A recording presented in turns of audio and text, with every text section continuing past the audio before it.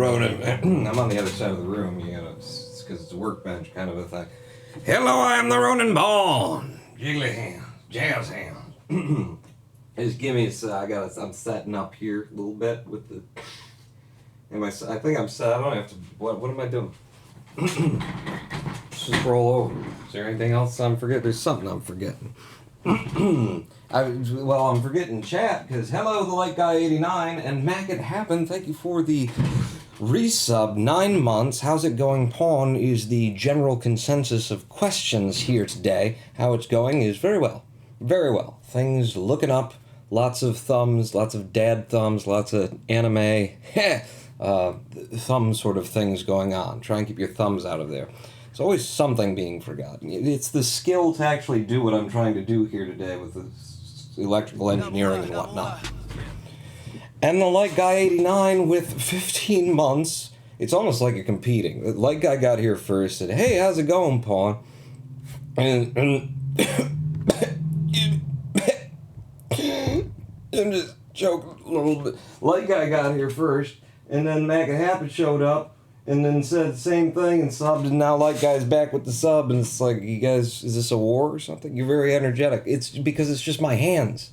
My hands are energetic. The rest of me, you don't want to see. Although, we could whip it out, on stream here. That's definitely a possibility. And Hologram 1 with the sub as well. Stop it.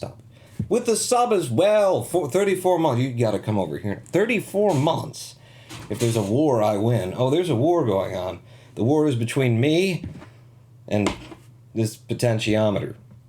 And I guess we won, but kind of a Pyrex victory because of the damage that was done to the board from which we desoldered. Pay no attention to the green leads coming off of it. You can look over there if you could possibly see it, but you can't.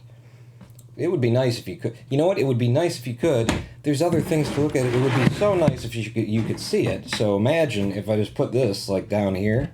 In fact, I'll put the microscope over here, say like so, and then I'll roll back away from the table, and then we'll just zoom in. Oh goodness. And then I'll sort of line that up on the X, which is harder to do than you might think because it's sort of on a delay.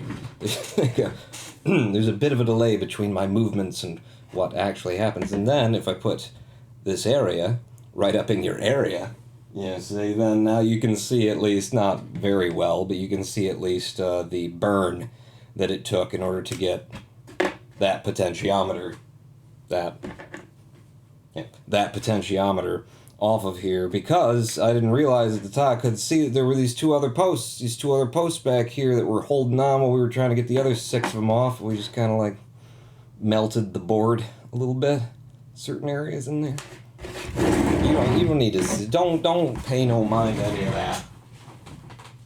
Join me back here at the workbench. I'm getting set up for it. I still got to roll in the chair from one side of the room to the other to get anything done, but we're figuring it out. I didn't see the last stream and haven't seen the VOD yet, so what the F are you doing? Well, Jesus, do I have to explain it? I guess I gotta explain it again, though. That's what these people do, these live streamers and whatnot that I've been for like 8 years or something. Well, it was YouTube first, and then it was this, and now we got a table, and we're doing electrical engine. You don't even know this shit. So what we were doing was, this is an amplifier board. Put your music in through that hole, and then it comes out these holes to drive a speaker at 50 watts per channel. 100-watt amplifier board there. And this I used as part of making my my living room speaker set, which I did out of audio exciters like this one. This is an audio exciter. Don't mind the mess on the top of it. We'll be cutting that off again. We did it the last live stream. We're gonna have to do it again. Hello, Victini!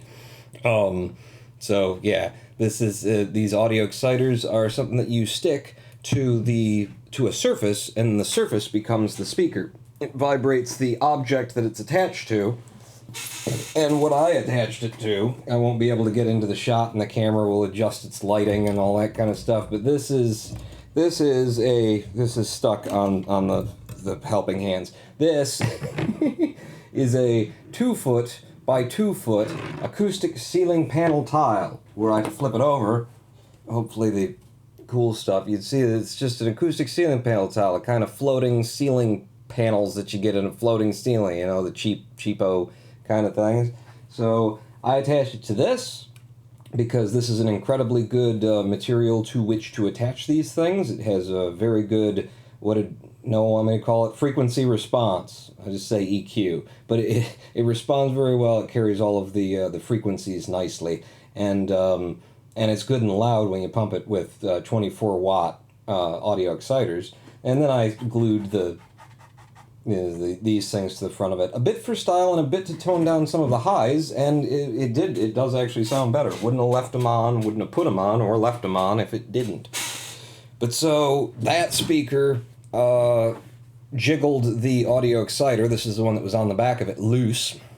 When we were watching a movie with particularly low talking audio that then blasted the audio, in the explosion scenes, I turned it all the way up just so we could hear them talk, and then they started fighting and the gunshots and everything, and this thing, and it didn't fall off. The important thing to note here is that this did not jiggle itself loose in terms of like the glue didn't give way and it didn't fall off. What it did is it ripped itself loose from the actual substrate material that it was attached to. The glue held, the ceiling panel gave up. So what we're doing today, what we were trying to do last time, was add a little feature to this board, this 100-watt board, which was take the volume knob off and then wedge in a set of resistors so that I actually cannot turn it all the way up. So that there is a limit of being able to crank it all the way up. These are 24-watt audio exciters, Dayton Audio, DAEX25FHE-4, 4-ohm 24-watt audio exciters. I've been powering them with a 45-watt power brick here. Can you see that? Because I don't want to have to drag it. No, you can't see shit. Alright, I got to drag it into the shot a little bit more. With just, a standard, like a computery, laptop-y something power brick that I had lying around. 45 watts. So 45 to drive both of those. They can do 24. It should be reasonably limited. I've found that at full volume they can rip themselves loose. There's two ways that I've thought of going about this issue. One of them is the one that we were doing, which was just limiting my ability to turn them up to the point where they could rip themselves off. The other, I would think, is building a high-pass filter into the signal chain here. Because I think what's really doing it is like unchopped, uncompressed, low audio, like sub-100 hertz audio that gets these things really going. They're audio exciters. They get excited. It really excites these, and at those low frequencies, I think that's what really shakes them loose. A little bit on one end, a little bit on the other, probably. A little bit too much power, a little bit too many, low frequency things. So a high-pass filter is actually an incredibly simple circuit, but I've never made one before. I just looked it up, and so I don't feel confident doing it. But an incredibly simple circuit can be done with just a resistor and a capacitor, I believe. And it's just about the math of the capacitor and resistor. I think the premise is you're trying to strip off the lower frequency, so the capacitor would be at a certain frequency where it would just kind of do that naturally by filling and with and then the juicing and then the that kind of a thing. I think that's the basic premise of it, and you can see, since I don't actually know what I'm talking about, why I kind of just want to put a resistor in line with the volume knob so I can't turn it all the way up. One of the things that I was going to look at here. So, let's see. I'm just having a look-see at chat here. That's some messy desoldering. Yeah, it was mainly like I took a flamethrower and the solder will go with that. Also the board, though, apparently. I remember this was a KSP channel, and then Turmoil, and then Cluster Truck for a very long time. Do you remember the XCOM days? Now we are making electronic devices. I do what I want. You don't own me. I do what I want. I remember the days when we all wondered what Pawn's face was. Yeah, we still wonder, with the technology that Black Widow is using in that horrible, horrible movie of hers. So you're turning what is normally sound dampening panels into sound creating panels. Yes! And what a, awesome thing that is that it just happens to turn out that acoustic ceiling panel tiles are an incredibly good material to vibrate with these audio exciters, and they turn into speakers pretty much better than any material that you can get for $20 or less to put together a whole speaker or something. If you got acoustic resonant wood, the kinds of stuff that pianos and violins and guitars and things are built out of, then maybe. But paying for $300 worth of acoustic grade maple or something like that, it's not going to happen over here. So acoustic ceiling panel tiles, baby, for the win. Are you trying to make a surround sound system? Nope, just 2 channels, and I've already had it. It's already been working for me for the past year. Sounds great, good, everything. Very loud. It's just down to whether or not the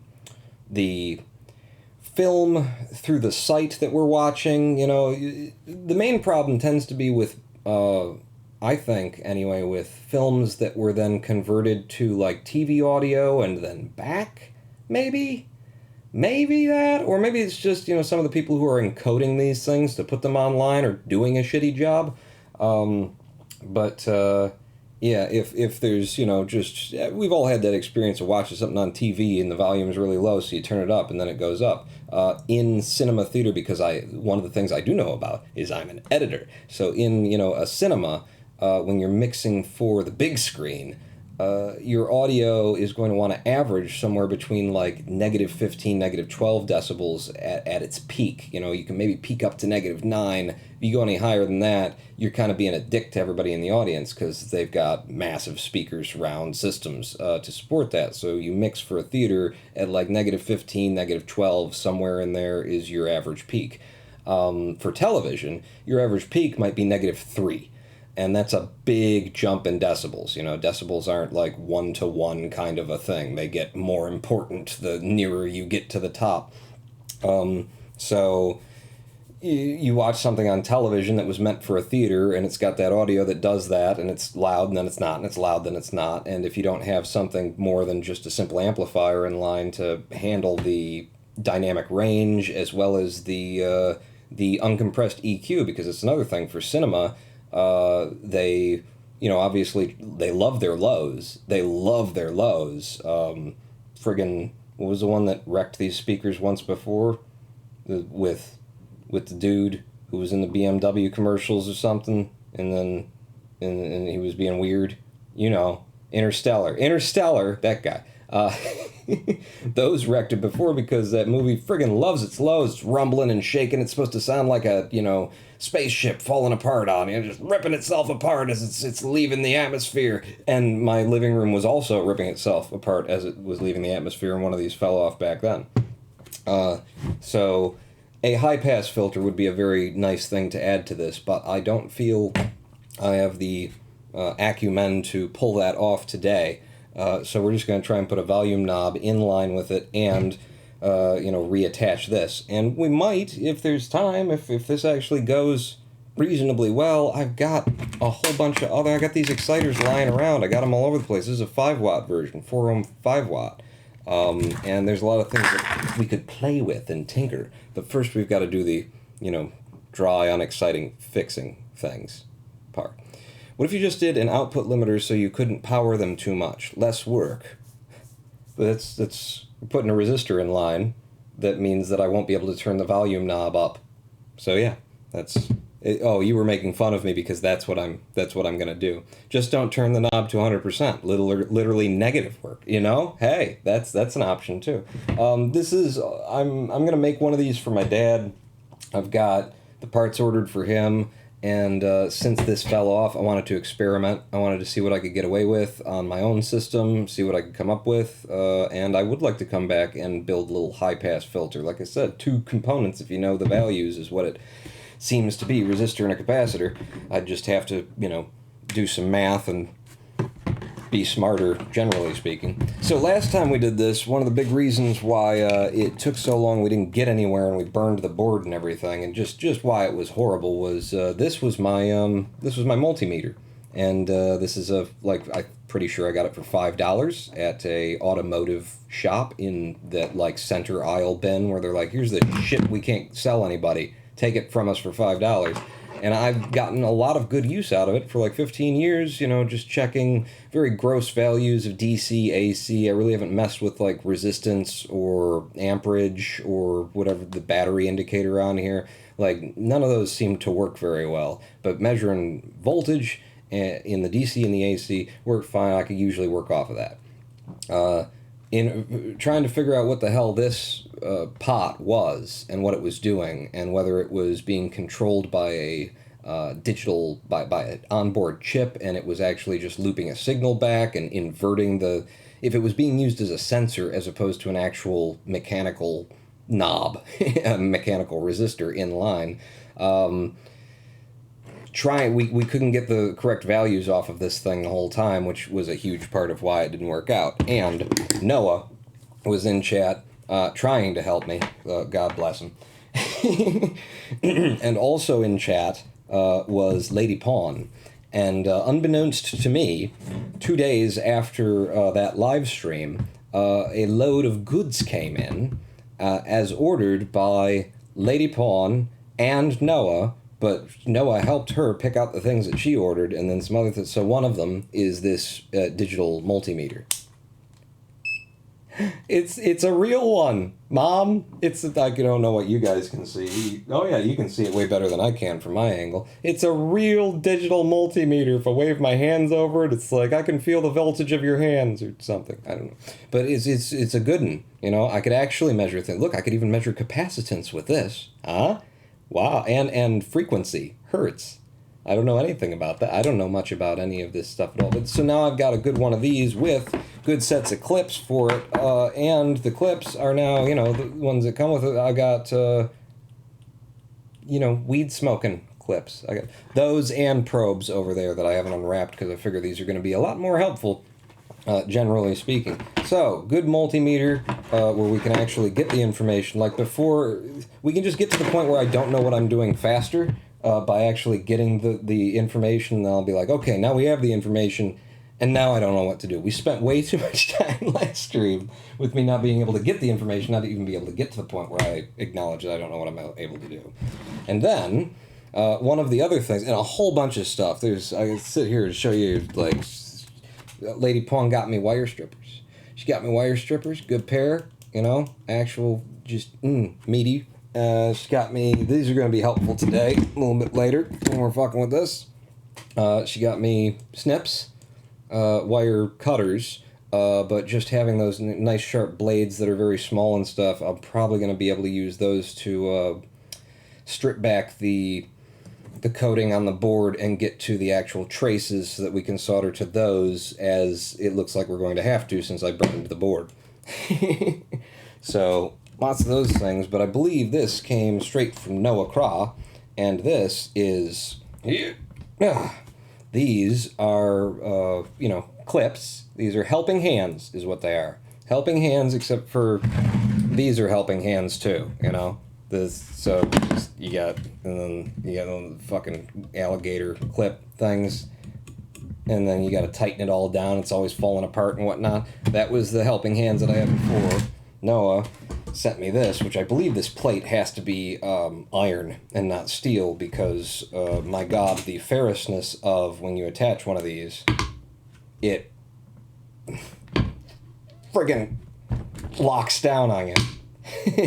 Really hard. So these are some pretty powerful, probably neodymium magnets in the base of these, and then I'm guessing this is iron, not steel, just for how ferrous it seems to be. Oh, and Hologram 1's calling it a jeweler's arm. Yeah, I prefer calling them a jeweler's arm, to be honest. It sounds cool. So yeah, it's 4 detachable, put them wherever you want them, if you can actually get them off, and snap to the... So that might make things helpful. I think that's there's gonna be a bit of a learning curve just figuring out how how best to make use of this, but definitely a far better situation than the than the $8 version over here. We'll still make use of the magnifying glass. But, so does that basically put us into the realm where we can start fucking around with things, start working? We're like an hour and a half ahead of when we actually usually start doing things on this channel. So what I'm going to do right now is this audio exciter ripped itself free of the panel. It took the panel with it, and this time I glued it back on during the last live stream. I did not put this all back together and run it and it ripped itself back off. No. Once the live stream ended and I looked at the glue job, the Gorilla Glue that we used was very, like, when I first used this, it was very liquidy, and now there's a bit of viscosity to it, and there's some pressure from its expansion in there, and so it was coming out, like, really fast, and I figured, oh, fuck it, I'll just use more. No, the Gorilla Glue, you wet it, in order to activate it. You just put some water on it. I usually spit on it, and it expands. Like, you can see in the edges here, I don't know if you can see because of the nature of this setup, but in the edges here that it really expands into the space, and it actually glued down to the exciter in some places. So once I felt that there wasn't, like, the play that it's supposed to have on where it was, I ripped it back off again, and we're going to have to test this exciter to see that it wasn't damaged by the glue. I don't think it will be, but who's to say? It doesn't look like it is what I'm going to say. It looks like it peels back off of the ridges here, or some kind of, very fabric-y kind of material. It's meant to flex, and the glue just kind of re-separated from the fabric without significant issue. So we're going to start by chopping it all off and probably cutting into my thumb. Pretty piss-poor glue job, to be honest. Do you have any debonder that would make reducing possible damage easier? Well, I've got a lot of experience doing it this way on this thing.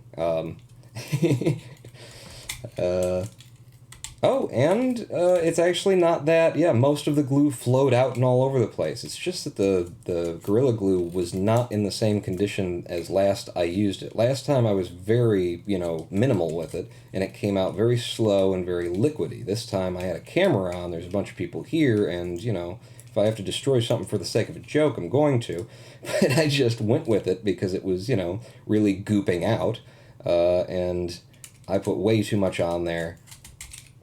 And that's what we're looking at here, but not much of it is actually on the plastic connector. And these things, these audio exciters, they're very, very, like, rugged, I would say. I mean, you think of the job that they're doing, they're vibrating, at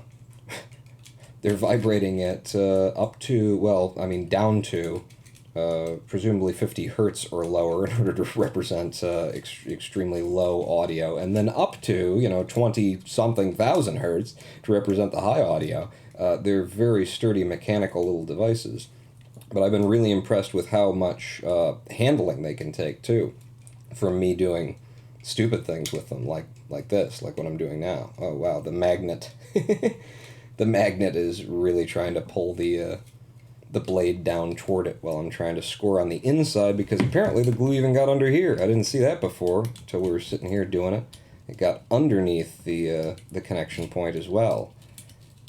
So we'll see if this got damaged or not. I think these are about the 24-watt versions. I think you look them up, you find them for maybe $16 to $18 each. I've got two more fresh new, and then I've got the one that's already hung in the living room where the other speaker has been for the past year, treating us just great. And the quality, oh my god, it's excellent. It's friggin' excellent. For the amount of money that you put into... I bought this board for like $10, two of these for, say, $15 to $18 a piece. The 2x2 foot acoustic ceiling panels, I think I got a pack of like 4 of them for $14. You do the math on it, it's about $60 probably realistically investment. And the audio quality, the full friggin' room, the loudness, it's great. It is... I would be hard-pressed to find something equivalent at that price range. I don't think you could, actually. I think building these is... a lot of times building stuff yourself actually turns out to not be the way to go if you want to save money. especially if you want to save time. But if you want to save money, sometimes it's like, the people who are doing these mass-produced in a factory somewhere, probably in a place where people are being economically oppressed, really have figured out the way to, cut the costs, and they're handing it back to you for an incredibly good price. But I don't think you're going to beat these speakers without basically buying a pair of these speakers that someone else made, and I don't think anybody's making them cheap enough that you could beat the cost of just doing it yourself. Let's see. It was clear in the camera angle. What? You hadn't noticed it under? No, I hadn't seen it underneath until now. I hadn't looked very closely at it. It's just been sitting on the desk ever since I ripped it off, waiting for us to do this together. I'm not. What do you think I'm going to do? Prep, be ready, know what I'm planning to do, and then do it efficiently and well on stream. Hologram, what, you've been around long enough to know me better than that. No.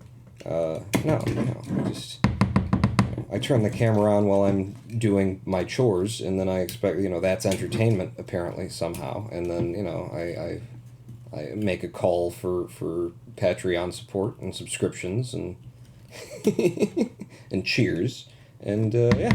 Next stream, we're going to do my laundry. I'm going to accidentally like bleach all my colors because it's all going to run. I'm going to do it in hot instead of cold. It'll be fucking, it's going to be entertaining as hell. You'll love it. You'll love it. It's forgetting the last 10% of performance that's not worth making in a factory. Doing it yourself? Yeah, doing things yourself?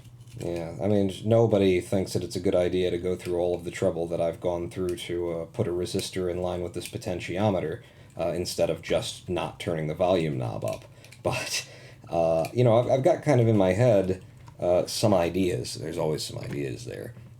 And imagine if I could sort of work the potentiometer off of this board in the one that I make for my dad kind of thing, route the audio out to, either one of these. It would take some experimenting, you just have to do it to find out if the audio quality would be diminished by passing through here.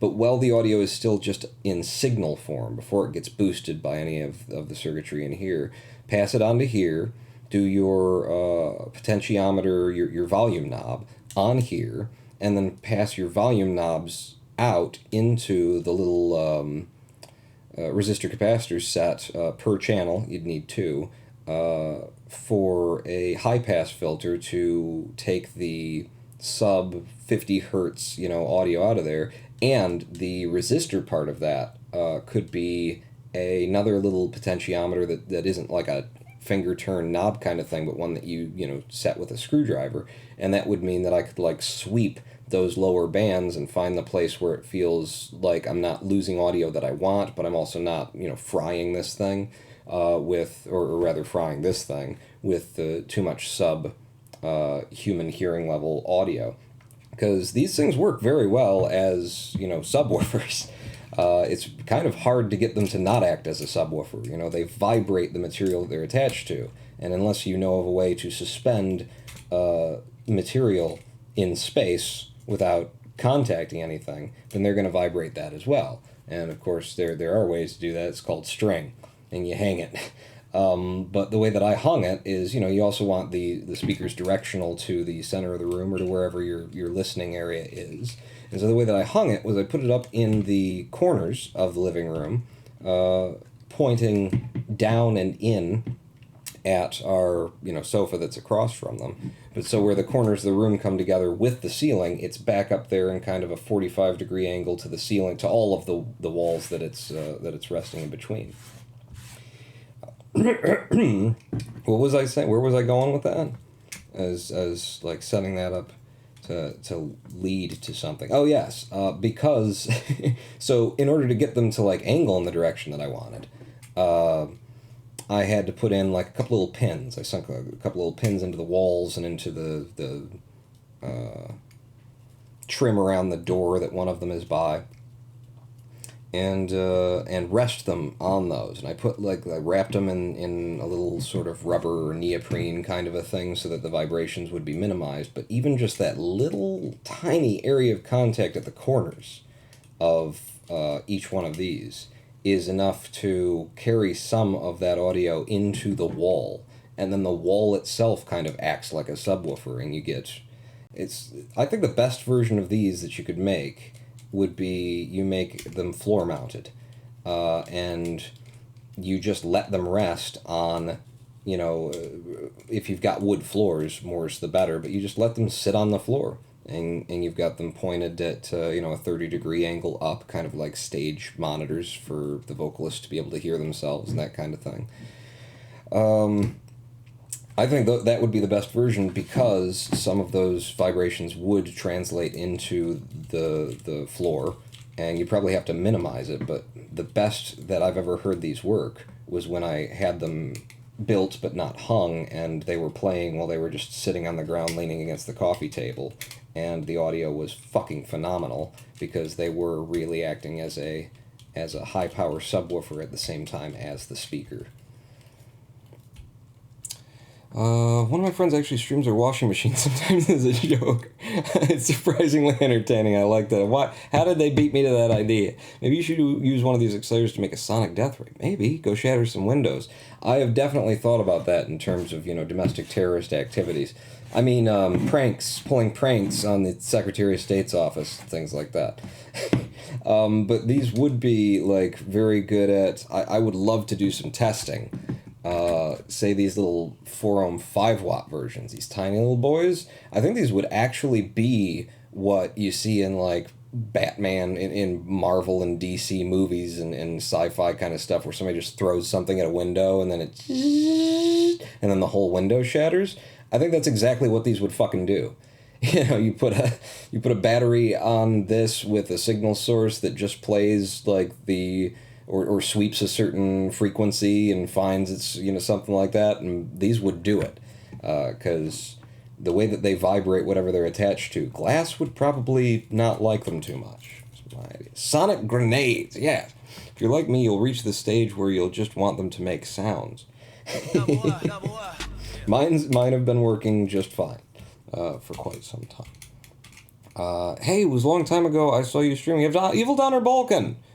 A long time ago you saw... So you mean it's been a long time since I've streamed, which you are correct on. 47 months, on a 47-month streak. You guys surprise me the most with the people who show up here and they're on 3-year, almost 4-year-long streak, and it's there have been so many times in my career on this platform that I've just been I'm not doing that for a while, and it's never been like that. It's never been like that. It's always been I had a bad stream or just didn't have any inspiration for what to do next or something like that, and it's I'll take a day off, and then a month and a half later I'm back, and Evil Donner Vulcan and the likes thereof are still here with I kept subbing when you weren't around. It's what are you doing? Thank you so much. I don't deserve you. Holy fuck, nearly 4 years, haven't noticed that. Yeah, maybe I shouldn't have pointed it out, Now you're thinking about it, right? What have I been doing with this guy on the internet? Jesus. Hell. And, I don't even have an OnlyFans, so... what are we doing? When do we see the dick? That's you gotta come to Detroit and then still no actually the dick is I save that for the cat. I mean the cat. Alright. I've got most of the crap off of it at this point. Maybe you can see the worst of the splotch right there. In fact, that's the only splotch, was where it actually got onto the ridges. And I wonder if you could see that. It's going to be too hard to make you see that. If I were in this scene, maybe not. If Twitch Prime subs renewed automatically, I'd have probably been to that point by now, but I only remember to resub when you stream. Yeah, that's why it blows my mind, because that's what I expect. I expect Telegram 1 to show up and subscribe, when I'm doing something that she likes, which is not that often these days, It's always it's XCOM or what are some of your other requests that you always want me to go back to? And, I didn't not have fun doing those things. and especially like XCOM, the base game, Long War. I really like it until it just, but it's a long war is the thing, and it's a very long war, and the long-term tactics of that game are very problematic for me, trying to like hold onto in my head because they're so important. It's such a very long war. You think, well, if I fuck this up, I'll get it next time or so. No, there's no going back once you've made the wrong decision. You've put so much time into it, and XCOM by default, because it wasn't designed to be that long of a war. It was supposed to be like maybe 35, 40 hours worth of gameplay to the end of a campaign if you didn't die.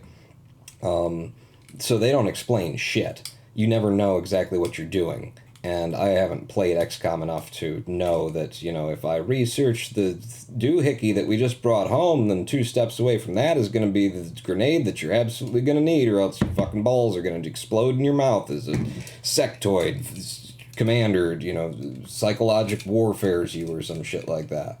And so there's a certain point at, in Long War where it's, what I enjoy about XCOM is that it's chess. It's chess with random elements and with, I feel like a bit more strategy to it because you've got, there's a little bit more at play than just here are how the pieces move, stay away from each other. It's a three-dimensional, it's not that three-dimensional. But the idea of low cover and high cover and how that affects the random rolls of whether or not you're going to shoot or be shot.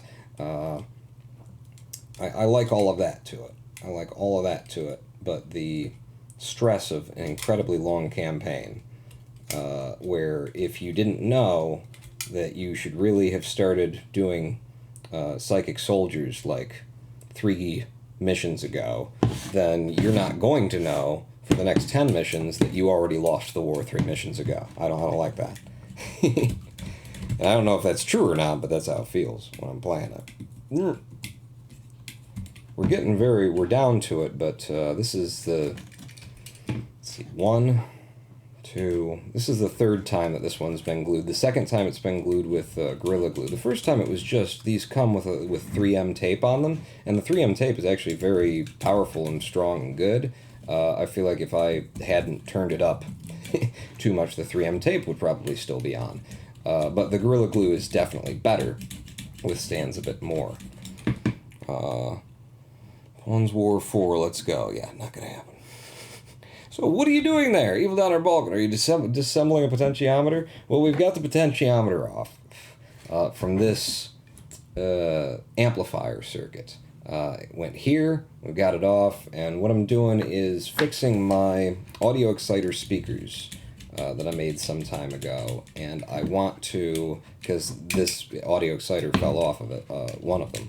So while I'm doing this, I want to put a resistor in line with the potentiometer so that when the volume is turned all the way up, which would mean the potentiometer is completely off in terms of providing resistance, there would still be the resistance provided by the inline resistor, and that will keep me from turning these up so loud that they could potentially, that they can do this again and rip themselves off the wall, or off of the speaker back. So that's the goal for today, and we were doing it the last time that we live streamed. This is only the 2nd time that I've pulled out the this whole workbench setup. We have streamed from the workbench before, but it was like over my cell phone camera, I believe, which I had set up with like a wireless, a local wireless transmission back to the computer that was then fed into OBS so that I could walk around the house with just my cell phone and you could watch, everything that I had, and then we did some stuff over here with that. But now I've got my actual webcam hanging from a shelf that I built against this wall over my workbench with the light there, and set up the OBS properly and made markings on the table for where there could be different scene transitions and things. So when we zoom in, for example, we've been here for too long. Let's try the low resolution zoom mode. And then you can watch a little bit closer while this will be the part where I finally cut myself. I've done all this work without hurting myself. Now you want to be here for the zoom in, for when I actually, start to bleed. Everyone wants to see the blood of the Roman pawn, right? It's yellow. That's what they do on my planet, Yellow Blood. To be honest, there's a point in Long War that should be super quick to reach when you capture an outsider and make the special relay that you've basically won the game. Once you know exactly what enemies are on any given mission, it's easy to plan for easy victory. It's the level of knowledge that you need of the game to play the game, in that Long War mode anyway, is a little bit too much. I mean, I find it annoying that the game is so... neither here nor there. It just doesn't tell you what you need to know because it's being cheeky with the, idea that you're going to, well, let's research this thing, and then you find out what you research, and that's I guess that's cool on first playthrough. After that, I would just prefer if you told me what it is that I'm going to research, because I can't remember, and it's not my job to remember, and this is a video game that I like to play, and your rules are getting a little bit, complicated, and so maybe just give me the information I need in order to play the game without having to... You know me. I'm always criticizing a developer for not giving me in-game what, well, you could just look it up online. Apparently I'm a boomer now. Apparently I'm an old man by everyone else's standards. I expect to not have to, exit the activity that is so often described as trying to be immersive in order to know what the fuck is going on in the activity. And I feel like if I have to, then somebody whose job has the word designer in it, aka game designer, hasn't done it very well. But, I can tolerate it at the base game level of XCOM, and even with Enemy Within, but you get up to Long War and it's just too many plates. Too many plates to spin. And it ruins the fun experience, because that's what I love about Long War, is just actually playing the missions, what I love about Long War, but just about XCOM in general. And I know that, the faff of micromanaging the base is, a thing. And there's some level of it that's enjoyable, but they've always gone way too far with the faff. It's about 3/4 of the way to StarCraft levels of faff, and they don't need it because they actually have an enjoyable game in there.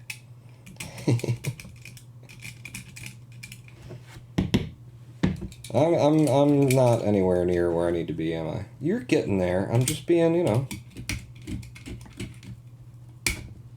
I'm being thorough. Yeah, thorough. Thorough is the word we'll use. Not slow. Thorough.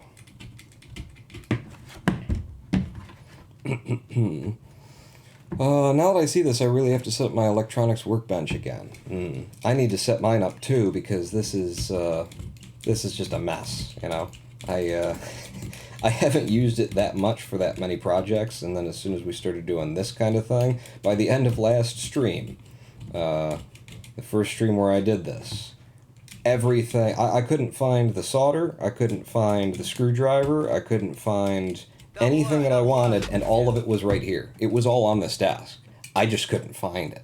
Mosaic Task Force, with a Tier 2 sub, 43 months. Hello, Zen Master and Teacher. Thank you so much. Mosaic Task Force, welcome back to the Big Dick Club. Welcome to 43-month Level 2 Big Dick Club.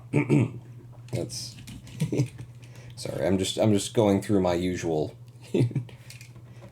I'm obliged by contract to shout certain things. I don't even know what they mean anymore. I've been saying them so long. So you want to talk about Zen while we peel this off? Is that what you're saying? Let's Zen it up in here, right? We'll start Zen. I say that because Hologram 1 is... No! Fuck off!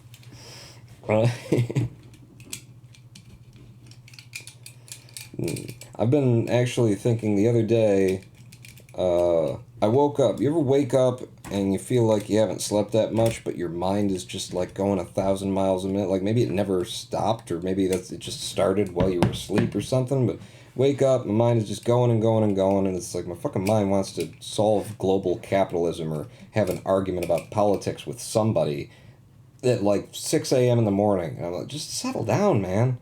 chill out. For the love of fuck, what?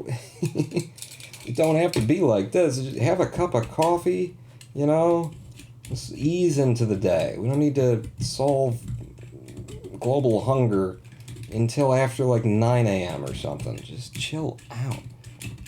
I like the Zen shit. It's RMAJ who doesn't... Oh, that's right. It was always, like, you too, though, wasn't it? It would be... RMAJ who'd be like, stop it, stop it, stop it. And then, you know, talking about very randy things, saying things. I'm like, do I have to pull chat off of the overlay right now? And then you would be in there, too. It's always us two being horny in chat. Yeah, yeah. Yeah, that. We're very close now, he says. But, you know, it's still, you can see all of the nasties. You can see all the nasties there. And I don't know that I really want or need to take it all the way down to, you know, smooth plastic again. But I would like to get through a certain arbitrary layer of this stuff. You know, I can tell the difference between how much is still on there. And the way this glue works, I don't think it'll be a bad thing that there's some of the old substrate material there and sort of a rough surface on the plastic. I don't think it will be anyway. But I'm having to apply some serious force at this point. Get down lower. There you go. Do I have anything that's better than this to do this with? I feel very comfortable doing it with this. I wouldn't want to, but I also know that, like, a lot of people... Lady Pawn just got me a whole bunch of, like, new equipment and stuff. And Noah sent me this quad hands thing over there, and it's like, do I now have something that would be far superior to this, just so that I'm not insulting the people who have been so kind to me? Be sitting here with a rusty old friggin' box cutter scraping away at the glue left on the plastic here. This is looking good now. This is like at the level where I think I'm happy with it being for me to attach again. I mean, I could at this point actually, I'm getting underneath it and I could scrape it right down to clean plastic.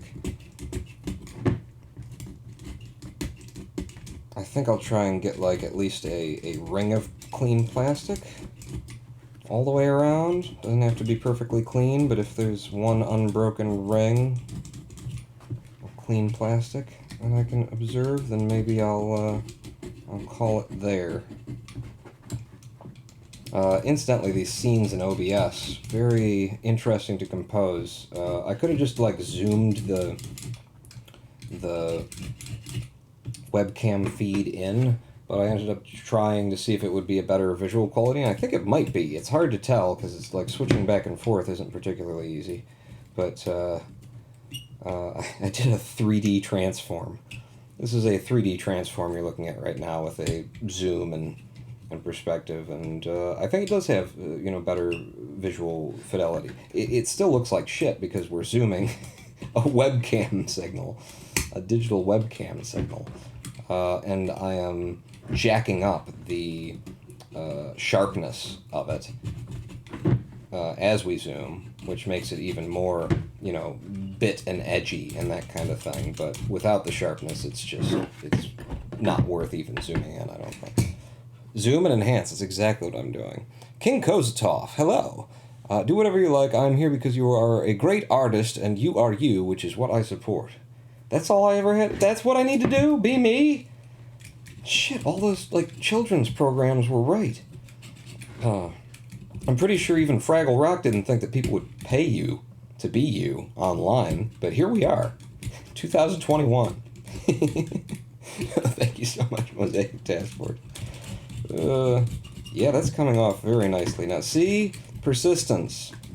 It pays off. Or, well... Like, you persisted in watching it, and here we are, and there's, like, several hours left of basically this. So, I mean, it's up to you. It's your decision whether or not it paid off or not. It's getting very, very close. The thing is all of my cutting has been kind of at that angle, you know? So there's still an outer layer along the edge here, but that's going to be harder to get at, especially without actually catching the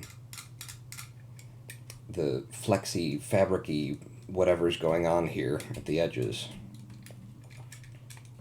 And I do want to test this before we, do anything with it. Like, before I glue it back to the speaker, we gotta test it, because considering what I did to it, who knows if it's still going to function correctly. But this might be... Yeah, I'm happy with this level of clean for this, if I can get some of this shit out of here. It could end up blocking it. Yeah, now we're at a weird angle, aren't we? There's nothing really to be seen. Is that...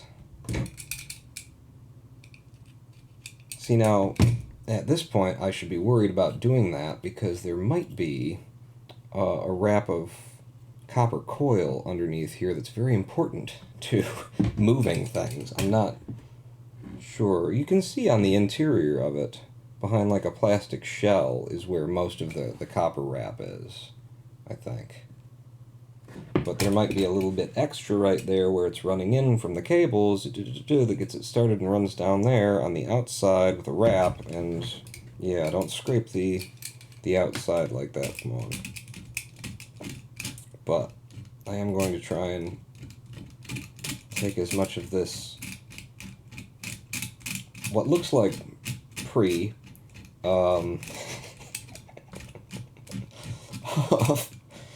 off of the, what would you call it, the ribs. There's just too much on the ribs of this audio exciter.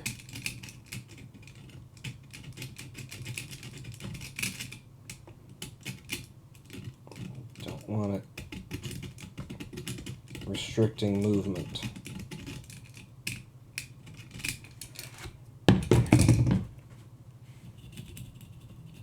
See if there's anything that I can roughly break out with a fingernail.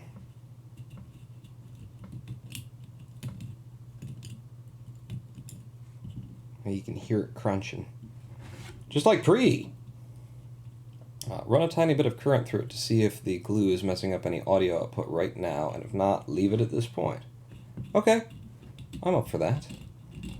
Let me just get my fingers down in here, go around the rough edges of the boy. So, in order to power this thing,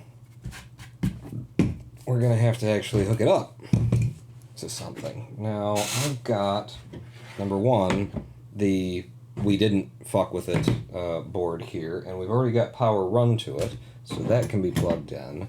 And then I need some leads coming from you that can plug in there. So let's just hook up the actual speaker cables that we're going to be reattached to this eventually. Pull my soldering iron in. Yeah, you're going. You're blinking. Okay, so that's the old one, the new one, and where is the speaker wire? I wrapped it up earlier. There we go. This is what was on it before. It's cut to length and matches everything. I'm gonna guess that this was the end that went into the amplifier. That is. Oh, let's go to the wider shot.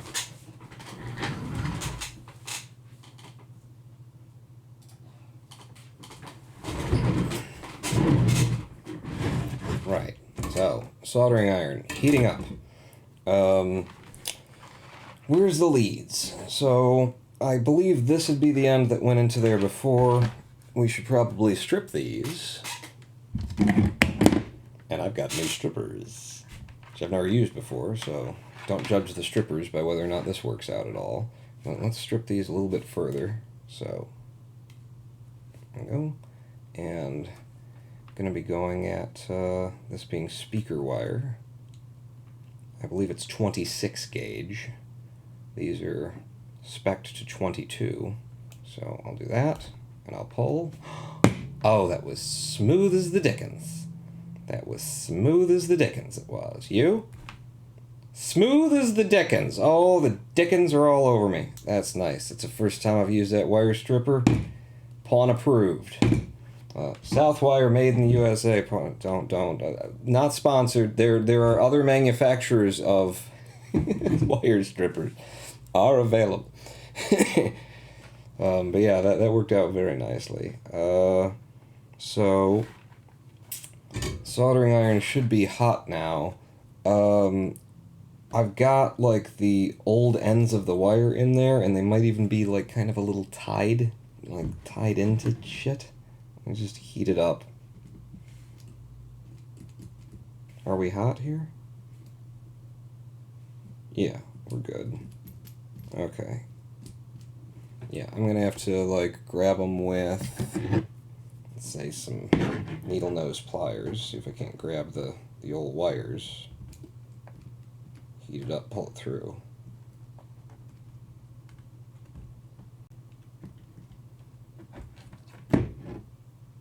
There we go. That's the bulk of that. And then you as well. Look like you've been fed through stupidly, like you shouldn't have been. I really feel like the tip of my, where are you? There you go, you're loose. The tip of my soldering iron is loose and floating. Always do this when it's just hot and you could burn yourself. Just do this. While there's electricity flowing through there, do that. There we go. Go over here and see if this is actually flimsy and loose enough to get out. No. So again, can I get you from the other side? Ooh, the other side's covered in solder. I'll do this. Grab you from there. Boy, if only I had a set of helping hands, right? That somebody bought for me that's right over there. Holy shit, the amount of solder that I put on this thing. There we go. Came out easy enough, and I think for as much solder was on there, re-tinned the tip of my iron. There's a lot of fucking solder that I put onto these. So which end were you gonna do? This end. Need to make a decision. Okay, so either I or the manufacturer marked this red on this side, so we're gonna consider that positive. And that means on the speaker wire, which should have a white strip going down one side, I'm going to put the not white strip. The white strip is going to be... The white strip is negative in my head, anyway. So that'll be over there, and then the one that's... And then, yeah.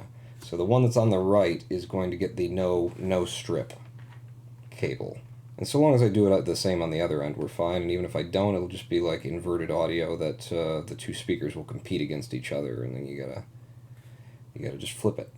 It's not like a house is going to explode kind of an issue. I can't tell. Well, actually, I don't know if these have like a white stripe down them, but what they definitely have is one side is like copper and the other is aluminum. So the copper is going to be the red and the aluminum is going to be the not red, is what I've just decided.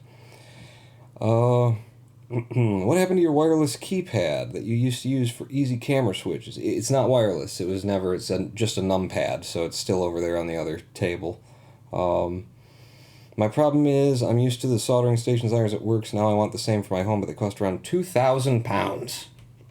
I don't...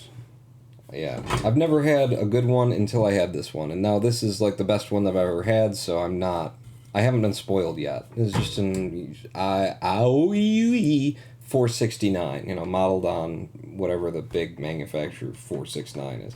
So right is red right now. I'm going to put copper to red, and that's copper. And there's so much solder on here that I'm just going to melt it into the pool. Come on. Are you? Oh, but it doesn't like that.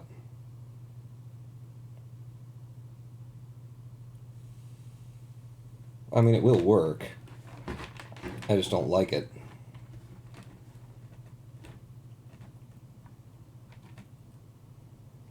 I also think I need to turn this back up. I had it at a 3, and then last live stream, after we saw how much I burnt that, it was like, well, maybe I should turn my soldering iron down. People said that in chat. I didn't agree. I did it anyway, and no, it's just taking too long to get the solder to actually melt with it turned down from there. Come on now. I can flow some new solder on it so I don't end up with cold solder joints and all that. But, oh, shit. Oh, there you go. There you go.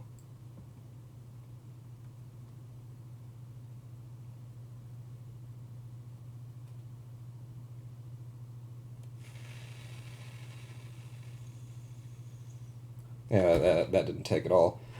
Alright. Some new stuff.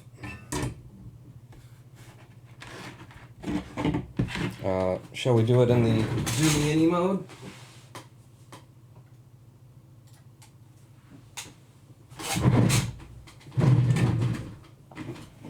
So, how do I want to go about this? I'll flow some fresh solder onto the pad, even though it's already covered in friggin' solder. I can't even tell.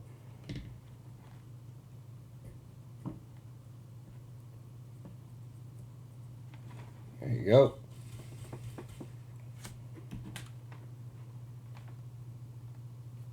I suppose I could tin the tip of this. At least twist it.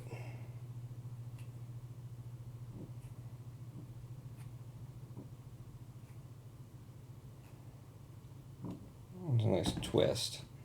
Let's see if it'll take anything in terms of tinning. Wow, hand. Hand, join me.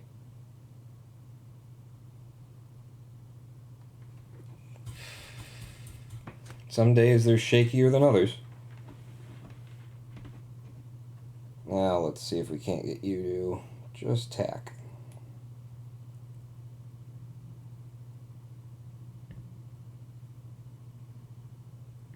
Are you? There you go. Just tack. Nope. Nope.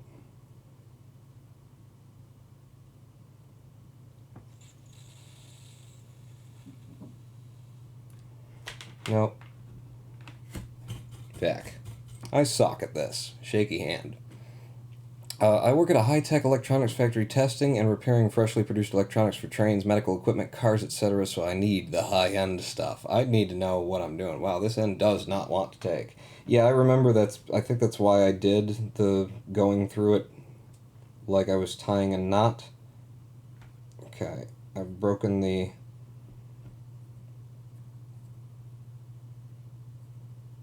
There we go. No. Come on. The solder to flow over that end.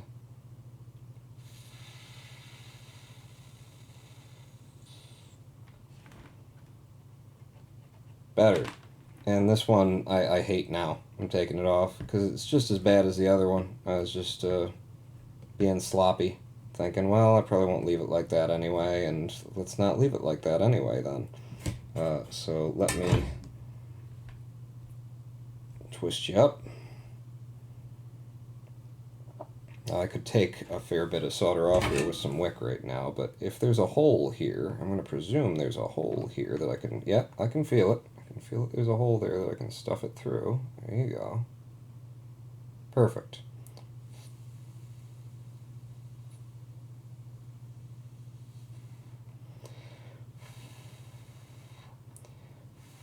There's just so much solder on there, it takes forever for it to just melt. Or for it to dry. Way too much. I've done this several times, apparently. I guess because I never do it well. It's probably part of that. You know what I'm going to do? More solder. If you don't know how to solder, then just apply more. Okay. Wire in the pad, hot.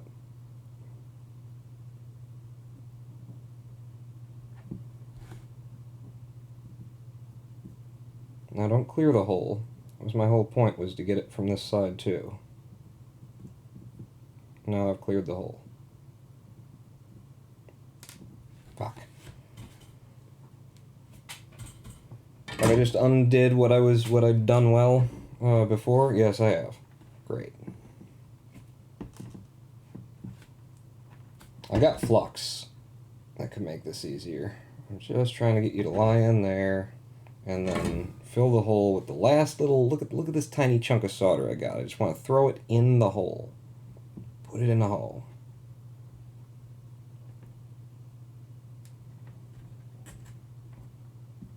Yeah. Nope.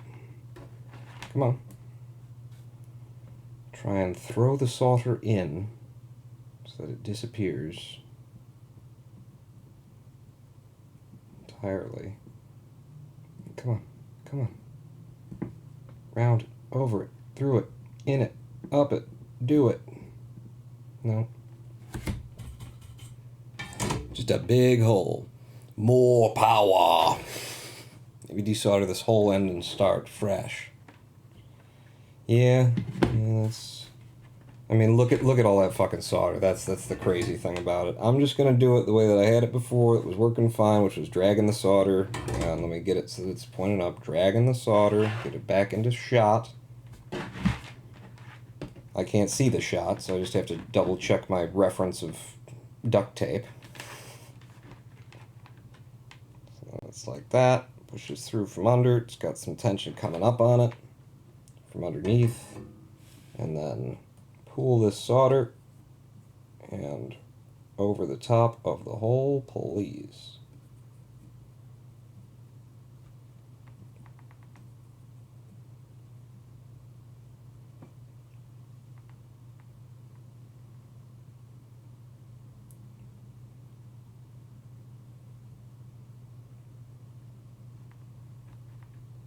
I hate it. I can see it wiggling from the other side. Come on. Up onto the wire. Trying to get the wire hot. You know, it's a wire.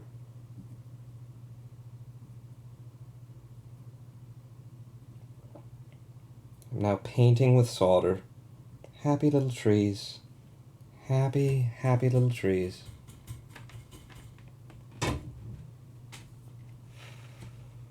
Still free? Still just floating free.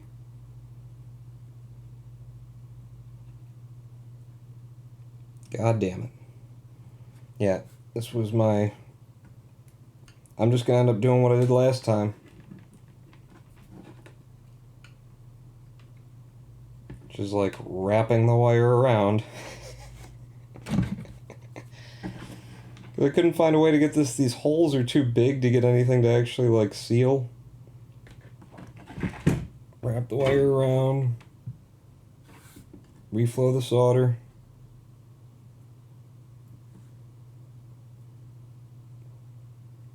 Try and get it to fucking to stick to something, for fuck's sake. Are you on? No. I just can't believe that it's this much trouble for me to just get a fucking solder joint going on anything. Look at that. Like, it just flows free. It's a giant fucking hole. Can I not just lay this big long wire into this huge pool of solder? Get it back in the frame, on this huge pool of solder. Hold it there until it melts. And have it just be okay? Look at all the fucking solder. Look at it all. It's a ridiculous amount of solder. Surely, you can just get it in there, hold it relatively still, on.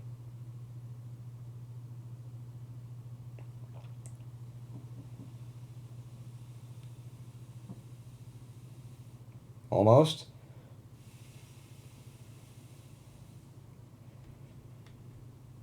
It's awful. I can't fuck it. Alright, yep, starting over. Just getting rid of this old solder. Maybe losing that will help us out in some way. I'm gonna use my nice new clips on this crap. Just do that. Take off the old stuff, you know. It's cold solder joints, no flux. Maybe that's something, something.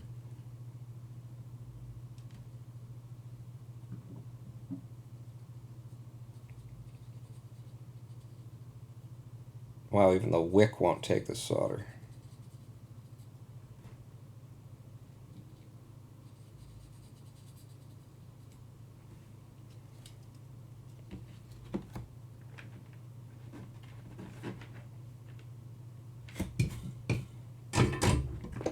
Go crazy on it. This is flux. Just gonna dip the end of that in there. It'll help to clean up the joint. Get it to come together a little bit.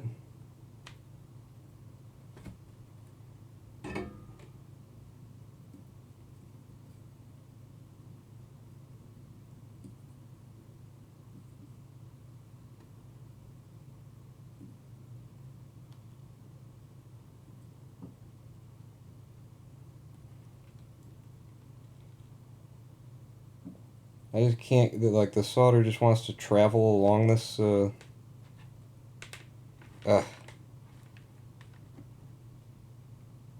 this flat plate.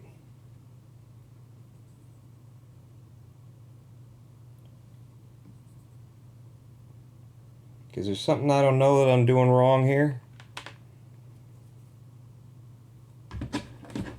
I'm happy to be told. You need to something something and then the other. How can it always be so extra difficult for me?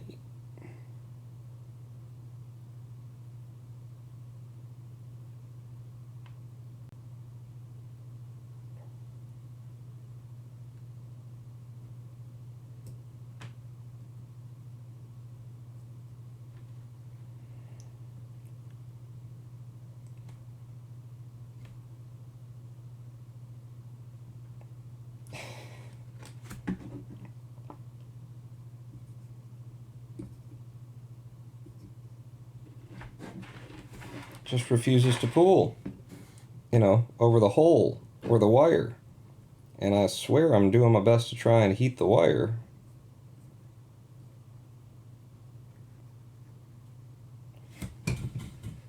Okay, wait. Let's try and make capillary action work. How much power and what temperature is the solder iron? Well, it's melting the solder fine. It's at 3 of 8 that I could turn it up.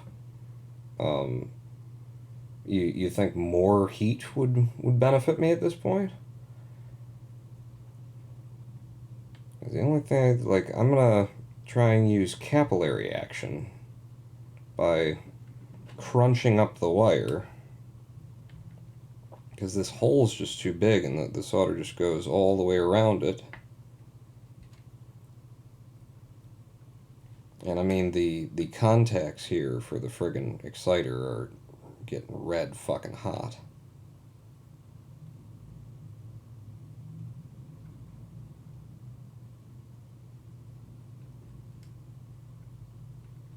Just stay in there once I let go of you.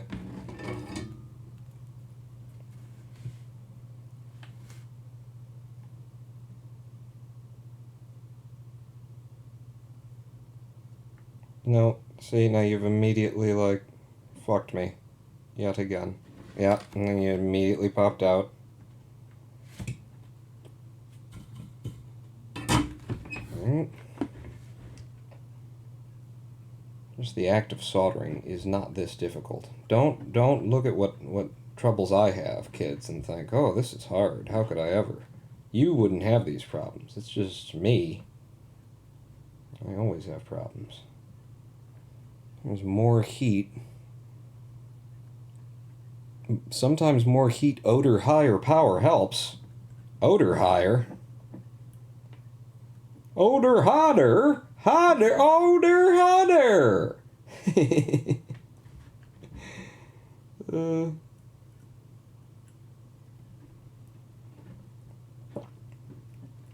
Now I'm like wrapping from the underside and then sending the wire back to itself.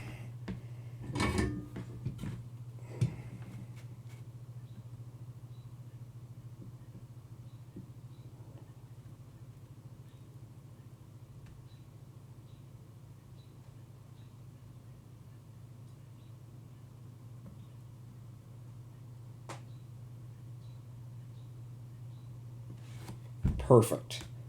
I even got I got it to stick. I got the solder wick to stick.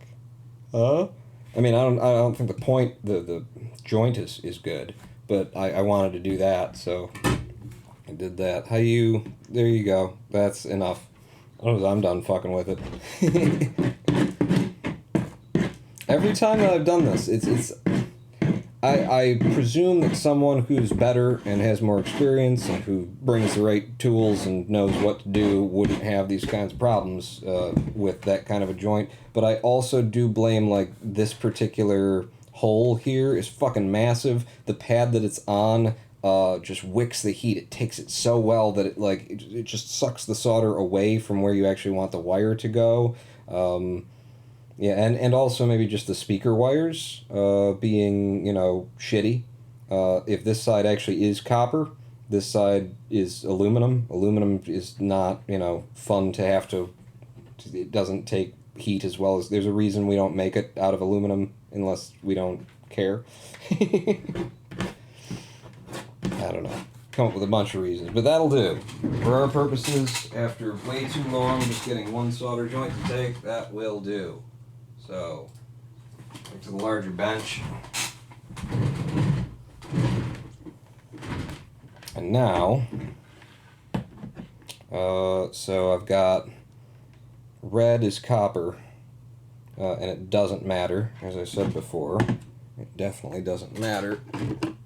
But we've got back here are the points for the speakers, for the ground, for the power, all of that. So I'll do the right out. We got positive and neutral, negative, negatively neutral. I'm just going to make sure that these are open. These suck. These really, really suck. Last time I did this, I just soldered it directly to the bottom of it because these don't grab well either. The board I'm very happy with. $10 for a 100-watt amplifier that is just crystal clear, perfect, smooth, lovely. And it may have to do with that potentiometer. Don't let me not talk about that potentiometer later when we get to that point of things, because for as much time as we spent trying to figure it out last stream, we should talk about all of the things and the reasons. Tighten this up. And the thing is, they don't really tighten down enough to clamp very well, has been my experience. So while I'm trying to put the other one in, I kind of fully expect the first one to fall out. It didn't. Hurrah. I'm also folding them over so that there will be more for the screw to grab onto, because it doesn't. Ooh, that one looks like it took a bite. Alright. Alright. Okay, so now we got the whole thing, wired up, power, just one channel. That's all we want to test here. I'm going to kill this soldering iron and unplug it, because we're going to need that power, but we're also going to need an audio signal. So I've got an audio signal running from across the other side of the room on an incredibly long wire for when I've already been tinkering with this stuff. This plugs into my PC, which is where your audio is coming from right now as well. So what I'm going to do is I'm going to tinker with the PC for a second to make it so that the audio of my PC isn't coming through directly to you anymore, which would be taking this off of A1, and then you won't hear it. And I'll take it off of A2 so I don't hear it as well. Okay. And then I'll play the song that we played for the intro, and you guys aren't hearing it, but it is playing. So now, let's power her up. Is this you? We got LED action.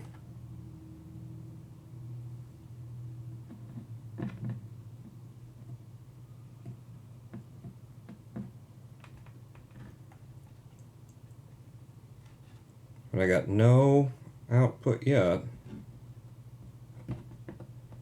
Oh, because this isn't actually plugged in. You get...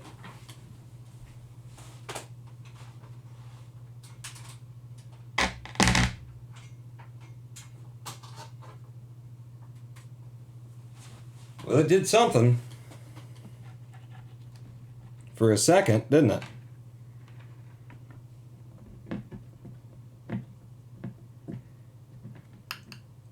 Ooh. Okay, loose connection here. I'm gonna turn it up a little bit.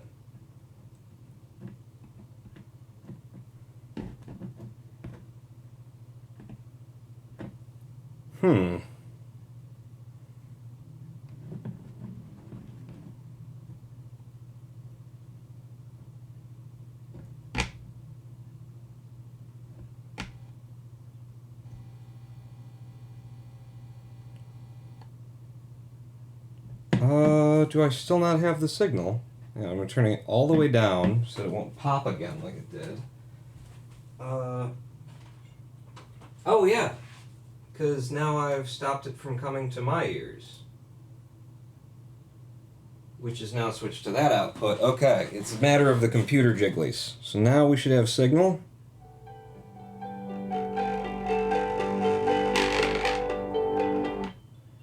So this is what it sounds like when it's not touching a surface at this volume level. This is a panel that I was making to experiment with combining the foamular material, insulation material, with the ceiling panel tile, because each of them has very good properties but sort of different for what this is doing. And shit. I was going to show it off, but the song just came to an end because it took me so long to get it working. Let's pick a different song. Let's do my outro. Even though it's not time for the outro. So, there's the volume level. And then press it to the material.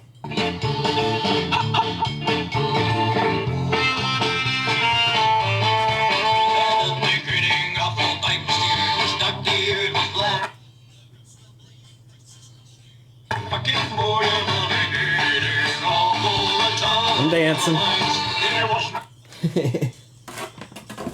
So that's working. Doesn't sound particularly good. Let's try going on the original thing that I'm not going to be able to get into shot.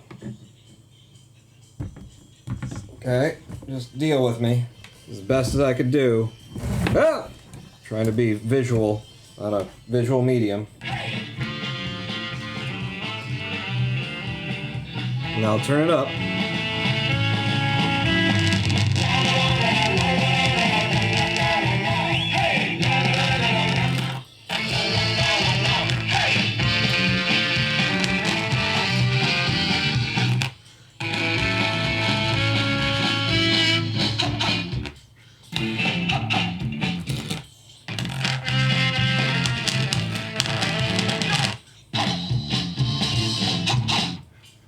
That's sounding great. I'll be honest with you. It might have been damaged a little bit. But one of the best materials I've heard this work on is actually this table. So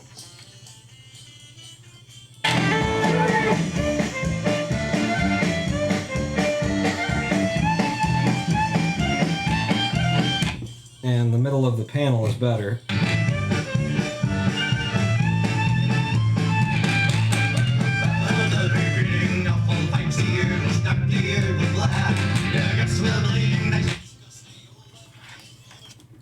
Oh, shit.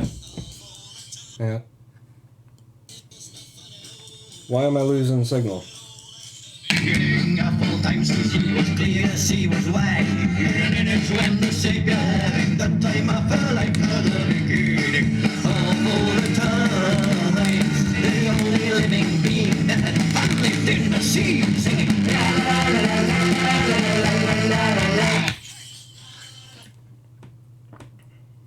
Yeah, that connection still sucks. Alright. I don't know. I don't know if it's damaged or not. It sounds pretty good. It might have sounded better before I glued on the top of it, but I'm going to carry on with repairing, with putting this one back into place and seeing what we end up with. Because I just can't tell. It's not messed up enough, if it is messed up, to be really obvious. Still functions, obviously. May have lost some quality, but I'm not sure. And until it's like completely back in place, just the weight of me like holding it down to the panel is, stifling its harmonic resonance, its frequency response, and all that sort of a thing. So it's very hard to tell whether it's lost something, but good enough to carry on with. I'm still going to have to resolder that connection that we fought with because it broke loose again as I was doing it. But I think that brings us to a good let's take a live stream break point. So that's what we're going to do.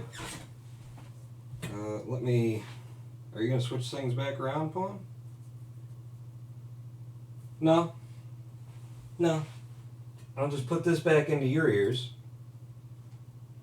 the output of the music, and I'll play a little something, and we're going to be back in 7 minutes, live stream break. Don't go anywhere, more soldering ahead, Pawn not out!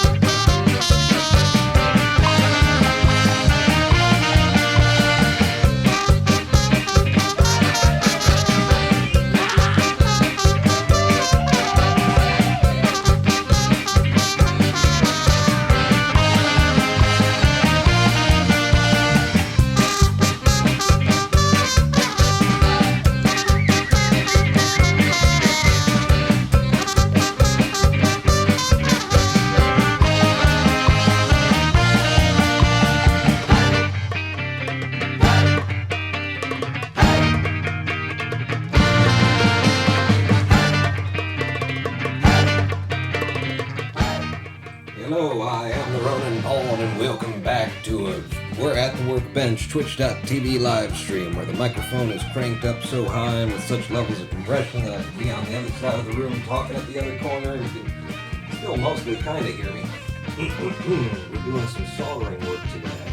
As we jump back in here and go straight to the Zoom that we've got and kill the music. Yes, I'm remembering to do all of the things, maybe. For the love of fuck, please clean off all the solder from the contacts. It's definitely fucking with the quality a bit. Says Hologram 1 in chat. That's what I have to say to that. The amount of solder on there wouldn't mess with the quality, but the connections are awful here. And I'm going to blame, actually, I have had, like, considerable, long-standing difficulty every time that I've worked with these. I'm going to blame the wire, I think.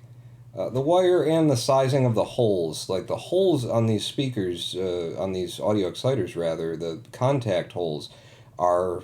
Jesus, you could fit a 14-gauge wire through them or something like that, and it's speaker wire, and this is not, I'm not like out of spec to be using 24 or 26-gauge wire for delivering 24 watts worth of power to a audio exciter like this, and the holes are a little bit too big, but mainly I'm going to say the problem lie with the wire itself. Speaker wire, good speaker wire, is hard to come by, and I think this is cheap. The one that I have the most trouble with is the aluminum side, which appears to be aluminum wire and then copper wire on the other side. So that's what I'm blaming, but we're still fighting. We're still fighting to just get this simple solder connection made. I'm going to get the soldering iron plugged back in and on. Heating back up. And break into the first beer of the day. I don't mean that you have enough solder to affect the signal. Are we good on that view? Yeah, we're good on that view. Let's try and clean up the area a little bit before we carry on, you know? The measure of a workman is how good the work he does, not so much where he keeps his tools, but it's the state of my mind that you can see here, and I don't want you seeing it like this. Not like this. You have too much solder to connect solidly now, which is demonstrably true. Well, it wouldn't even take the friggin' solder off of these pads. They're so heavy and just want to suck the solder up. But I will make another attempt with the wick to try and get more of it off here now that the iron is heated. Where's my... see, now you start moving things around. I'm going to take that little bit of used braid off there, and I'm actually going to try and spread the braid out at the end here, because it was having so much trouble wicking it up. There we go. A little spread on that. And shall we just take both sides off? This side is that the bad side, or is that... both sides suck. Let's try and do this right. So, heat up the solder. Where's the friggin' flat end of the iron pawn? There you go. Solder heated. Copper in. Copper heating. Copper wicking.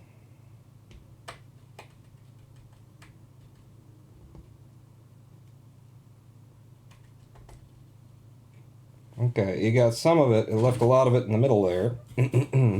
Keep working. Try the other side now.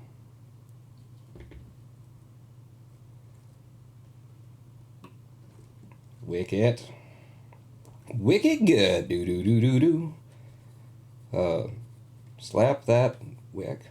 Heat that wick. Do-do-do-do-do. You see it just, it's liquidy and it just doesn't want to come off. I just sort of wiped it off and got it to fall onto the table. Try here on the braid. Get in there. Suck it up. I mean, it's certainly better than where we started. Still a lot of clean, burning fossil fuel propane. Still a lot of clean solder on there, though. Yeah, it just, I mean, look at that. Look at how untouched the friggin' copper is here. I mean, it's a little bit burnt, but come on. Take it up.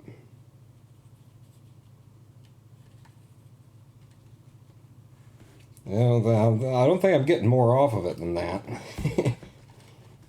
It's nice. There's still a lot of fucking thing. Try to hold the soldering iron flat so you have more area of contact between the iron. I'm definitely trying. You know what? You were suggesting that maybe I needed to turn it up a bit more. I'm going to turn it up to 3.5 out of 8 from the 3 that I've been using it at. I'll also, like, kind of re-tip it a little bit.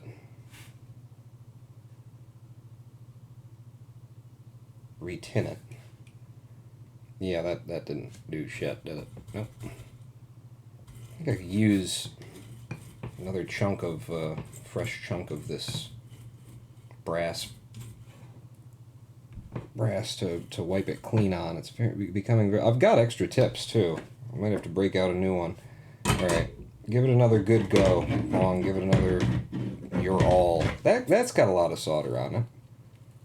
So another full-on, full-blown attempt here, starting with spreading the wick out a little bit more. It does work through capillary action, I believe, so just having a little bit more space, at least at the tip there, might help us.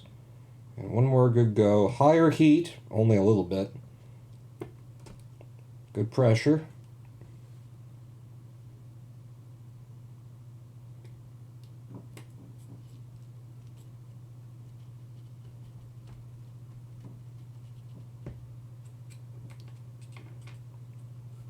And wiping. Yeah, that worked out pretty okay. That pulled a good chunk of the solder off of there. And you can see how much fell off the other side.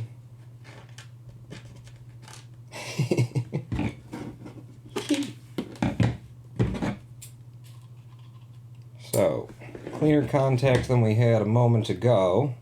This, I'll recut and re-strip and everything. And let's see if we can't do a similar job to the other side. Still a lot of fucking solder on there. So, again, with spreading the braid. You shouldn't have to spread the braid like this. You really shouldn't. But we're having trouble, so I'm trying everything I can imagine. And the flat edge of the iron down.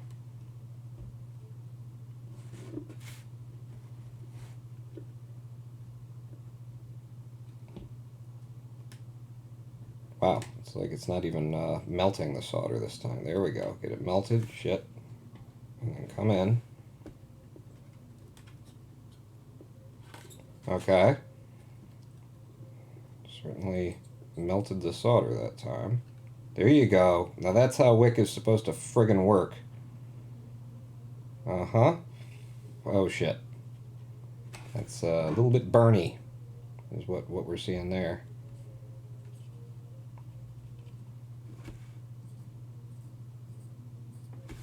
Okay. That was way easier. Look at all that solder it took off.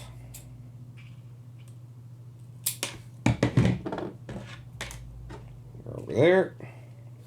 So, done with the wick for now. I feel like I need a plan of action for actually getting these wires to take this time. Let's start with fresh ends.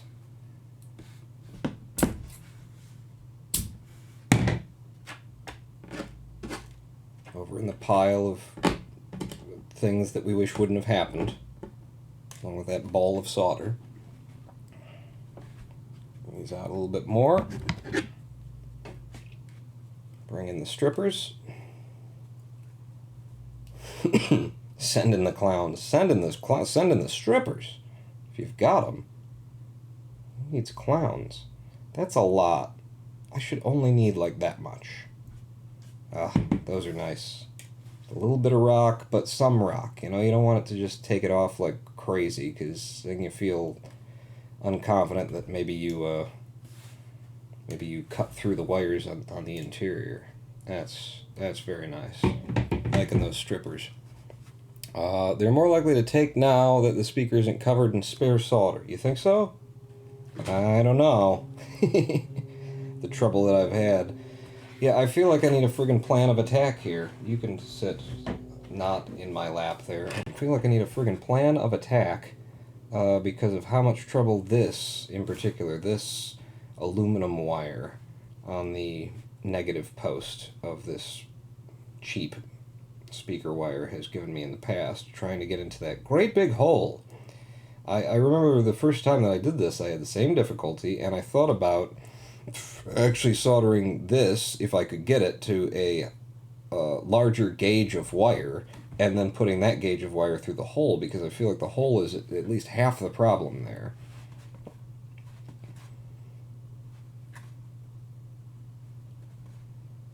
Get out the jeweler's arm. Use it to hold the wires steady while you solder it in place. We could try.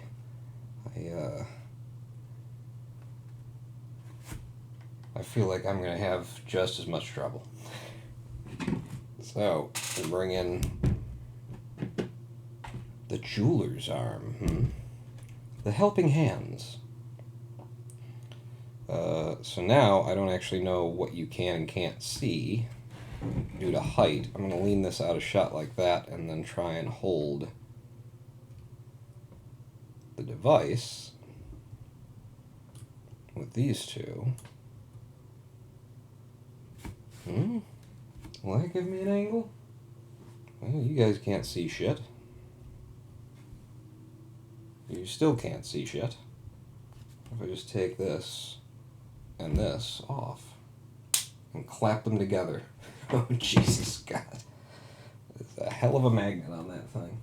So then where are we? Where you guys can get a visual going there. So I've twisted the wires. I feel like you're going to be disappointed, Hologram 1, when I try and reflow this, that it's going to be exactly as much solder as was there before, and it's still not going to take. If I come up from underneath and then loop it and kind of tie it off on itself,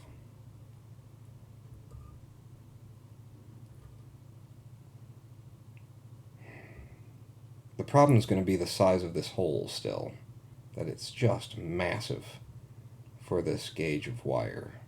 I feel like I need to fill that hole with wire for it to have a chance in hell. Or, you know, not fuck with the hole at all, but this is such that the way that this takes solder is so flat, we tried that. That's why I'm like, I need a friggin' plan of action here, because I've been here before, and I know how it goes, and I still don't feel like I have a solution.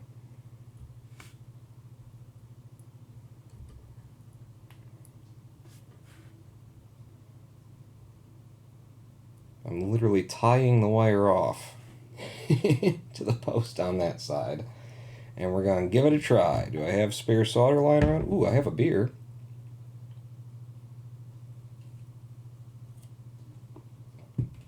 Cover the wire connects in a safe blob of solder first. Tin them.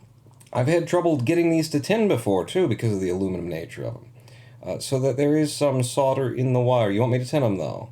Pre-solder the wires. I will, if you'd like, I will try to tin the wires first. I'm going to have to re-twist. Get it right at the end. Hold it between your fingernails. And then twist.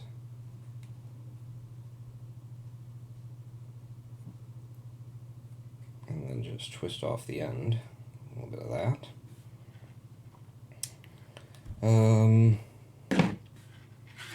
Alright, where are we? We could use the helping hands for this, but I'm not going to because getting them out would be more trouble than it's worth. Where is the... Maybe I used up all that solder. Maybe I threw it all at it before. Or maybe it's right there in the crack of the table. Yeah, that's a tiny piece anyway. Fuck it. Get me a new piece of solder.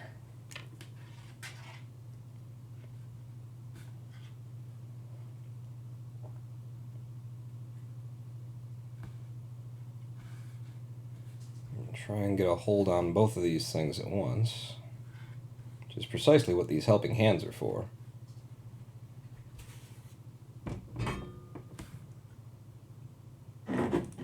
And I'm trying to do this even where maybe you can see what I'm doing while I'm doing it. Shaky hand from that angle. Alright, we'll do it right. At least one of these.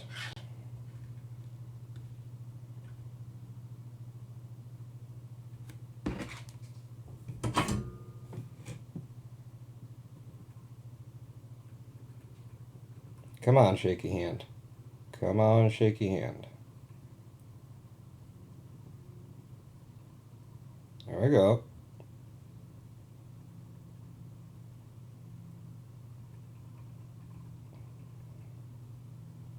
Just gotta live with your shaky hands. It was definitely in the vicinity of some solder for a while. Did it take any? Who's to say?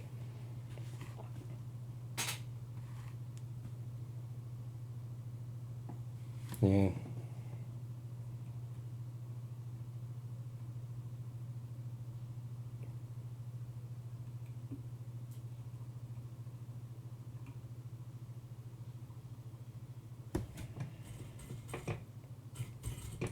Certainly didn't take as much as I would have liked, but it took some. I can almost see some of it.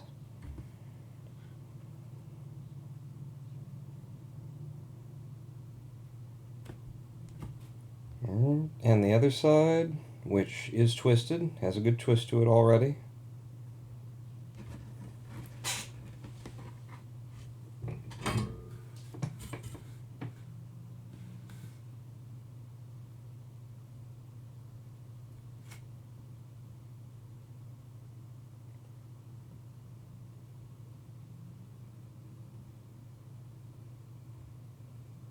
And that, being an actual copper wire, took it beautifully.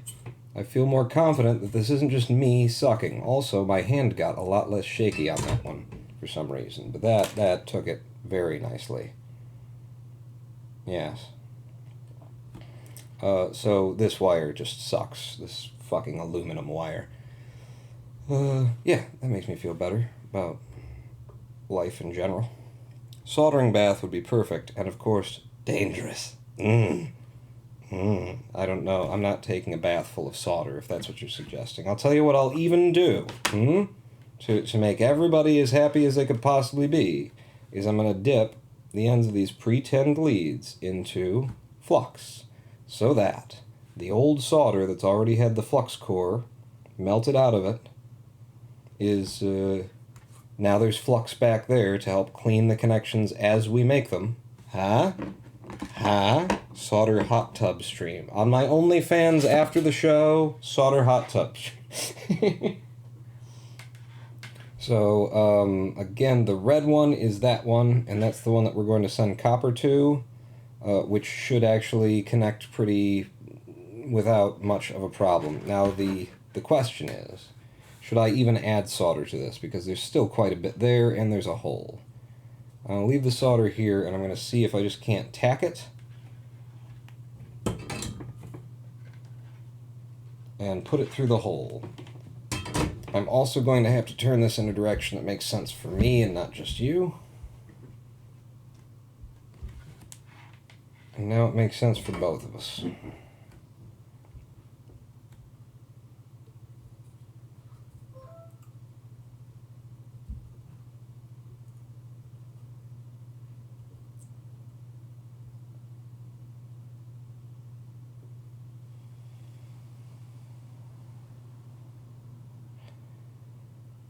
There is just such thermal mass to these things. Do you see how long it takes for the solder to cool? Incredible thermal mass to that. You know what I should do? Feed it up from one side and then just tack it there like I was just doing. Just to give it some resistance against being fuckled with. Yes, that's perfect. Now just hit it.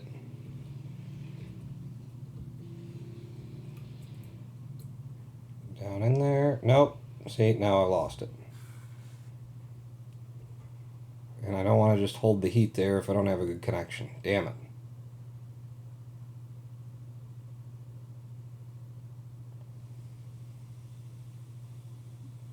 Do you see how long that just moves around? Such thermal mass.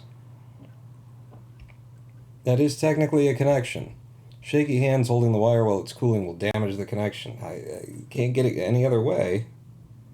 I'm going to try again while adding some new solder. But like, it needs to be flat and it won't be. Like, do you have another pair of hands I could use that aren't mine? And I know that like there are hands here, but not for like holding the wire into the solder. I won't do that job.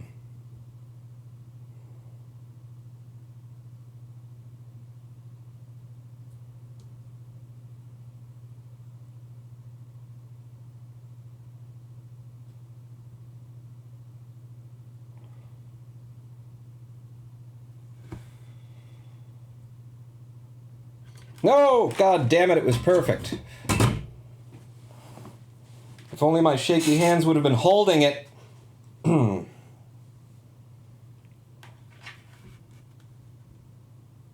Is this the right side?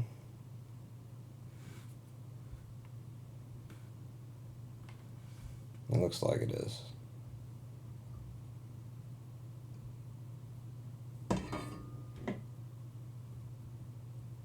Tack it.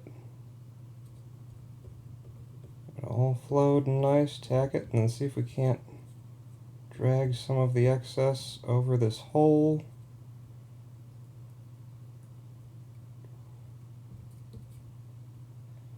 Yeah, see now the wire's getting hot in my shaky hands. And you can see how much like carbon soot and residue. God damn it, it won't fucking cool. And we're back here again. When I suggested the jeweler's arm, I did expect you to use one to hold the wires. Alright, I'll try one of the giant motherfuckers. Another angle. Come in like so. If this wire were not shit, we'd be done. This isn't even the complicated part either. I got fucking cat hair all over everything now. Because it hit the floor. Like, trying to hold the wire in some way that will actually put pressure on it downward.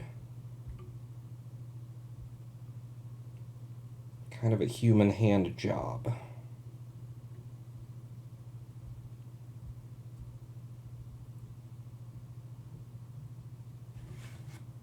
I feel like the solder on that connection is still friggin' gooey. Like, that's how much friggin' mass this thing has. Alright, so I'm going to try and get it to tack in and flow over the hole.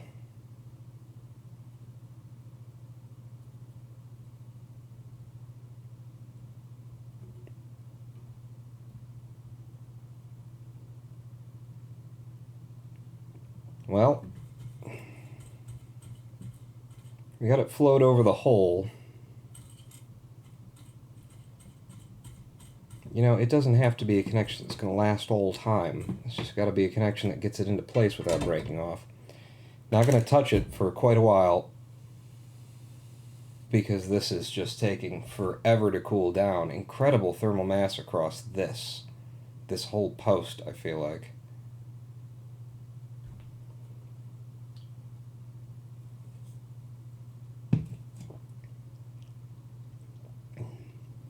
All right. See where we stand? Weakest part is out here now. Okay. I will call that side good enough. And then we're going to try the much harder side because the fucking wire is fucking aluminum. Unless I've mixed the wires up, because now it's kind of hard to tell. My eyes aren't that great. In terms of these arms, it's mainly that, like, I'm trying to keep the shot clear for you, as well as where I can work clear for me. So I'm having to curl them around a lot, which means that there's a lot of pulling back kind of pressure on them right now. Not the ideal way to use them, but, you know, under a camera, what are you going to do? So, am I going to try the same thing that I did there? Come up from the underside? Yeah, well, that was so easy and worked so well. Why not?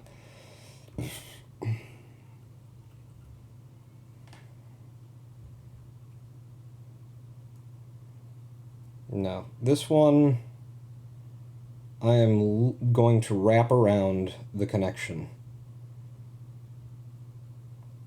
Because I've had this experience with this guy too many times already. I know that the wire doesn't like the post. I know that the post doesn't like the wire. That the post doesn't like the solder to go through the hole. So I want it to just be a bowline knot. I need a sailor's tie on this wire. That is beautiful. Now if we can connect it with some liquid metal, we'll be ready to go. Maybe get it in the helping hand too.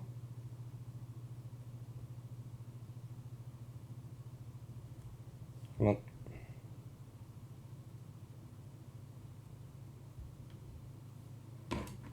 Just for extra sturdy. Where the hell's the flat tip? There it is.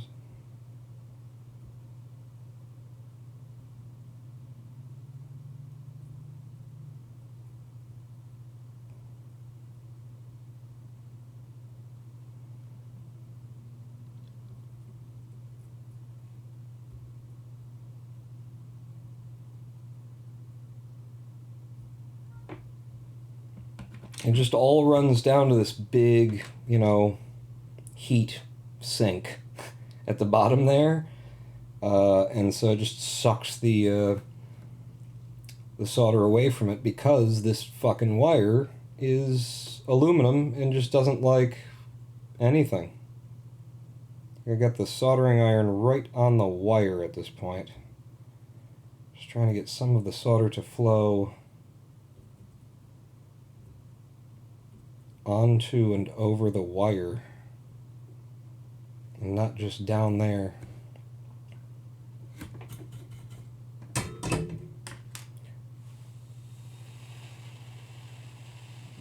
That is awful. I question whether there's any connection, you know, made there with solder at all.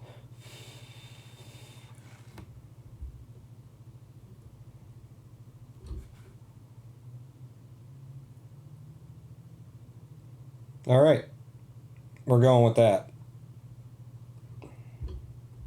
And I suppose what we can do then is if I kill the soldering iron, unplug the soldering iron, plug this guy back in, and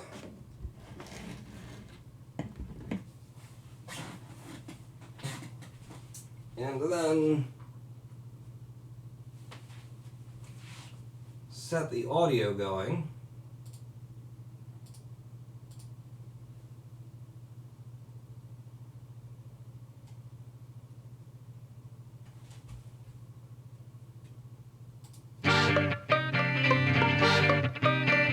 No, you guys don't need to listen to it. But do you?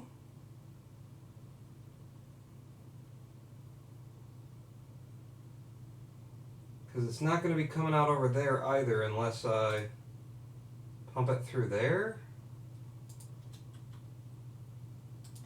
Okay. Now, the audio should be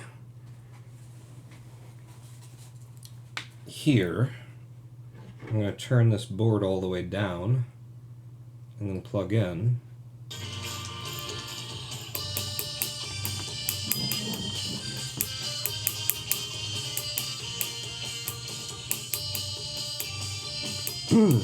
Apparently all the way down was all the way up.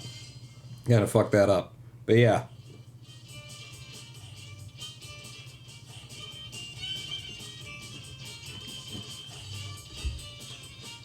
Well, let's go to the wider shot.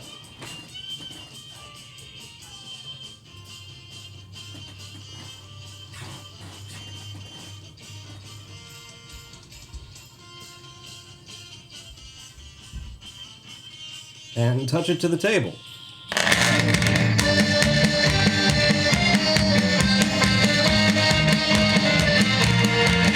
Jesus.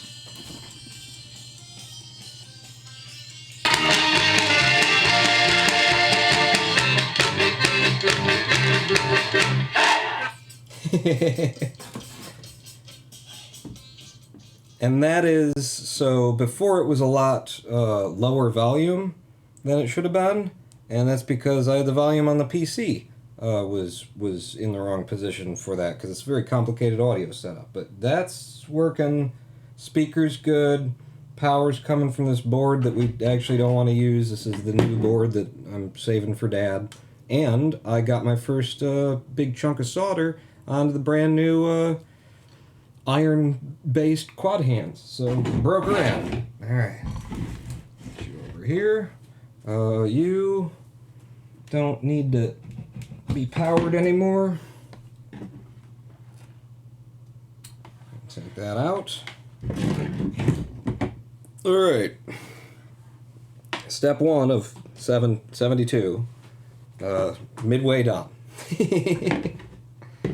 So, we have to clean up the area a little bit before I move on to the next thing. Next thing is going to be, I believe, gluing the speaker back in place, the exciter back onto the board like we did before, because that'll leave it time to dry while we tinker with the modification that we're going to be doing to that little amplifier. Not the one we were using, but this one, presuming it's still alive at all after what we did to it last live stream. So, yeah, everybody just make a little bit of room for me. You can go sit over here for now, I think. Well, push everything back, because what I'm about to bring in is larger than the space we have on the desk. So, salute.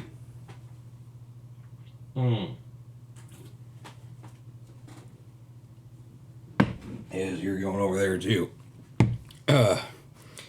Put it to your beer can unless that's it, which would have exploded out, King Kozatov. Or Dramasian and King Kozatov. Now that we are done, do it again from the beginning so you get more experience. No, this is like the 9th time I've done it. What are you talking about, experience? That was as smooth as it's ever gone. About which part is he lying? Well, you'll never know. All of them, probably. Okay, so back to the actual speaker panel, which again looks like that on one side, but none of it fits in this camera frame, so you're just gonna have to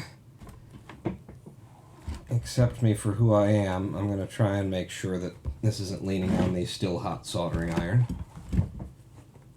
Okay, so we have the places where it used to be connected.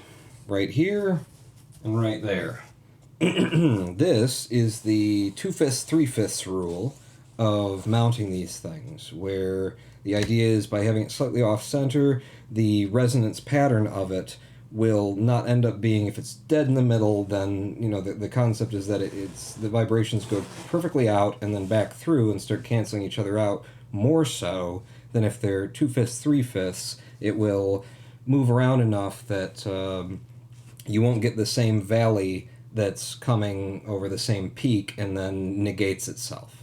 That said, the best recommendation that's been so far has been actually to have like one of the speakers in the dead middle and then the other one like this, because then this one will have a slightly different dynamic, frequency resonance rather, than the other one. So in the space that you're listening to them in, they won't cancel each other out. You'll hear more. But I would like to remount this here, if at all possible. This is the place that we remounted it last time, so this hole is now getting quite deep. And I don't hate that. I don't hate the idea of it being quite deep. I wouldn't have it any deeper than this. And in fact, before I commit to any thoughts of it, let me just put that down in there and see if it's going to be problematic for its own vibration. Is it going to be bouncing off of the material? You know, it could be. And I don't want to be an idiot. So we're not going to use either of these two holes. Instead, we're going to make a third one. And in order to do the 2/5, 3/5 rule, you want to take the exact dimensions of this way and this way, 2/5 from one side, 3/5 from the other, 2/5 from one side, 3/5 from the other. So you want to do that precisely, exactly, or you just go, yeah. That looks close. That's another way that you could do it. If you had done this a number of times, you could just eyeball it, is a thing. Now here, I'm kind of thinking that I want to score this so that it's not just this this paper backing, but I don't know, like the first time that these fell off, they both fell off of this. But they were on the 3M tape as opposed to the Gorilla Glue.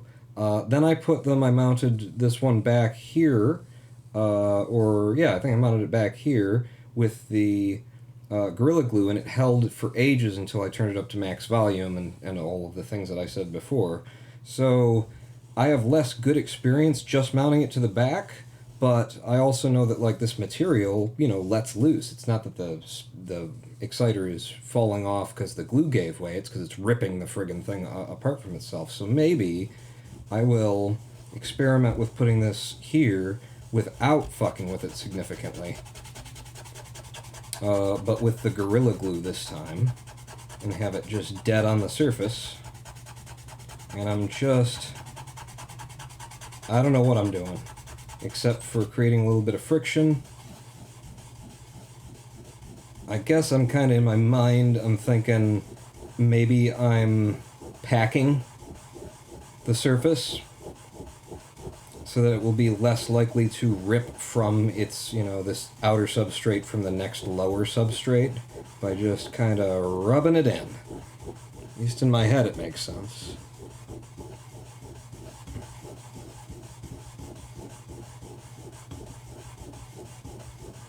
My finger's getting hot, so something's being done. Okay, so this time I'm just going to get the glue on it and tack it down that way. This is the bottom direction of the speaker so that the speaker wire is hanging out from the bottom. I think that's a reasonable place to put it. Try and center it on that dot. So now I need the Gorilla Glue, which is here. Last time I used too much. This time I'll just be careful, I suppose. More careful and more expecting of what it might do, which is sort of raise out of the container. That being the case,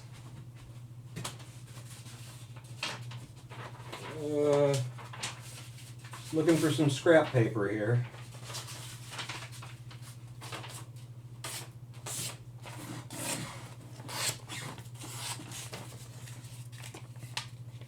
Fold this over a couple of times. I'm just going to open it up and let it sit and see if it's just going to bubble out on its own. Doesn't look like it, which probably means that it's blocked by its own goo. Give it a little squeeze. Actually, tip it over, let it gel into that area. And then give it a little squeeze. There we go. Okay, that's good. Can you see it? Can you see it, preing? Oh, oh, oh. If you can't see it, then that's just stupid. Stop doing that, Paul. I'm just gonna try and get a little bit. Oh, Jesus, bubbles. You know what I could do? I don't know if that's a good idea. I was gonna do it, put it on a cotton Q-tip.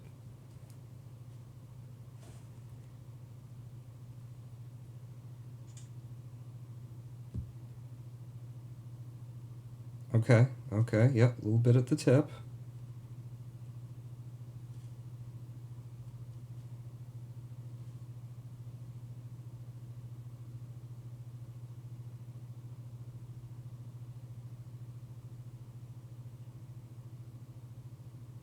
I do not want to overdo this. So I'm not actually adding any more glue at this point. I'm just spreading it around with the tip. Just the tip. That's all that's going on here is just the tip.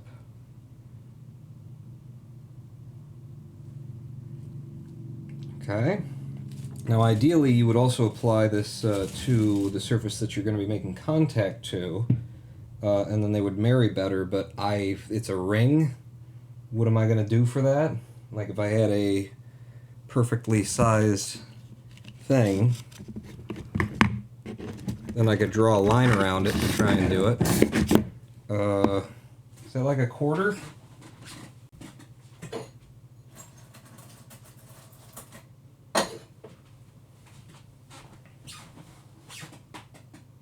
Yeah, it's pretty close.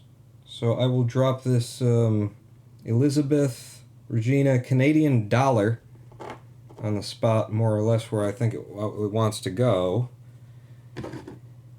And maybe just apply the glue around the edge of the Canadian dollar.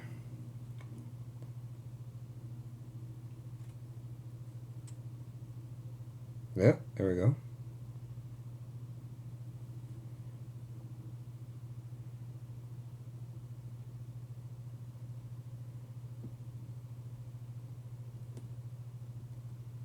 Again, I don't want to overdo this.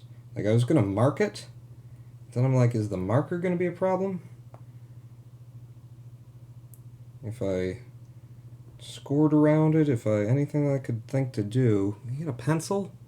I don't have a pencil. Oh, jeez, I was way off the mark anyway. Fuck it, eyeball it.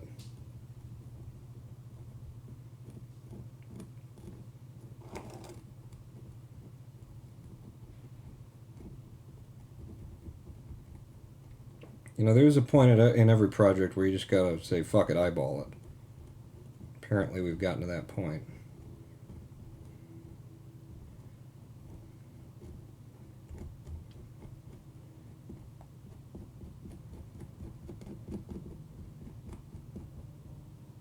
And this is very powerful shit, this Gorilla Glue.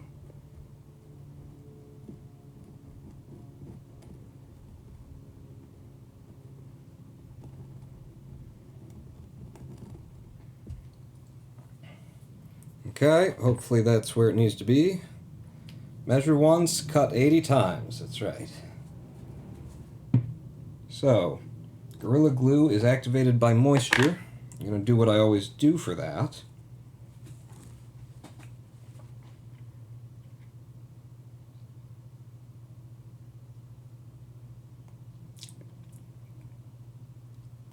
Almost. Nearly. There we go. Okay. There we go. Perfect. Maybe just some of that spittle.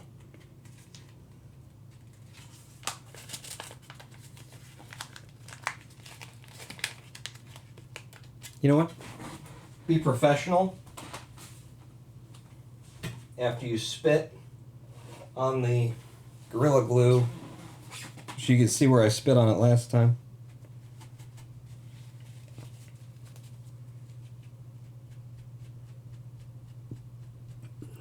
There you go.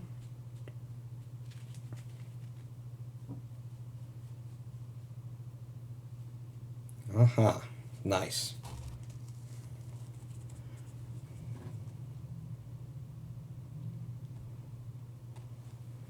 That is perfect.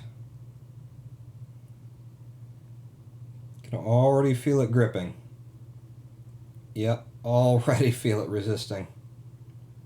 Being twisted. Yeah, I really can't twist it without applying pressure at that point. That's how quick that stuff takes action. Go. A little bit of rock back and forth.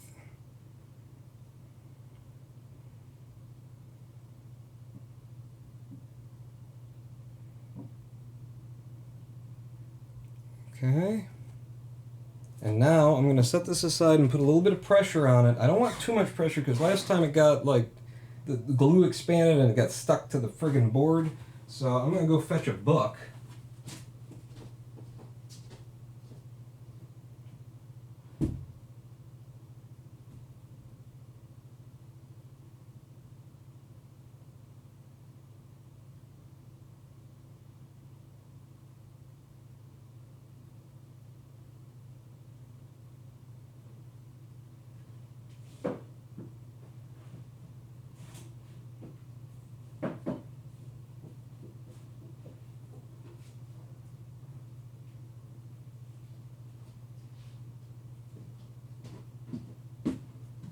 Sorry, I was very, it's very like, which book do I want to put near that's heavy enough that I also want to put near the glue?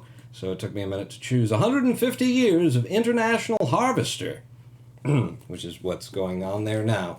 But I'm going to set that on the floor and put the book on top of it. I'm going to balance it perfectly on top so that it's just got downward weight on it. And we're going to leave that aside to set, which it should do in an hour to an hour and a half, I think, according to Gorilla Glue. They might recommend an hour and a half, so it's probably only an hour that it needs. And the book is balanced, but the wires to the speaker are still sort of drifting across the table here, so I'm going to disconnect them from this so I don't end up stepping on them. This isn't the amplifier that they're going to anyway. Go. And now I will attempt for the rest of the live stream to not back my chair up into this thing that's really close to where I'm sitting. In fact, I'm going to move the whole thing. Whoop.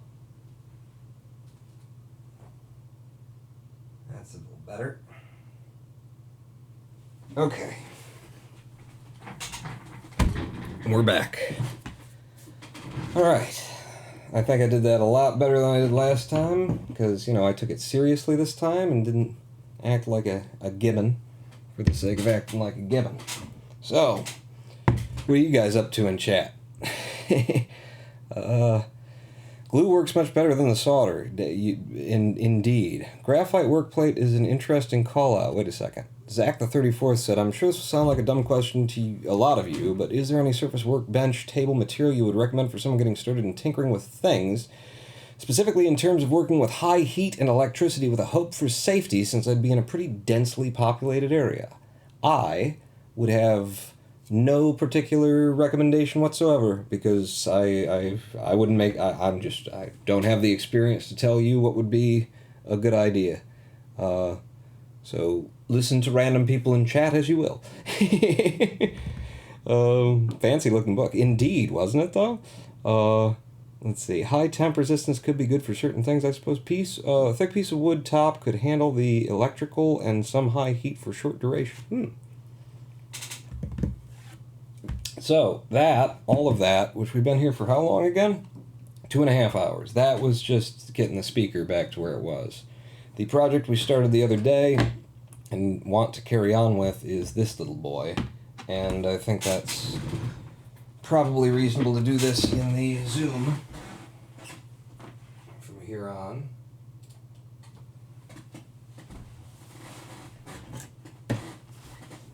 So, desune. 折れた淡い翼君は少し青すぎる空に疲れただけさもう誰かのためじゃなくて自分のために笑っていいよ You're welcome. So what am I doing? We desoldered this pot from, this potentiometer. This potentiometer, once we desoldered it, we could find out, just by looking at the back of it, is a 50,000 ohm, 50K pot.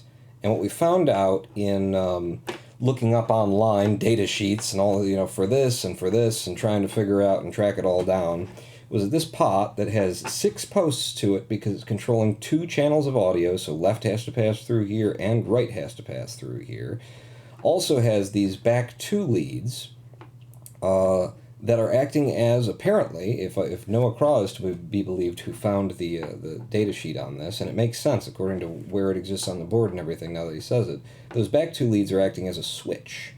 So I believe the idea would be that when the volume is, let's see, so all the way up would be like that, right? So when we're all the way up, or rather when we're all the way down, some point at the bottom of the twist of this guy, it's going to actually sever a connection here, like on the inside of this final back post here. So it's acting as a switch in that these two are completing the same circuit that the signal is coming in on through here, and then looking at the leads in the back, you can see some of the way it travels, and then the other side you can see some more of it because it's a double-sided board. Well, it's a multi-layered board.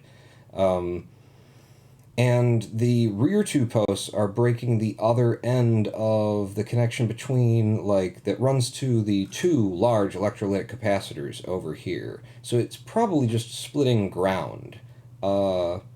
So that when you turn it off, it is completely off. When you turn the volume all the way down or to its maximum resistance, then it's not just sitting there at maximum resistance, resisting the load. It actually breaks the ground loop or some other part of this loop anyway to make sure that it's dead, in terms of processing signal anyway. Which is a very nice feature. It's worked very well, incredibly well, for a $10 board ordered on the website whose name I can never remember that I ordered it from. But yeah, so we desoldered this from here, and it was a big hell of a thing. It was a mess. I had so much trouble getting it desoldered, mainly because I didn't see until I peeled back this black stuff that I had actually put on there. I had blinded myself from the fact that these 2 posts existed back here. So I was applying an incredible amount of heat to this for a long amount of time, over and over and over again, trying to wiggle it free, and we burned the board in such a way that the waxish coating of the board actually covered over the contact, the actual pads here. So I went ahead and drilled one of them out after we tried just scraping away at it, all kinds of things, trying to get it to actually take solder and make a connection. It refused to make any kind of connection. I ended up drilling it out, and then we didn't even try putting it back in there because it was such a headache, and I had come to the end of myself for the day on that. What I intend to do at this point is, we know that this is 50K. I want to put a resistor in line with this so that the most that I can ever turn it up is, it starts at a certain base level of resistance. So I'd like it to be over 2/3 is how much I would like to have in being able to turn the volume up, which means that at 50K, what would be okay would be a 10K resistor. I could just put a 10K resistor in line of the output here, and then it would always be, or the input, and it would always be a maximum or a minimum resistance of 10K, which would stop that signal from me being able to turn it all the way up. That was the plan, that was the idea, that was the notion there. Or I could just choose not to turn it up. Before we knew that this was 50K, we thought that it was 100K, because my multimeter sucked. So we made these. These are three 10K resistors in series. So this was going to be one 30K resistor, and the idea was, that's why these wires are here, is we were going to, have this floating as a volume knob, and we were going to connect the inputs to the pot through these, and then the 30K on the 100K would pull it down to, around, take a third off of the top of it all the time. Now that we know it's 50K, these, which we made two, and that's with heat shrink over the three resistors, these are now ridiculously too much.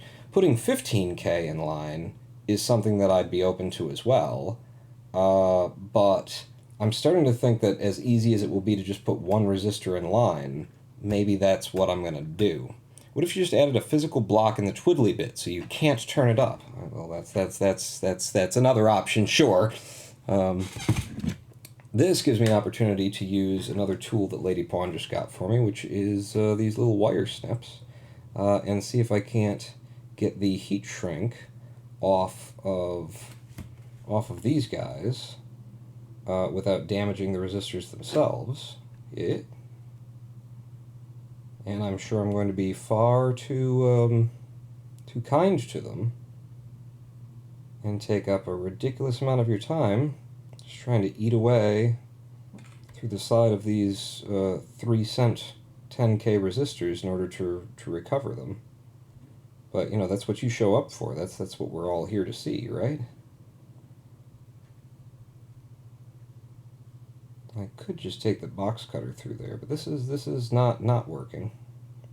Just got to get in, get under, and then try and cut and prise up.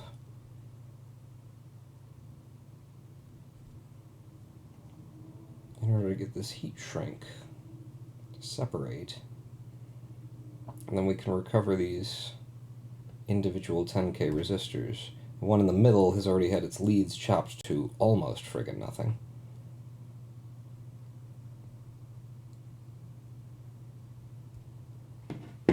I would like to try, before I go too much further on this, if I just scored it with a box cutter to start with.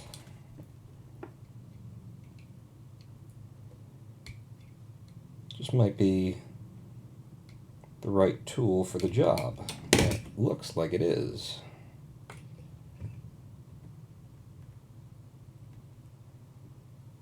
So there we go, the first of our 10K resistors returned to reality, and now that we've got a bit of a sausage sleeve started here, maybe I can get the rest of them free a little bit easier.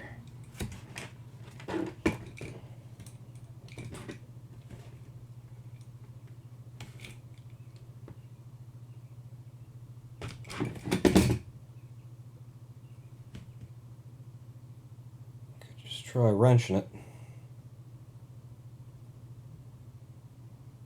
Wrenching it seems to work pretty okay.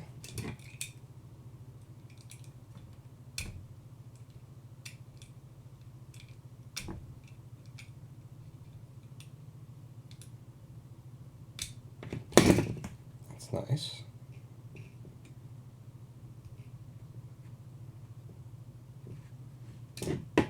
I mean, I care. I don't want to throw away. I mean, not throw away, but throw a weird... Why is there yellow heat shrink on that? What is... Oh, yeah, those are those 3 10K resistors. I don't want that in my box. And then tomorrow, I'll, be like, if only I had 30K... Oh, damn it! Why did I spend all that time recovering those resistors? I actually really like the idea, just as sort of a meditative practice, of taking old tech that I've just got lying around, because I've got all kinds of old shit lying around, and just desoldering all the components from it, just to recover them all for potential use in future. What a, at least in my head, it sounds like a very calming, meditative activity to just sit down and desolder a whole bunch of shit. surface mounts, or not surface mount, insertion mount stuff, because I wouldn't want to fuck with the surface mount stuff. That is frustrating. That said, old solder on mass production boards, I might find that it's less the kind of meditative experience I'm looking for. Having been a Zen Buddhist monk in training for 3 years, it would certainly be a kind of Zen experience. One that you definitely experience in the training sooner or later.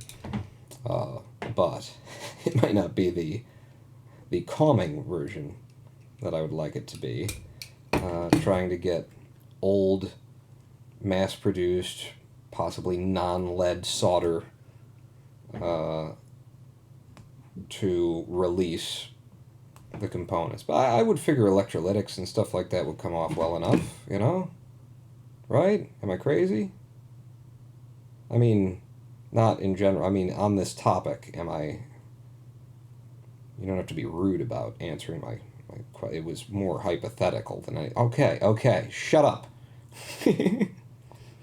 Now you're talking. I used to take things apart as a kid and collect the different electrical parts rather than going out and buy them. Isn't that fun? Like, I mean, well, I don't know. Doesn't that sound like fun? And you say that it's, you remember doing it anyway. I have done this business you were talking about, and after time it's just as exciting as peeling potatoes. Yeah, I could use some peeling potatoes in my life. I used to, I really enjoyed washing the dishes at the Zen Center.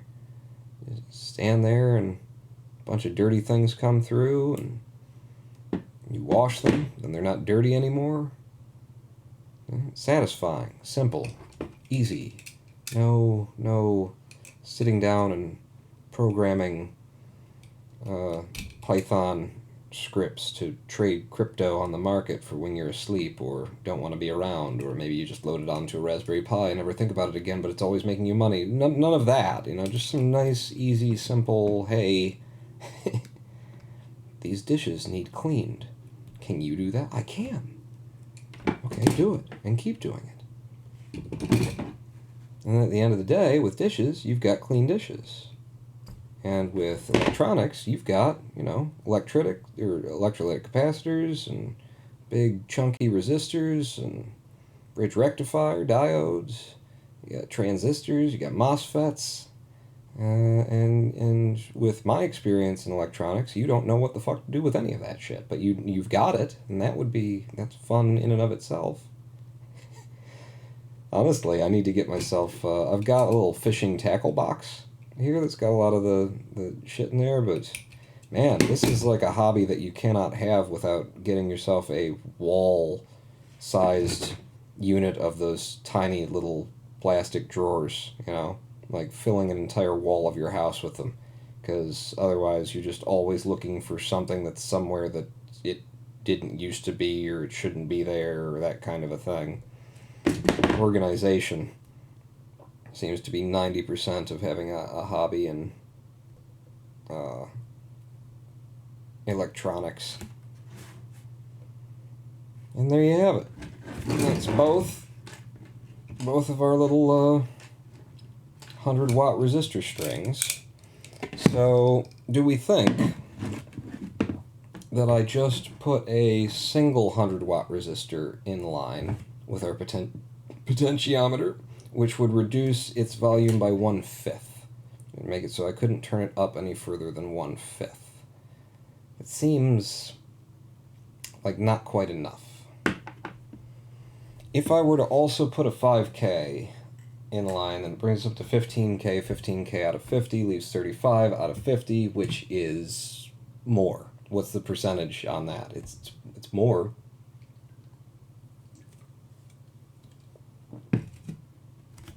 What would 75%?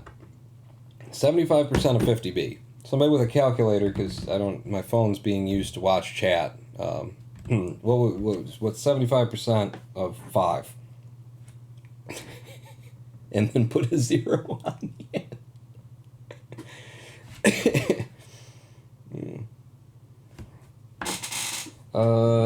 Let's look at the other resistors that I've got available in this same stock.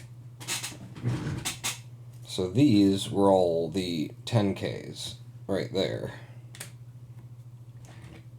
Those were. There's the 10Ks. So you guys live over there with them now. Yeah.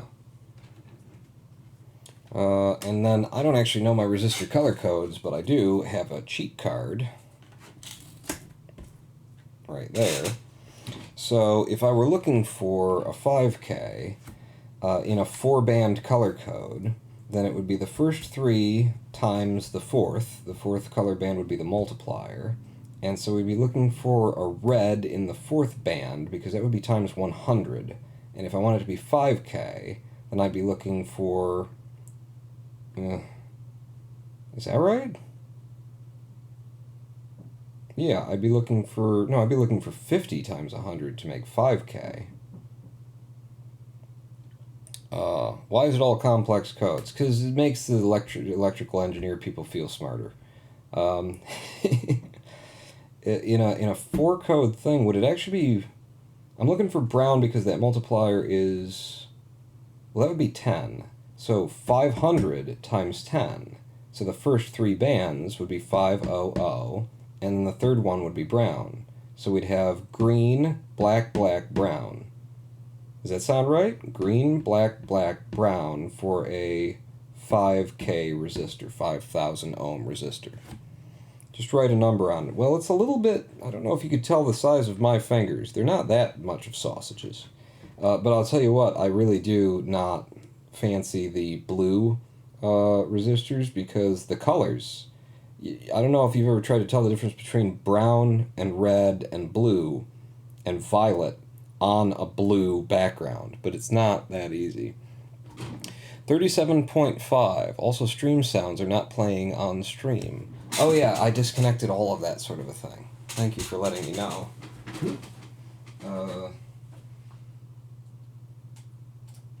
Okay, stream sounds will be coming through again, and then to keep me updated, I'll also plug my speakers back in,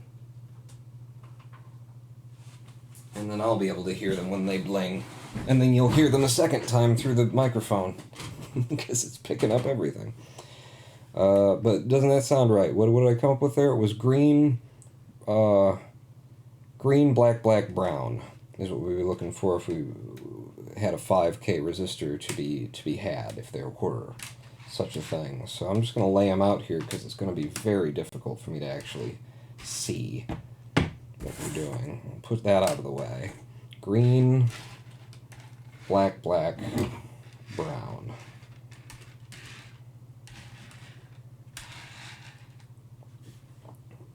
So we've got a green here. Starts with a green. And the side that we want to be looking for is actually it would start at the one that's leaning away.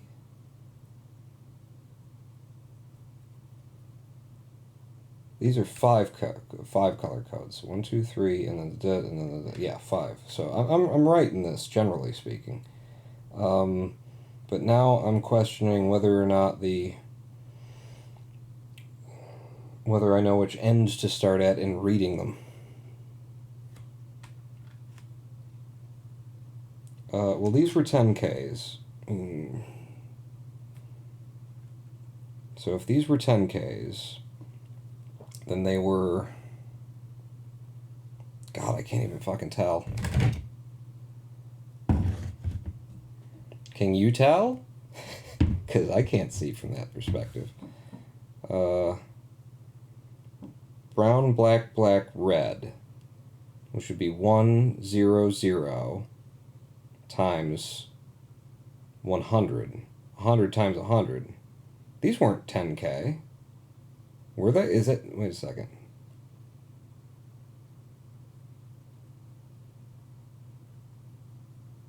It's because it's simple math that it's confusing me, you know, because it's embarrassing on the live stream if you can't do 100 times 100. That's why I'm sitting here going, let me just make sure. 10 times 10 is 100, 10 times 100 is 1,000, and 100 times 100 is 10,000. Yeah? Okay.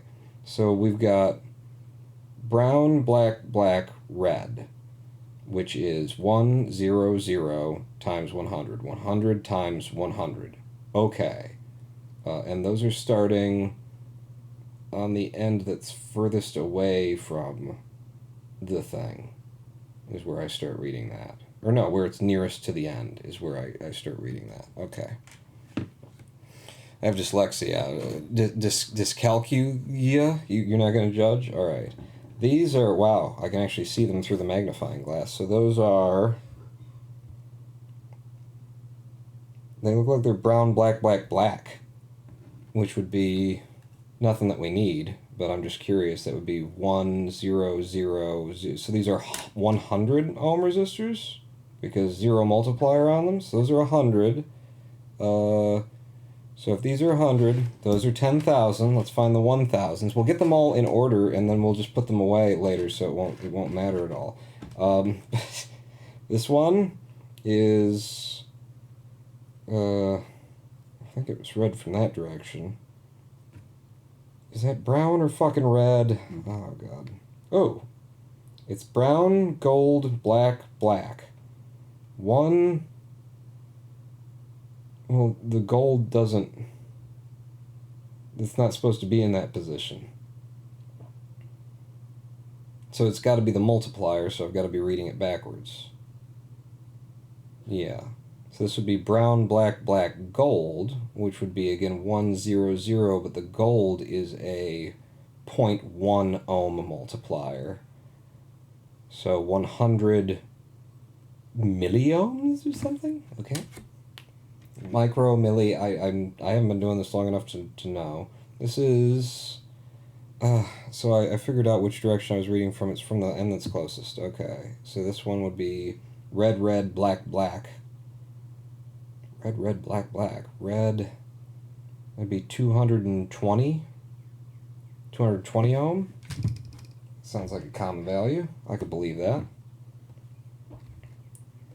These are red, black, black, brown. So 200 times 10, 2,000. That's interesting. These could be useful if we can't find a 5K. There's got to be 5K in this pack, but I'm going to set these aside as something that could be add an extra 2K to it. What do you? Again, trying to know which end of these I'm supposed to be reading from. I think this is brown, orange, black, black. Should be 130 ohms. It seems like a weird number. I'm not sure I believe that one. And this, I think no matter which direction I read it from. No, it's brown, brown, black, black, which would be 110 ohms? That's just seeming weird. Why would you have such fine ones? I mean, unless I'm not sure which fucking direction to read from, and it's not even like a matter of, I mean, it is a matter of not knowing which direction I'm supposed to read from, but they are painted so the same from either end. Okay, we got a green at the end of one of these. So that's either going to be the tolerance or the starting place. Let's presume it's the starting place, and it would be green, brown, black, brown. Really? Yeah, it really looks like that. So 5, 1, 0, 100. So 5,100? 5,100? 510 times 10. Why would it be 5,100? Maybe the green is the tolerance, and then that would make these brown, brown, black, brown, which would be 110 times 10, 110 times 10. Ugh. The last one should have a gap, right. Okay. That's the problem. I swear to God, it's impossible to read them. 4 bands or 5? 5. 5 bands, and I just can't even tell which side they are trying to insinuate is gapped. I wish I could show it to you, but I don't think on this camera I would have any fucking chance of doing that. I mean, this is either brown, brown, black, brown. 110 times 10. 110 times 10. Which is 1100? Why is 1100 a common resistor value? That doesn't seem like something that I would believe. I would more easily believe this is a 5100. Let's fucking find out. Huh? Why am I sitting here just complaining about I can't read it? Huh? Why? So, resistance. Resistance. Plug in.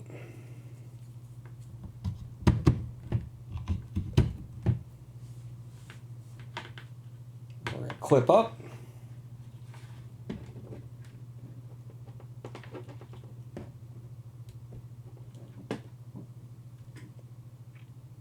.05 kiloohms. So yeah. Really? 505. What?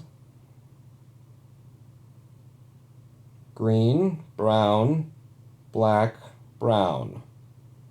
Must be 510. That's close enough. That's within tolerance of, what's the tolerance? Brown. Of 1%. That's reasonable. Check this out. Conversion calculators, resistor color code. I got it right here. I mean, it's just hard for me to actually tell what it is, but there you go. I'm using that, but that works. That's correct. So these are our 5K resistors. They're actually 5100 with a 1% tolerance on them, but that's the ones that we'd be looking for if we want to do this at 15K. So, do we want to do this at 15K? This is the only other question we have. Because it's these and these, right? Yeah, it's these and these. Yeah. Yeah. So here's my 10K. Here's my 5K. Here's some 10Ks that are wired into a 30K. Here's the board we want to play with. You know what else I think we could use right here? Like right here would be a live stream break. Before we actually start on this little end of things, what if we had a live stream break? This is digital. Put the colors in the interface and it will tell you what it is. Oh, really? You can just tell it the colors. Oh, that's cool. Well, DigiKey. Yes. Yeah.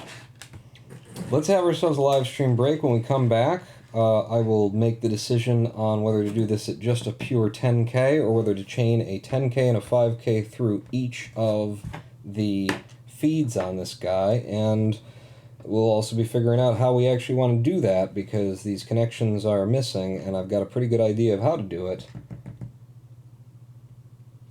But now that I'm sitting here doing it, it could be a whole different thing. So, 7 minutes. Live stream break. Wow, that is a little bit blown out in that scene. Has it been like that the whole time? That's a little bit better. We're going to take a live stream break. When we come back, more shit. Stay with me if you feel like doing that.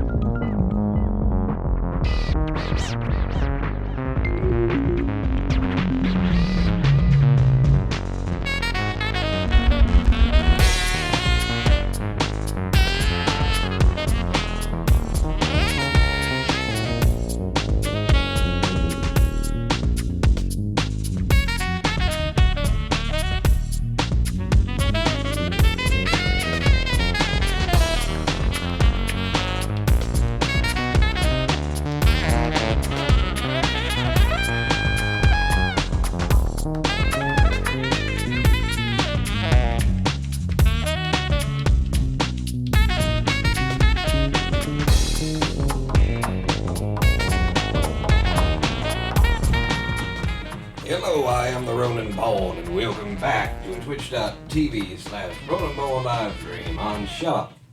Twitch.tv/Ronin Bone, where we be workbenching, soldering, makering things, trying to figure out what the colors of these resistors are and then calculate them when they are precisely that small. It's fun. It's good stuff. But what we're going to do at this point is we're going to zoom in. Oh God, that is really blown out. Can I just get you to rethink your life choices? No? Well, that's just going to be blown out. Tell you what, for the sake of how things are looking, maybe.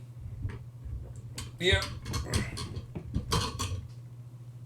Just, okay, those are opposite, those are polarized against each other. Yeah, hang on, just bear with me. Making your life better. Maybe.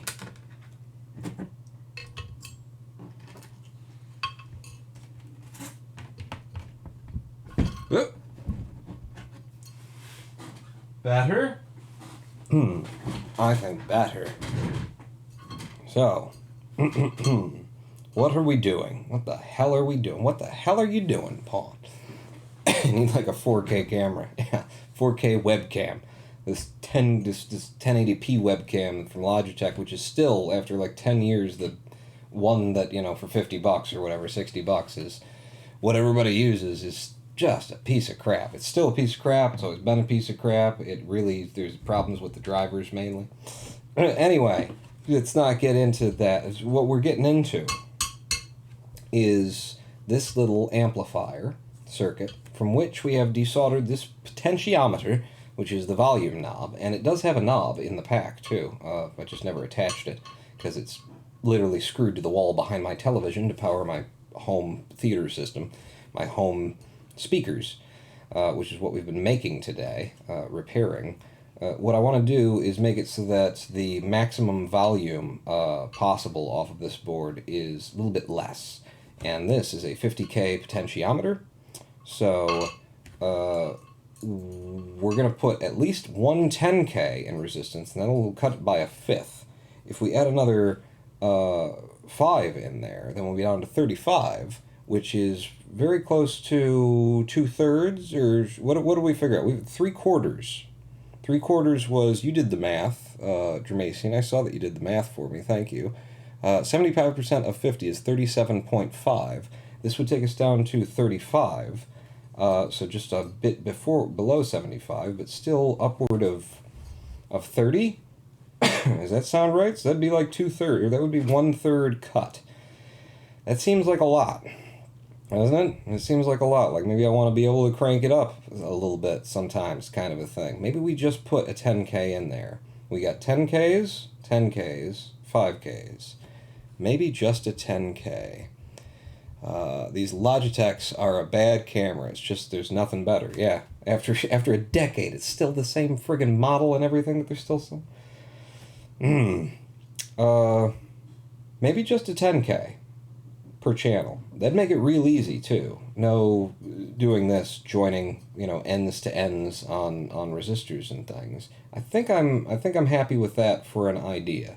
And this will probably all be taken apart again at some point in the future, because I do have that idea to build a high-pass filter in line here somewhere.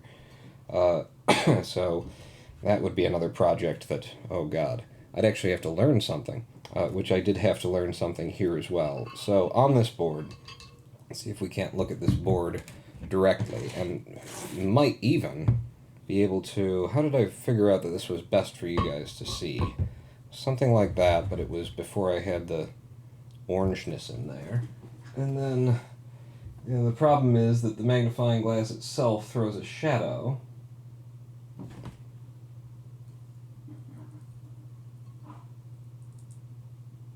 That's not bad. So, where the potentiometer used to rest. Well, first let's trace this back. So here we've got the, let's see if this is visible what I'm doing, yeah. Here we've got the 3.5 millimeter audio jack. So we've got left and right pins coming out from the bottom of that. If we trace those along, they come along to the outside pins of the potentiometer here, left and right, discreetly. So these two are the input. We look at the pads, and actually you can see them, but I don't know if you can see them, but I can see them here and see that the output, oh god, what was that? There's crap on the board. The output from those pins, from the potentiometer, is here. So the two middle pins are the output. So what I'm thinking of doing is jumping right past these inputs and going straight to the potentiometer. This pad, the lowest rightest hole here, refuses to take solder anymore. You can see how badly burned it is. So I'm going to say, fuck it, I don't need that pad really. And my thought is that I put a 10K resistor along the back of the board through this hole and connect it to the potentiometer's pin directly. And then the potentiometer is mounted by all of these other pins, and then we don't need to have these two green wires that are here that we were hooked up for it to float before. So the 10K resistor just comes along the back, goes straight into that pin. I might even drill this pad out like I've drilled this one out just to give myself more working space. And then we rely on the potentiometer to just do what it's been doing. Now, for the input to actually go through our resistors and not actually go along the traces that are in the board that bring it to this pad and this pad. This pad, not so much a problem since we can't make a fucking connection with it anymore, but this outer pad, we need to just break those traces, and then we can send the input pin, or the output pins, which is all that this provides, but we can send the pins of this across the resistor directly to the input of the potentiometer, skipping all the other circuitry that's in line, because it doesn't do anything except for move it from here to the potentiometer first, and then send it back through the outputs into these little capacitor banks and things, and eventually to the big electrolytics. So we just go from the pins on the back here, which if I flip the board, you won't be able to see shit because of the electrolytics and how janky this setup is. But it would be these pins here, just see if you can see that. Yeah, these 4 pins with a 5th little hole in the middle there, this is the left or the right, this is the left or the right, one of those. These are both the channels where the signal's actually coming in through. So just jump from there to here, breaking the signal chain across these traces, which they're right here. I don't know if you can see them, but I can. And then they'll have no choice but to send the signal through the resistor to get to the pot, and then the pot can drop the signal onto the board where it's supposed to and do what it's supposed to. We see quite well now. Oh, good. So yeah, that's the plan, Stan. Can I make you understand that a-hole bands have a-hole fans, bloodhounds, the name, the gains of playing, location, the times twins are one and the same. So, what do I do first? First, I'm going to take out these little green wires. Well, we're going to leave this here because otherwise we're blinding everybody with how overexposed this is. So that means getting the soldering station back plugged in and heating back up. And we'll pull these green leads. And since we are on the helping hands thing, might as well use them.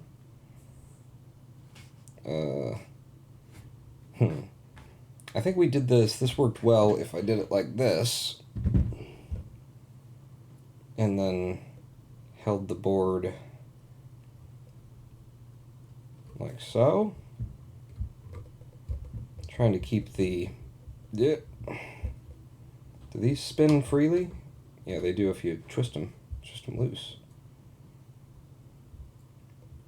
And keep the helping hands out of your view, and keeping it in my view. What have you got there? Not enough. There, now you can see too. So it's just these two that we're going to desolder. And if the iron is hot enough... Oh, shit. Then the hands need to be better secured than that, Mr. Pawn.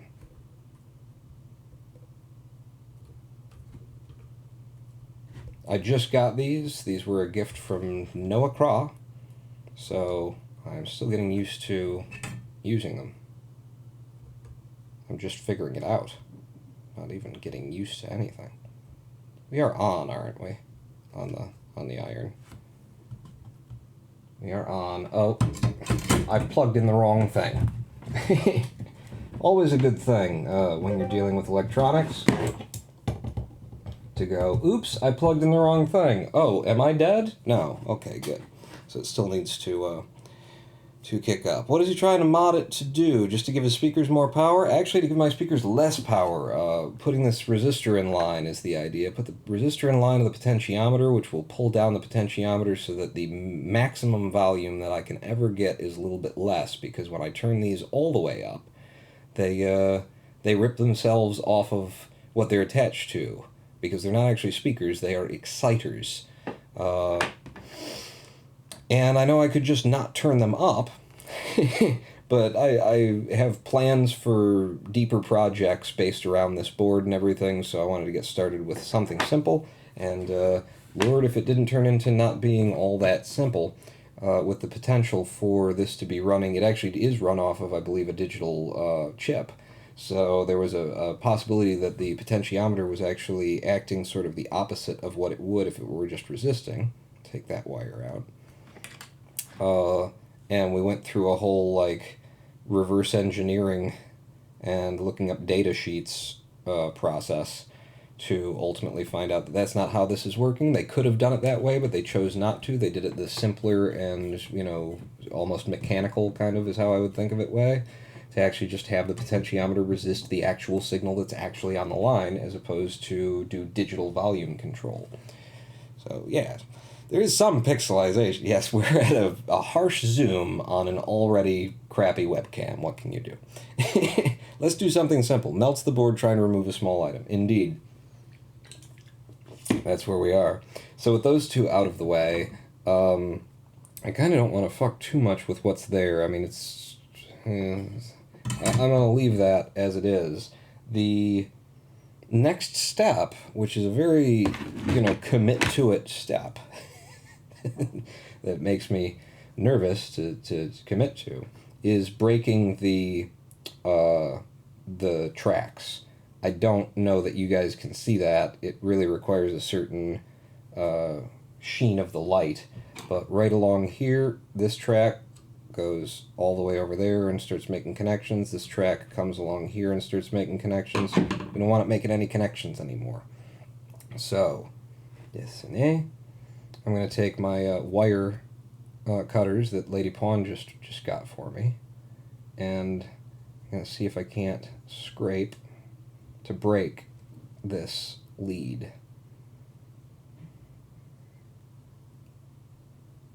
I need to make sure that I'm breaking it past because there's actually 2 points where you can do input here. One is through the 3.5 millimeter jack. The other one is through a 3-pin sort of Molex style connector. Do you have a sharp screwdriver? That's why I was going to use this, is because I don't think I have anything that would be too appropriate, except for a very large boot knife. I can try with this little boy and see what I can do with a significant amount of pressure. But I figured those would be sharp. I hate to, like, ruin them that way.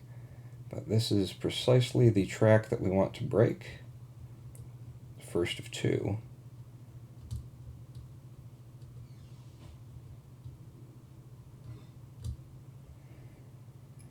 And it's definitely at least eating into it. I can feel that. I can see a little bit of a sheen of metal coming through from underneath.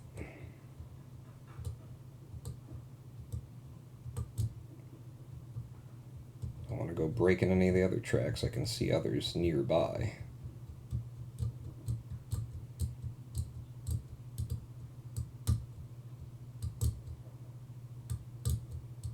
Is this a good view for y'all? Yeah, that's as good as it's gonna get anyway. Oh shit, I've done it right over the other fucking track. I'm an idiot. I just said I gotta do it past this track, and I've just done it along that track. Okay, let's start again a little bit more to the left. Listen to yourself, Pawn. When you're talking, it's not always just to fill space on the live stream. Sometimes it's important what you're saying. I just said it all out loud, like, yeah, that needs to be, I gotta avoid that track, because that's the one that could make the connection anyway. And then I did. Professionals. We're professionals. We've been hobbyist electricians for almost 2 live streams now. Actually, I've been a hobbyist electrician since I bought this house, because I replaced every single cable in it, because this place was made in 1929. And it was ungrounded, so I had to sink my own ground rod, which I did not do the correct way. I never do things the correct way. Which would be, they recommend things like, make the hole, flood the hole, all this kind of stuff, with the idea that if you don't flood the hole as you're doing it, you can damage or you could make a shittier connection between your ground rod and the actual earth. And I said, sure, whatever, and I got a sledgehammer and drove the 10-foot long copper fucking rod into the ground and said, I disagree. I disagree that I need to flood this hole as I'm doing it and make it that complicated. It's a 10-foot fucking pole made of copper. It's going to be making contact with the ground. Even if not right this second, after the first rain, it'll wear in. I don't plan on my house getting struck by lightning, thank you very much. I don't need to spend that many hours outside. One of the mini screwdriver's flatheads works best. Ooh, I've got it. That's what I'm using. I would use the solder. The solder? What, the soldering iron? To, like, burn it? I do have a boot knife.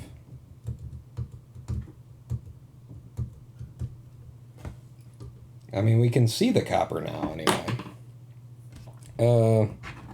This was what I had planned to do, was this guy, because he's got a very sharp tip to him. I don't know if I'll be able to get an angle. Let me give this a try, anyway. And if you're not using your tools, because they're too good, then you need to get shittier tools so you don't feel afraid to use them. This is really, it feels like it's really digging in now.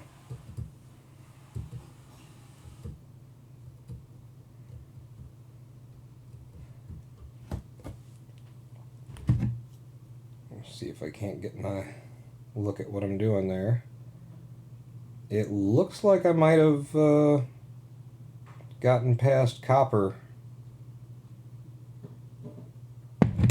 So I'm going to keep going, obviously. And then, you know, we just take the multimeter to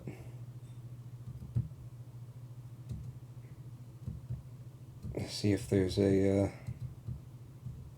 signal from one end to the other. See if we've got continuity. Because we don't want continuity. We leave that to Disney's Marvel.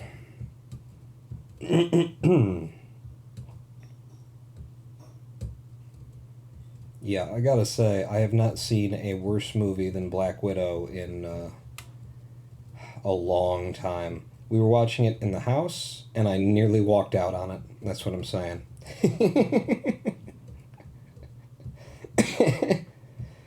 I'd love to get into an argument over it with somebody too. That'd be real fun.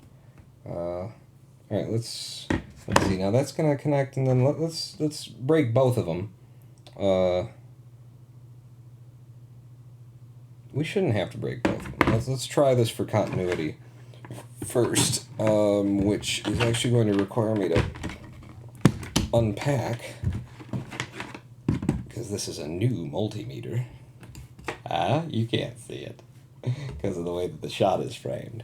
That's going to cause me to unpack the probes that are actually just pins and not clips.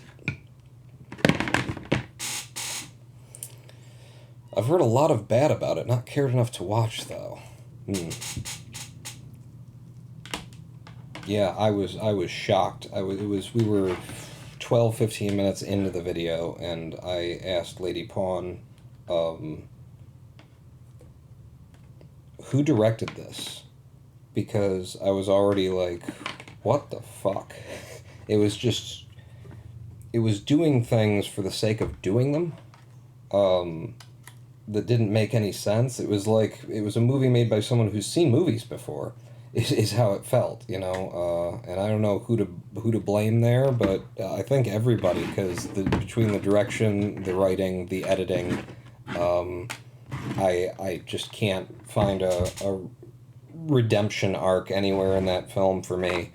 Are we in screen with that? Yes, we are. Okay, let's switch over to, so this would be continuity, I think. New multimeter. If it is continuity, then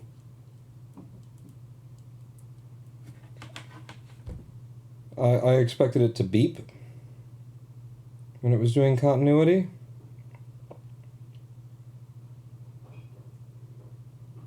Maybe that's a mode. But yeah, touching them together gives us something.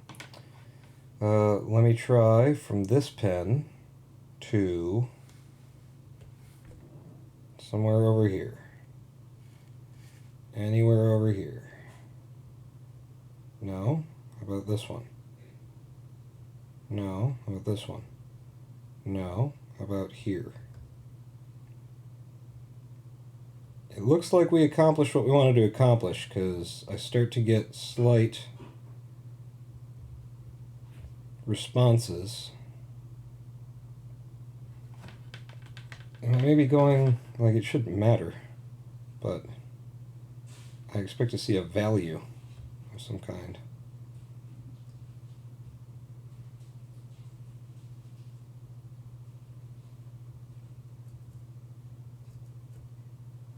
It looks good. It looks like we've cut that trace.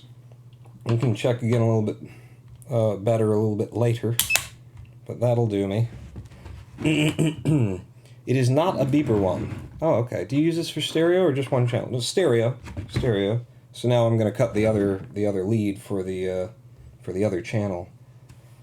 Which again with these, I was holding them very nicely, but now we got to do it like right at the edge. And again, I've got to go past where these three little jumpers make contact to the same area there.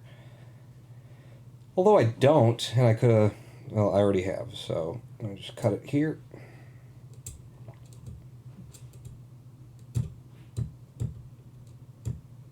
Yeah, this one's going to be uglier to have to do because it's so close to the edge. And I'm about to break this trace. Break the trace. That's the joke.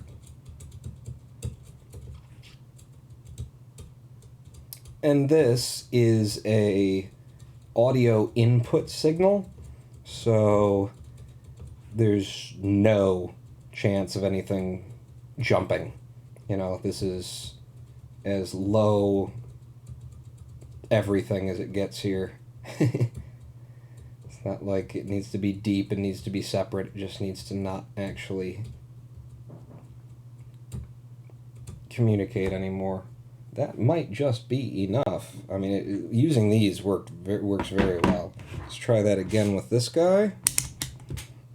Back to continuity. See, it beeps when you turn the damn thing on. You'd think it would beep for, hey, I did it. So you know, beep. So from you, would be this pin, to this lead. I'm getting nothing. I'm rubbing. And then if I touch in the place where we did a thing, we get 0.0 L volts when I'm there. I don't know why. It jumps for a moment. I think it's just 0.00 volts. 11 point something for a second. Yeah, so it's not getting to here, which is the important part. We're not making it to this pad anymore, is what it seems, anyway. If we put it together and it doesn't work right, then we'll probably something else. But that's looking good. Those two little scrapes, those two little breaks. So now that we've got it broken,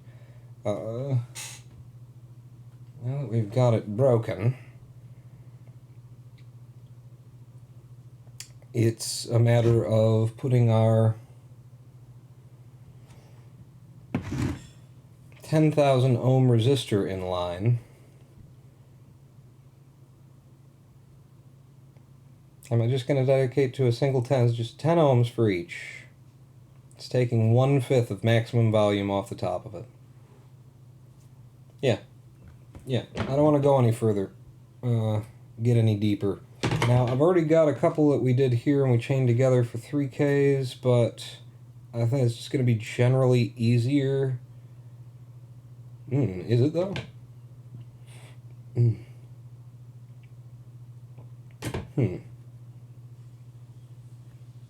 Maybe I can reclaim one of these. Fuck it, use new ones. Use new ones that we haven't already fucked up. So...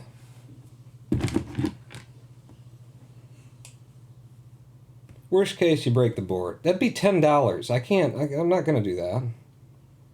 Noah was like, why are you cutting them like that? So that the other ones are still in there and kept together, and it's nice and it's pretty.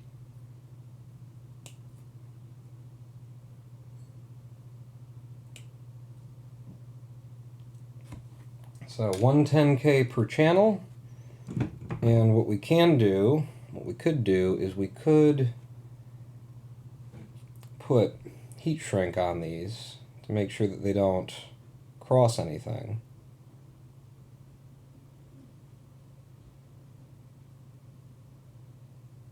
Looks like it would really only need it on one side. I'm okay with that. And if the change scene button were a little bit closer to me, then I'd switch to the larger scene for this, but it isn't, so I'm not. So I'm going to get out my heat shrink.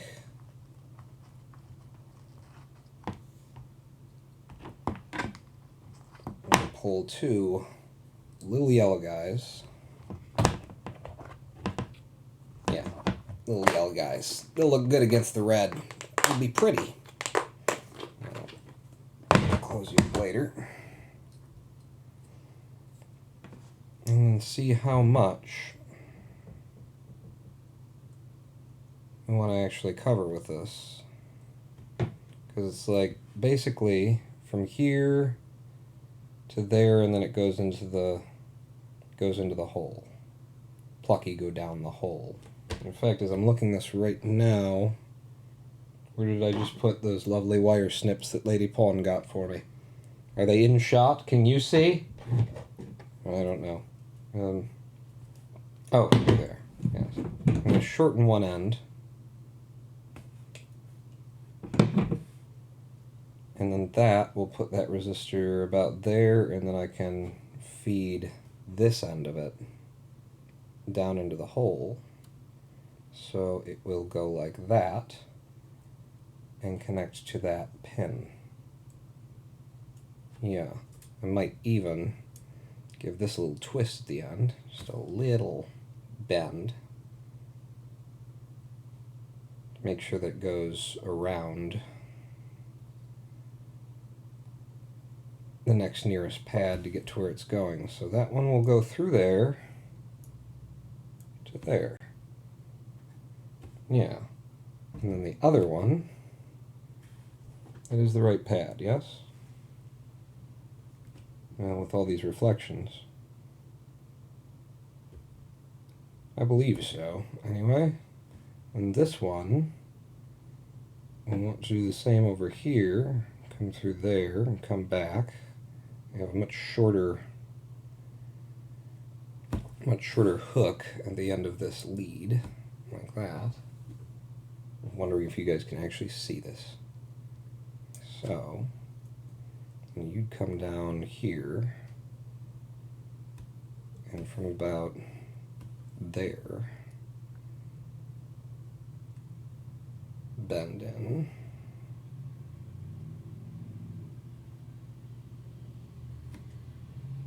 And so that drops in there, and this connects to that. Yeah. Yeah. So then in terms of heat shrink, I don't think we really need one on the lower. On the upper, maybe a little bit here. And I'm not opposed to just putting it on both of them for style points or something anyway. So I'll take this and I'll split it in half. Oh, Jesus! Popped across the room.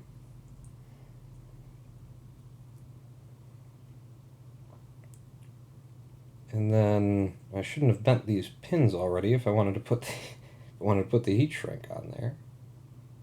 Just get it straightish again and get you through.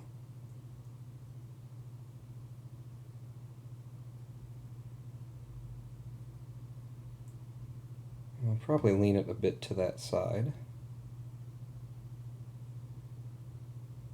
Get it a bit of a bend back. So you'd be like that. And then the other one. Okay. Just get that straight-ish. Going over you.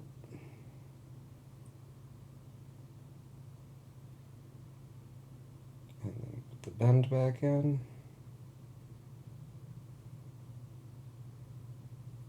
And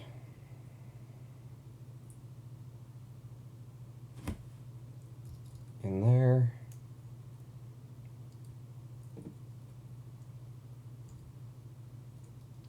So there, really? Oh, no, I did this the other way, didn't I? You were going to go all the way down there, and then this was going to do that. Yeah. Which means that this one is just a little bit long on that end.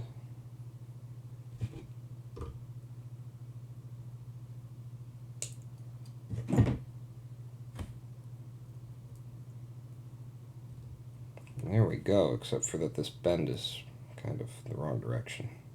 Come back out. Ah! It's all falling apart. It's fine, it was just the mock-up. It was just you getting an idea of what you're about to do before you try and do it.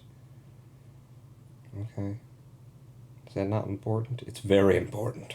Okay.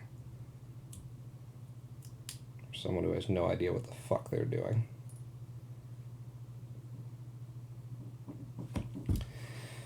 Pawn, yes. Is this going to work at all? I don't know. Like, once you go to reseat the potentiometer on the other side, it comes through from this side, and then... So you gotta make sure that there's enough room for that to poke up there. Yeah. Should be okay. So what we really want to do, where we want to start on this, is get the potentiometer back seated in place. Make sure that that's actually going to work out. And then I can start playing with these resistors. Because their leads will be poking through the holes, etc. and so forth. So, if that's where we're starting, is my... Yep, soldering iron's been on, just cooking the tip this entire time. God, it's ugly. Do I have any solder lying around? You should. Well, I'm gonna keep wasting it, apparently. So we'll get some solder on hand. We'll get the wick on hand. I think I raided with myself, but that's okay. Hello, Nova Alchemist. Welcome to this party. Everybody who came in with Nova is drinks on me. Just for you guys, though. Not Nova himself, but all the people who came in with Nova. Shots. Buckets of wine we're bringing out. The big guys. Welcome, Nova. Just see if I can't get this solder up and out of these two holes, because we're going to have to push that potentiometer back through here. Okay, well, I've burned these pads already today, or, well, yeah, not today, but last live stream, so it's not go crazy on it. Come on. Okay, it's a little bit started anyway. Get the holes actually cleared out. Being held in midair, not necessarily the best thing for trying to desolder the braid. Get this down here, get you guys out of my way. See if I can't get it without having to go crazy on it. Oh! Alright, maybe we're flipping around.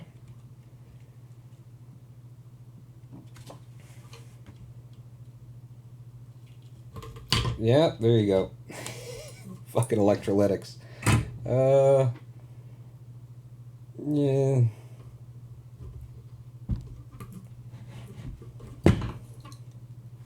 There's only so much you can help a man, really. You get him nice equipment. You know, you can't save him from himself, is what I'm saying. So, Noah, I apologize. I don't think that's going to help me very much, what I've just done there. Here, I'll flow new solder. The old solder is new, so I'll flow some new solder into there. Some really new solder with flux. And then I will do it right, and I will even chop off that little bit of braid that was just wasted. And I will even do the thing where I spread the braid out a little bit at the ends to try and help it wick.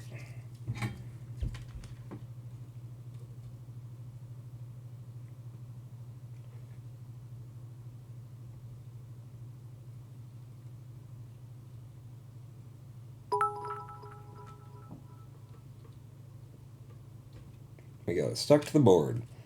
The trick my dad taught me with the solder wicks is to take a section, put your thumb on either side of the piece of wick, and push it together to flat and expand the wick. It will pick up solder better. Section, put your thumbs on either side and push it together. You mean like vertically? Because I've just been spreading it out at the end myself, by hand. But maybe creating pits and divots and stuff is the deal. Yeah. I never liked the idea of the solder suckers. And now I'm thinking, maybe the solder suckers are the way to go here. Because this is fresh solder and I'm still having trouble clearing the holes. That's got the solder out anyway, though. I just need to apply a good bit of pressure. There we go. One of the holes is cleared. I just have to be a little bit more manly about it. Shove it in there. That's not what I mean, but I just apply pressure like you got a pair. Okay, that's almost it out. The copper is just burning my fucking fingers off. Come on. Here you go. Right in there. Yep. Suck it out. No. Fuck you. Don't want to burn more pads. We've already done that today. How are we looking on this side? That side's fine.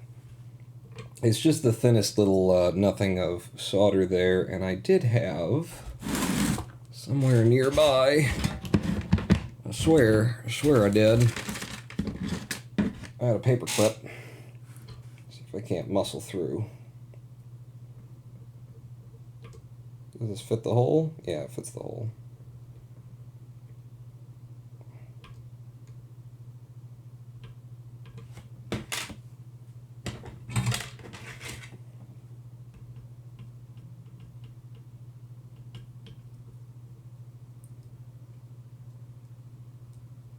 Damn it. Damn it, my fucking jiggly hands.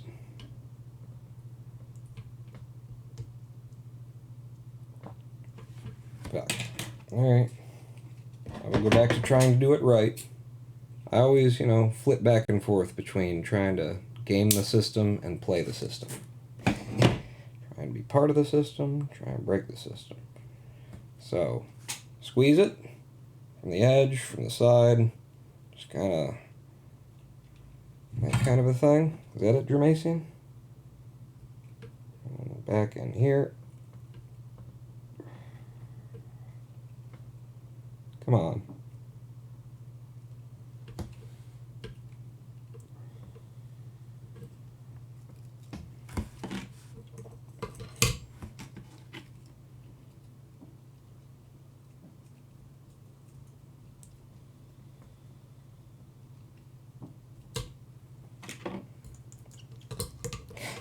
It's just that little paper thin deal. Let me try one more time with this now. Well, actually, from the other side would be better.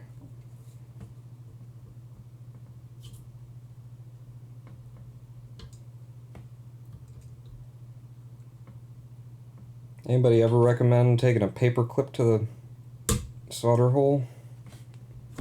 Because it fucking works. Although it may completely destroy the pad.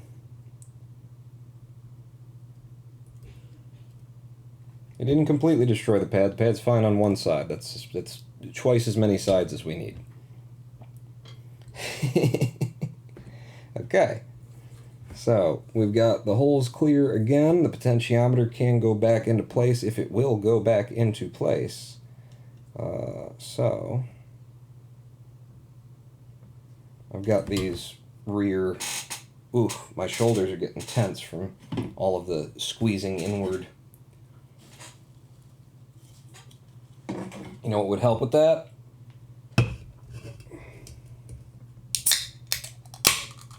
A massage. Yeah, that's what I was thinking too, but this will do.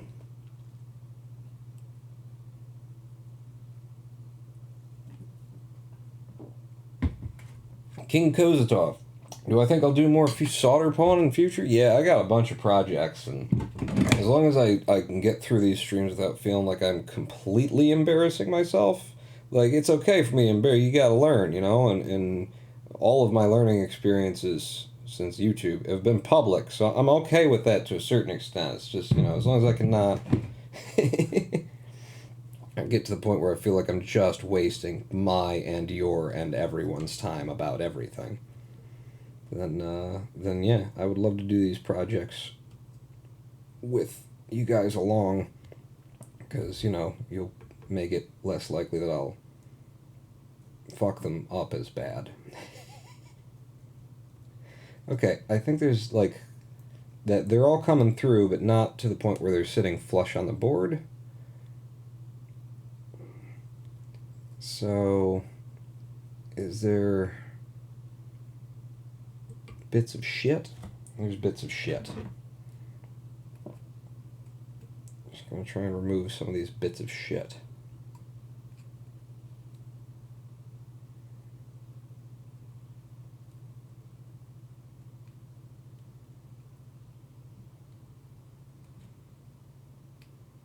Because, you know, I melted the shit out of this whole fucking thing trying to get it off in the first place. So...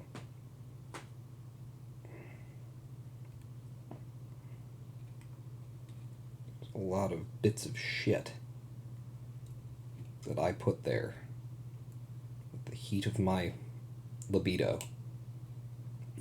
You know we love the fuck-ups. Yeah, but, like, can I live with the fuck-ups? No, you love them. Can I live with them? I know you could do the job, but can you get the job? I know he could do the job, but can he get the job? Listen, I know he can get the job, but can he do the job? Yeah. There's so many bits of fuck here that it's probably just not ever going to sit flat on the board again, because I don't think I want to be bothered. But what I did take off right there will help. Maybe this one too.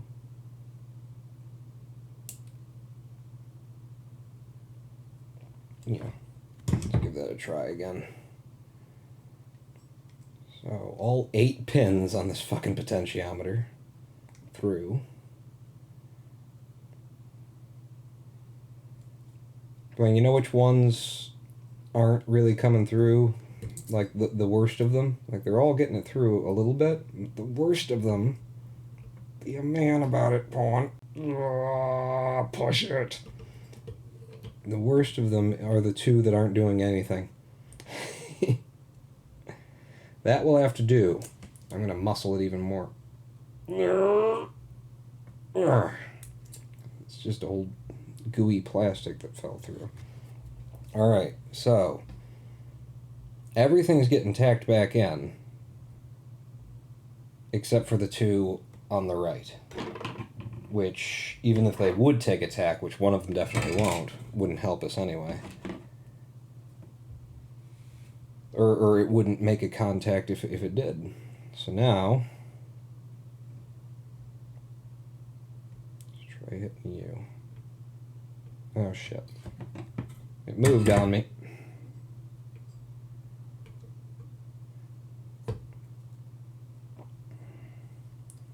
I'm gonna have to just hold it. Hold the board, hold the solder. Find the right configuration of fingers that can do all of these things that I need to do. Okay. Those fingers. I mean, we've got the helping hands here and whatnot, but it's like I need to apply pressure to the bottom of this thing as I do it, so I don't know how the helping hands would help currently. Let's try that.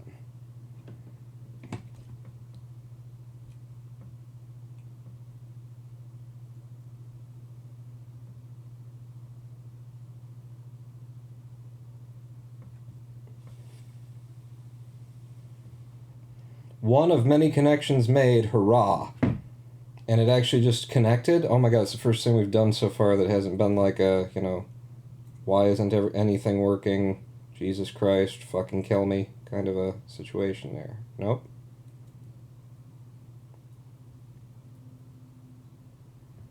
Still nope. Where the fuck is the solder going? Yeah, it's just gathered on the iron.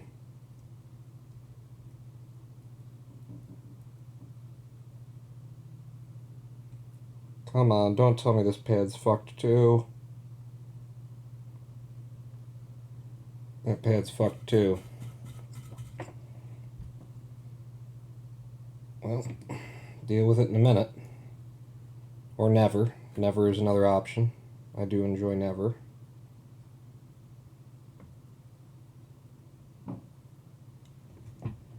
There you go. A beautiful fucking solder on that one.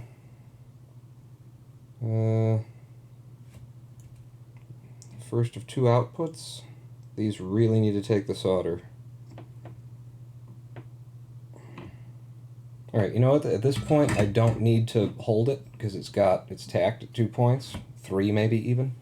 So, let's see if I can't do something with the helping hands here. Does magnetism hurt resistors? Because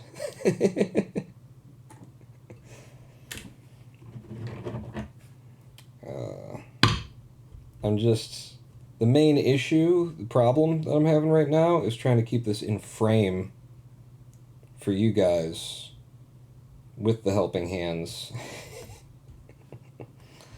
Alright, I'm gonna stand up. I can't figure out a way to grab it. And then if we could just support it from the other end.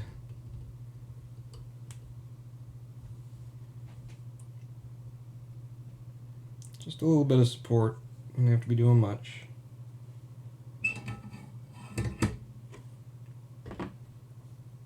Okay, please don't tell me these pads are too burned.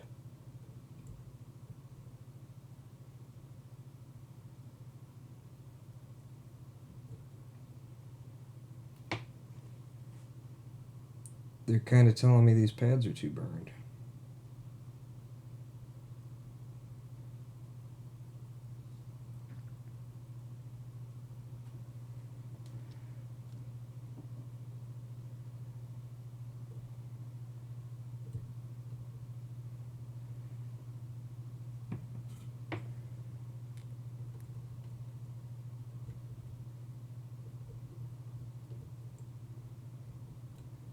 Yeah, that ain't great.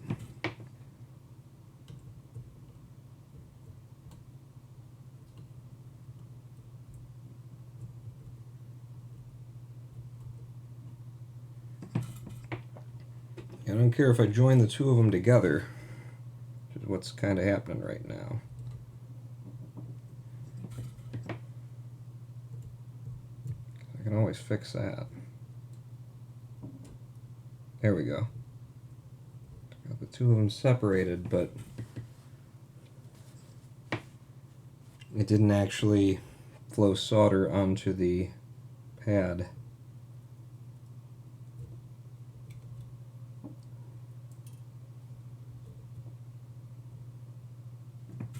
Shit. I just destroyed the circuit board in all of the ways that mattered.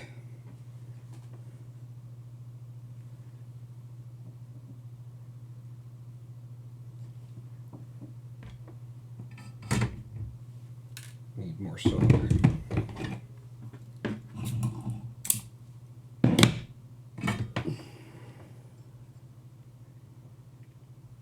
Let's try this one.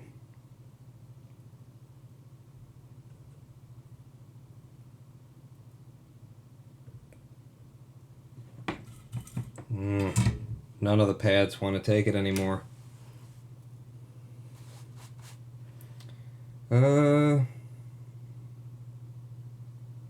Not an issue, except for how it's an issue.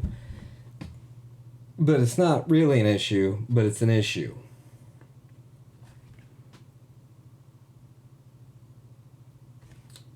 But it's not really.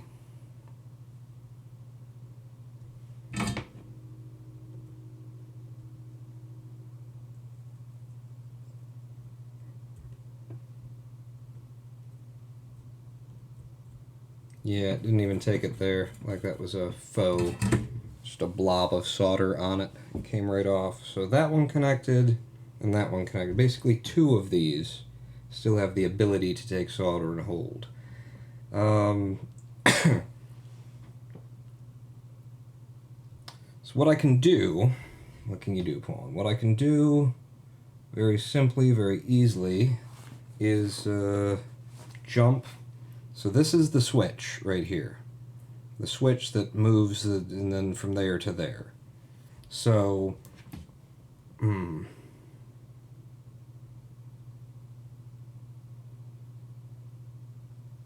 So actually, this one is making connection, which means if I scrape down to the copper, we can smear some solder on it. Maybe that will work. Otherwise, it's just a matter of like putting a bunch of fucking fixer wires in. A bunch of bodge wires, which will also involve scraping down to the copper. But let's start with this guy made a connection, but this guy didn't. He needs to, so I need to have a connection point here.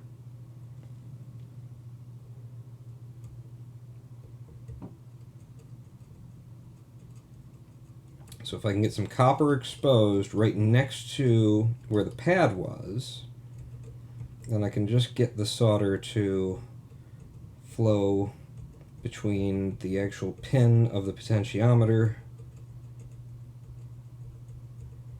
and the exposed solder and make that connection above board instead of in board.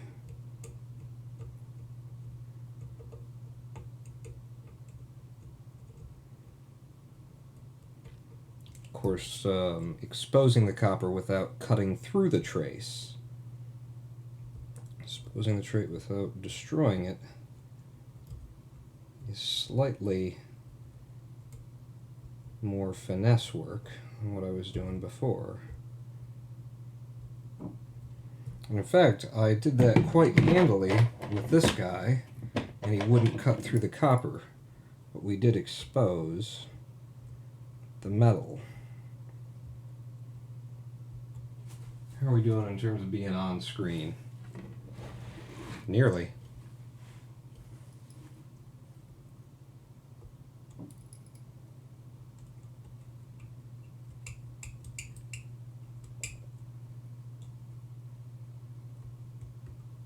There we go.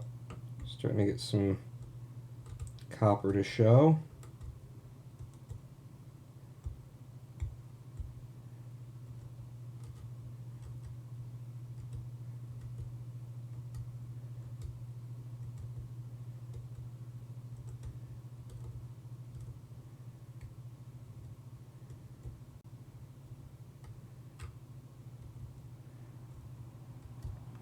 Don't need much either. Just enough that the solder will want to flow to it.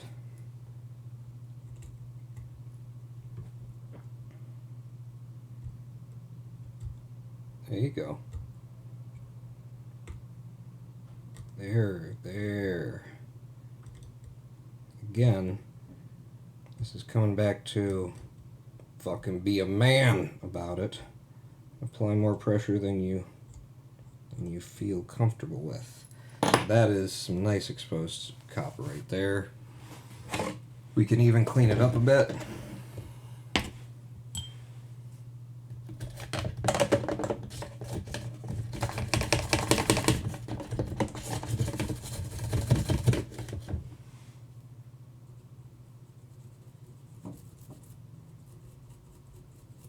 Oh yeah, it gets real pretty when you clean it up.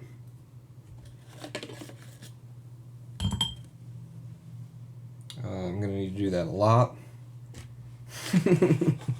Fuck the board up.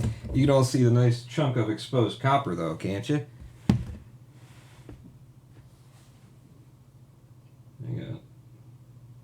Hang on.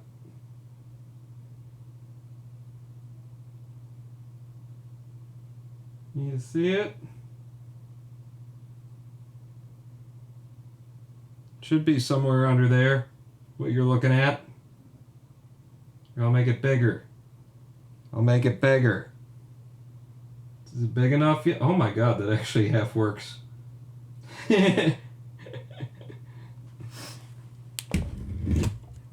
Right there. Right there. Looks good. Yeah. I got some raw. So, I can get that pin to flow onto here.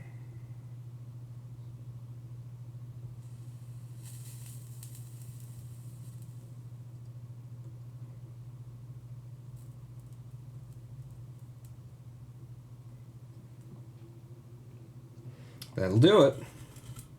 It ain't pretty. Ugliest, coldest soldered joint you ever seen, but god damn it if it ain't doing what it needs to do. And we could confirm that, I think, with the multimeter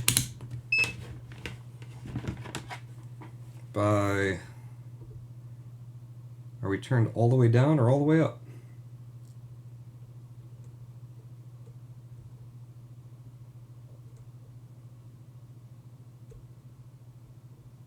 So we're getting some signal occasionally when I do that. Now, if I turn it all the way the other direction...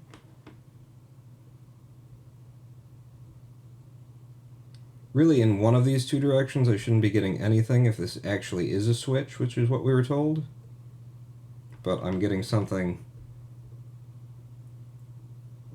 in both directions.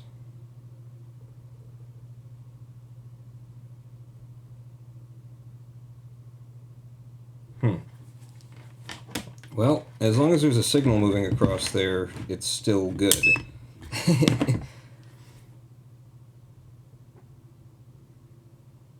And it does seem to be making connection with that trace. You know, that wouldn't show us the trace to do that. That's touching each of the pins of the output of the thing. But yeah, it's looking good. I can see it right over the trace. So that gets that one.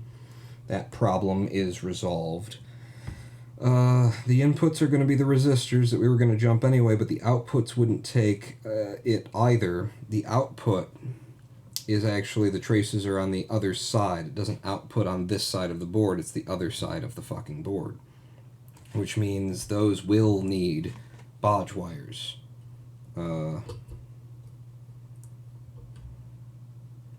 So, now that this is back in line here, I think I still remember where they go. Yeah.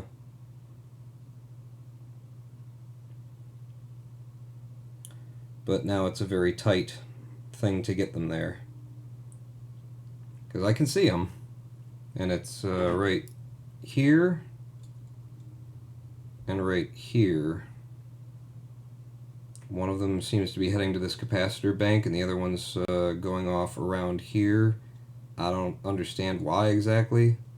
I looked at that before and was like, where is it going? And I think maybe it actually like goes on the outside of a lot of shit in order to get wherever it's going, but that 4 bank of capacitors, I don't understand why one would be going into them and the other wouldn't, and they're both the signal. You know, left and right signal. But it's possible that this one comes in from this side and this one sneaks underneath and comes in from this side. We've got C1, C3, C4, C5.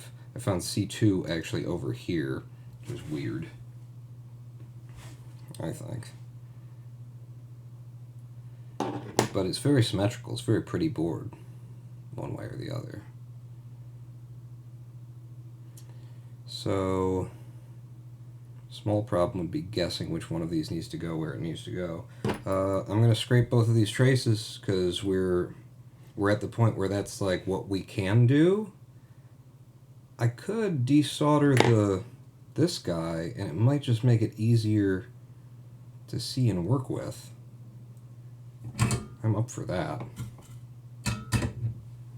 I'm up for that. Test where the traces go with a continuity tester on a multimeter? Hello, lava lamp.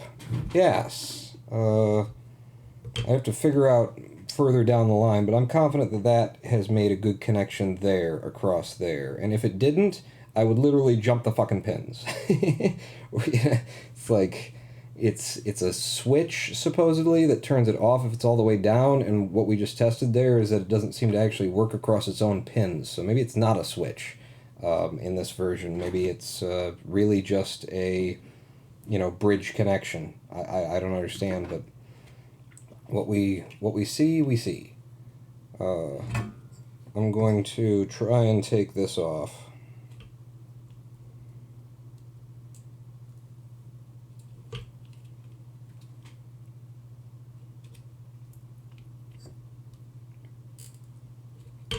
I should flow it with some fresh solder before I attempt this. It'll make it easier. Are we still on camera, by the way?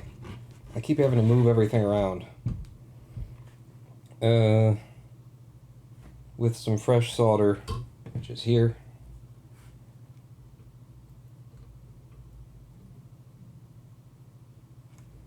Fresh solder.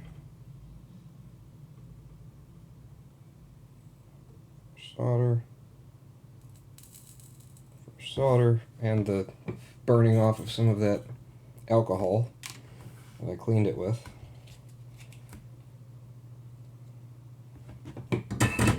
Be nice about it, pawn. Be nice to the board. You've already been very bad to the board. No need to be worse to it.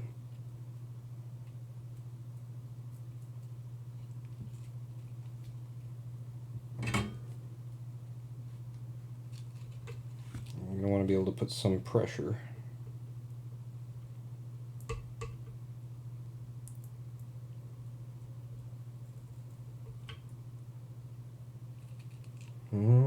Not all of it.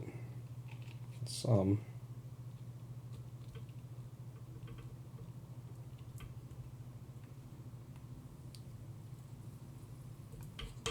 More of that alcohol. Boiling.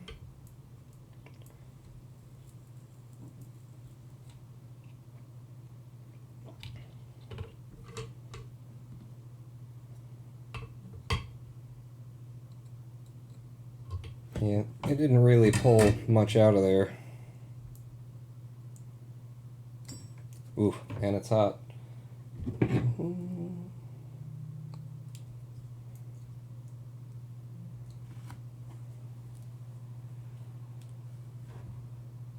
Should I be at the wider angle for this at this point?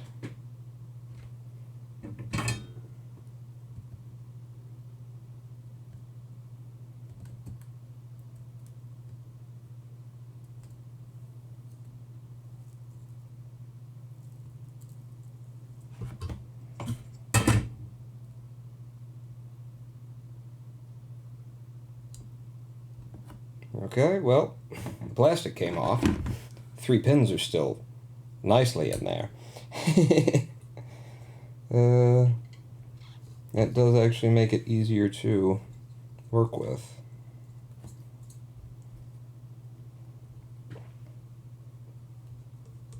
For the sake of scraping those traces. But I do want the pins out now.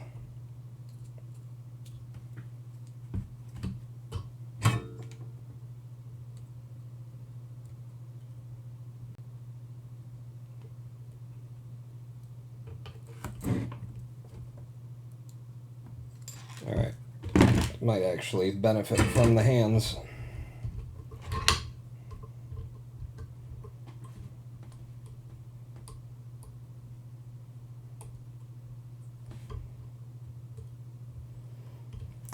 The little rubber guys that protect it from getting chewed on are great. I love them.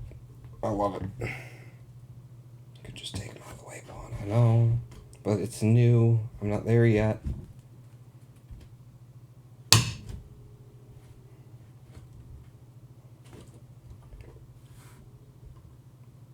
Here. If I hold it up real high, then they can actually hold it in midair.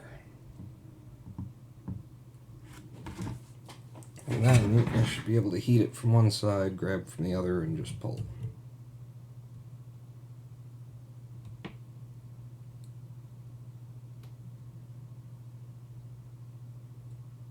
Seriously? Bruh. Seriously though, bruh? Let's try another one.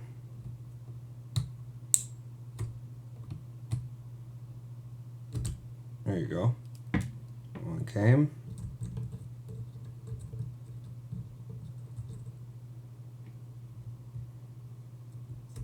That one came. Back to the one that gave me problems. That one came.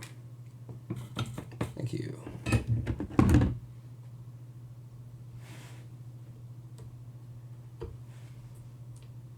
Alright, that shit out of the way. Back to scraping traces, apparently.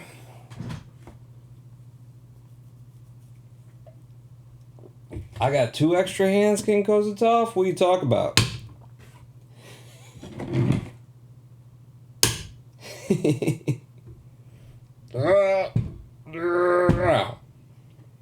I mean, with the other set of helping hands, then I suppose I've got 6.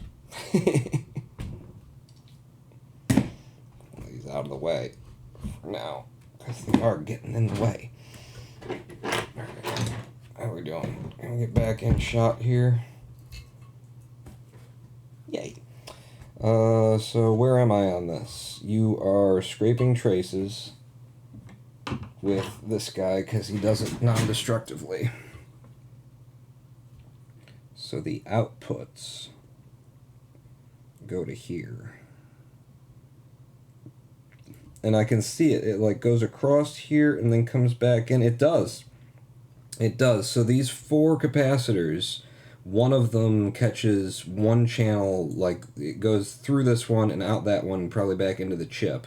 The other one does the same, so it's coming in through here, going across that one, and going into the chip is what it looks like based on the traces that I can see under the board. So this one can just be right across J3. I'm getting rid of J3 here. I hope nobody was a fan of J3 because that's coming off the board. Jumper number 3 jumped. He's never to be recovered. Yep. Yep. That's what you want.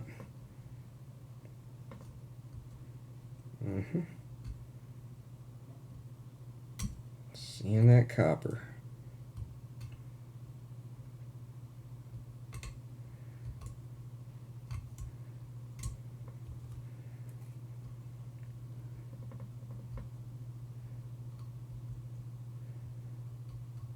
I mean, this is going to be such a Frankenstein that I'm going to be proud of it. That I destroyed it in order to rebuild it into something slightly shittier, actually, because I made it so that it can't be as loud as it used to be able to be.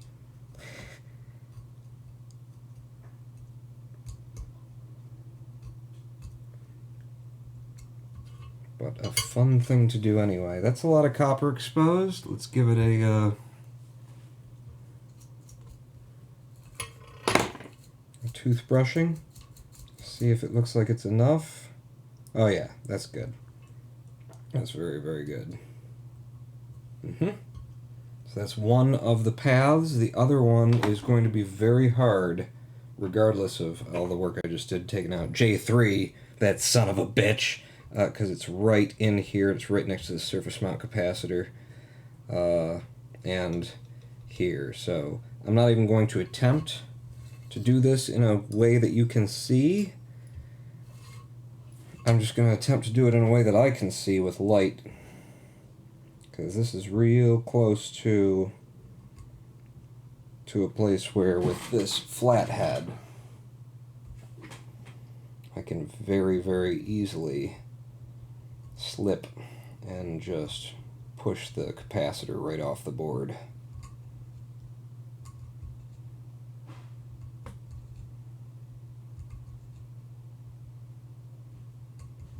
And I'm also scraping against the grain of the trace, which probably isn't the best way to do it, but there ain't no option other than to take the potentiometer back off and do it right, and I think doing it right ship sailed quite a while ago.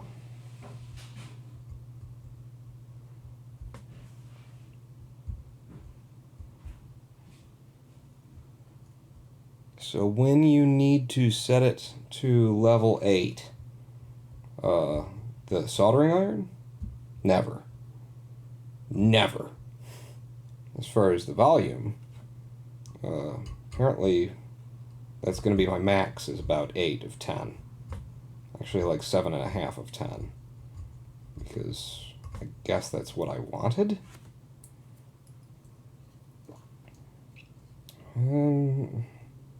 Not quite seeing copper.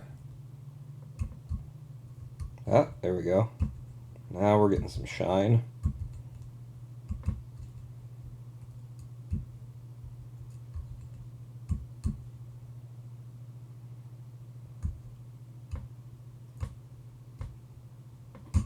Whoa. So, that's the pressure that could fuck up the capacitor pawn. Be careful.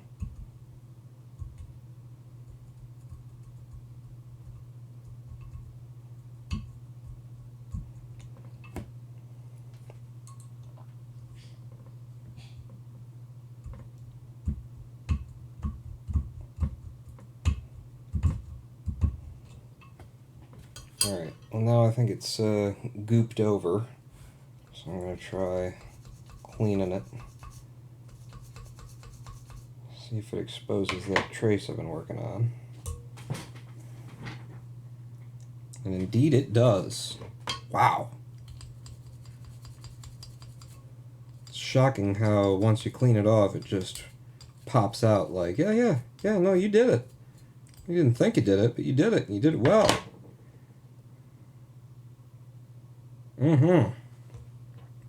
Friends. Alcohol. Isopropyl. For the win. Alright, we've got both of those two traces exposed again. Exposed now. Is it possible for me to... I've got an idea here, just for testing's sake. Should be bring in the meter, switch the black out for the clippy black, go to continuity, bring it into the shop. There you go. Continuity, and then the idea would be I'll clip onto you. Hopefully I'm making contact with that.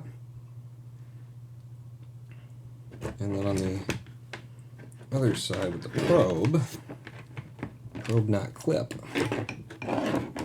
Everything's tangled. So that would be the output from one of these.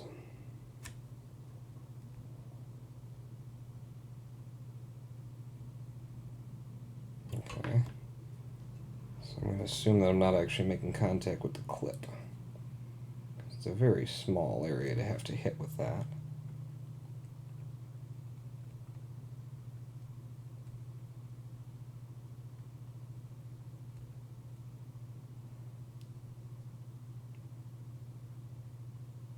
Would there be continuity yet? No. Yeah, I don't think. Right? There wouldn't? I'm trying to the output to there. I need to patch the two of them.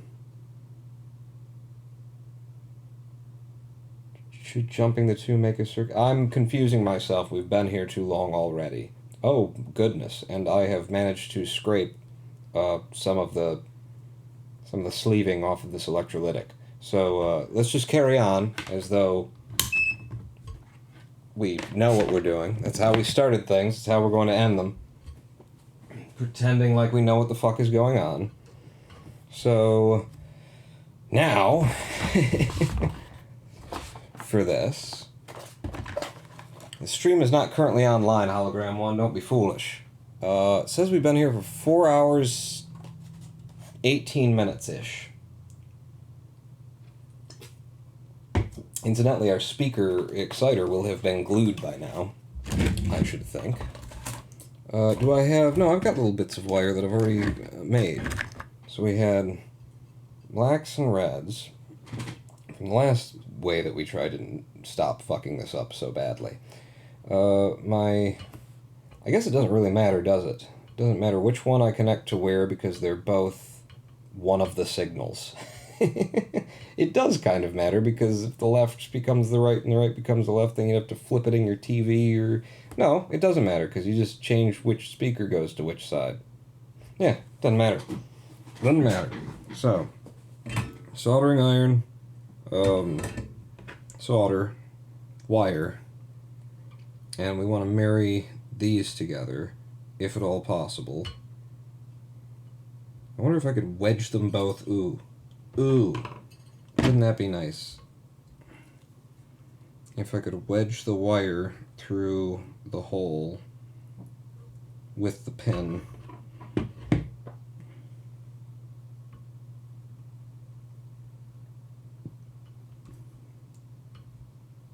That it needs to connect to.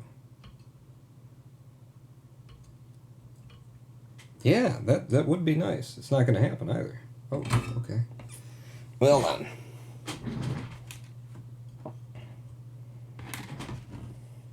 These are maybe excessive. What type of wire? I want to see if I can tin this. This is solid core wire now.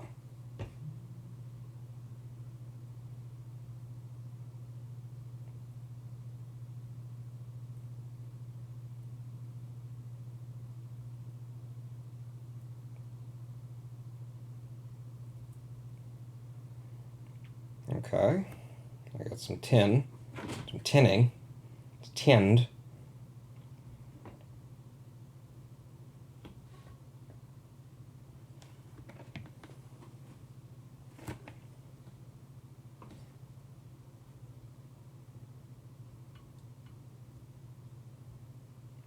You know, I'm actually going to nip off down to the big solder blob. Doesn't need to be that long. I think I might have a better chance actually making the connection here.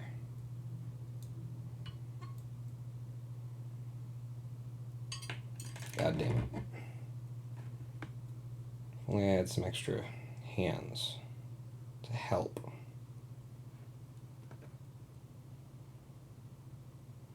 No. I'm trying to figure out what's the best way for me to hold this.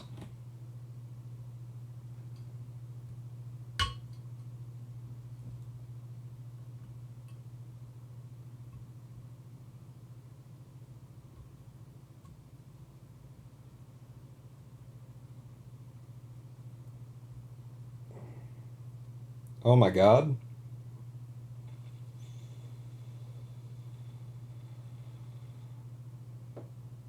That actually took. I shouldn't, it's not a good sign that he's surprised. But it just took. It just grabbed the way that I wanted it to, straight out the bat. That hasn't happened much today. So I'm grabbing here to try and not break it, because this wire is going to end up going over that way. Good. And I guess we'll do black on the other side, because that seems like, the color to go with. This actually already has a little bit of a solder blob from wherever it was connected yesterday, or the last time we did this. I'm going to nip down to that solder blob. I'm going to be adding some new solder as we do it, so, don't yell at me too much, because there's flux. There's flux involved. I could dip it if I cared, or if I thought it was an issue.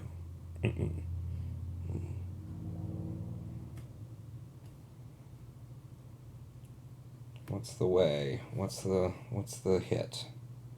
How do you... Okay, maybe.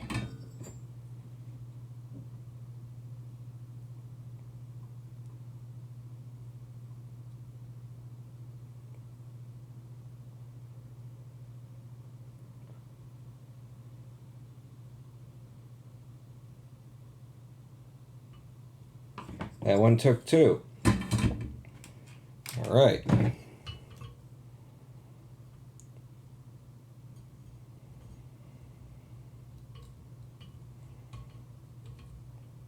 Just trying to support it while I bend it.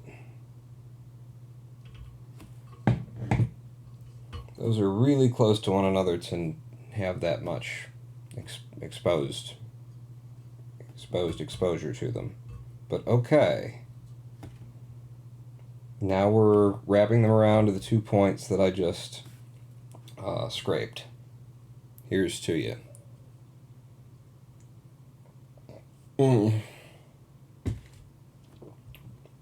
So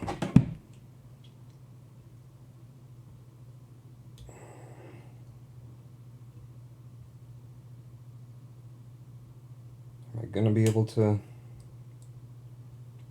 just do one at a time, pawn? Am I gonna be able to strip this? Was the end of that sentence.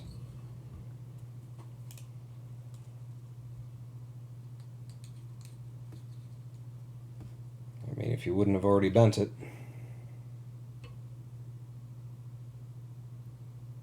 So I'm not sure what gauge this is. I'm gonna guess whatever that is. 18 or 20.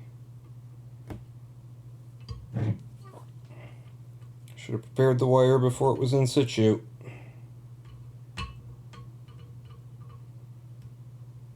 Okay, I think it's gonna be smaller than that.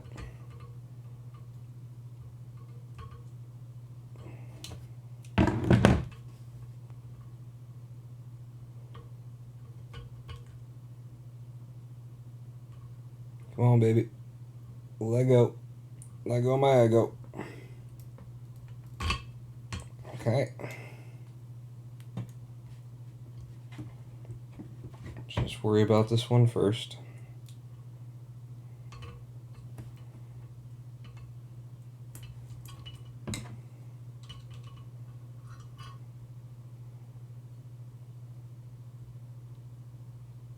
Supporting the wire as I bend it around to the other side, so as to not weaken the solder joint.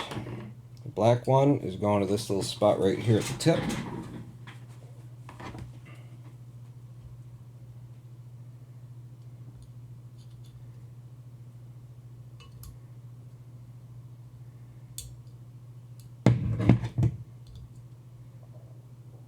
You okay? You're still okay.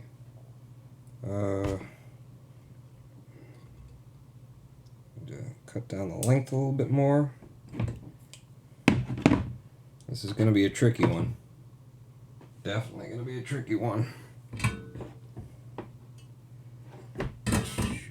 What can I do?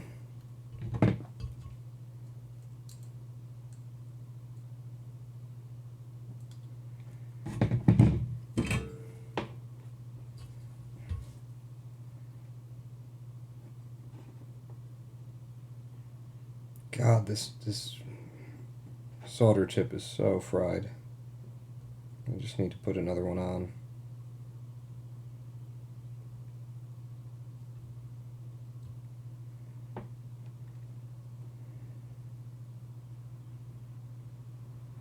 Ooh, do I fuck with it?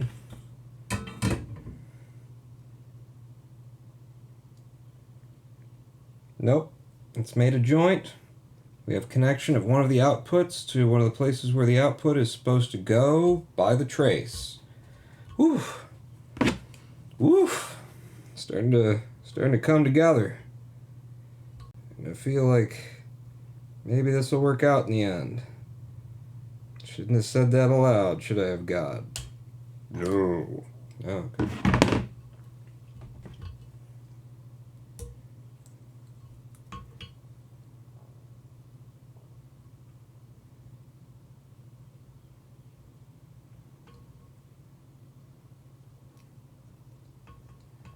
Yeah, this is nastier sheath on this wire, a little bit harder to break, especially when I'm trying to be delicate. You can't make that shit up, man. He said he was saying delicate, and then he dropped the fucking thing. He couldn't have planned that shit. He wouldn't have. He'd been working too hard on it. I don't care who you are, it's funny. Oh, this is gonna be the worst of them right here. Because it's going right next to these surface mount capacitors. Whoa.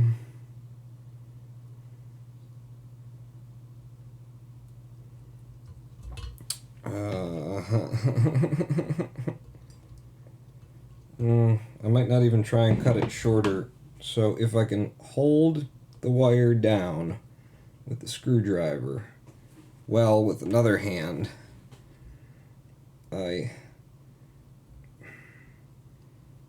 get the solder into place. Well, with another hand. Oh, wait, I'm out of hands. Shit. Yeah, and all of these hands need to actually be mine. Where's my smaller guy? You. So this will allow me to be closer.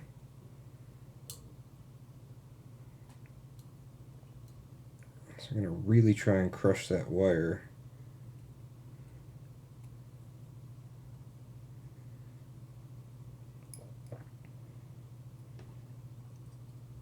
And then hold it in place on the board. I might end up soldering my flathead screwdriver to the board this way.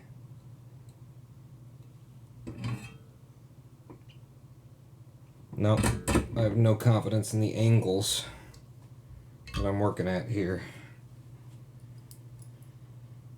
There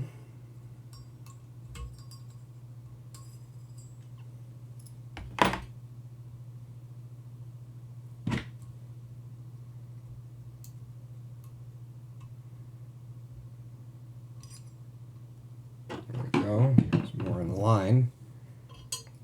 And actually, could I put pressure on it from back here and get it to sit?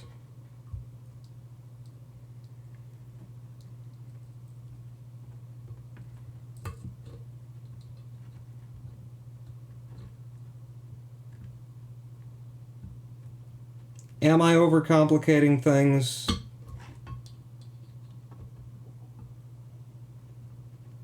Am I, though? I'm going to try it now. I'm going to try it now.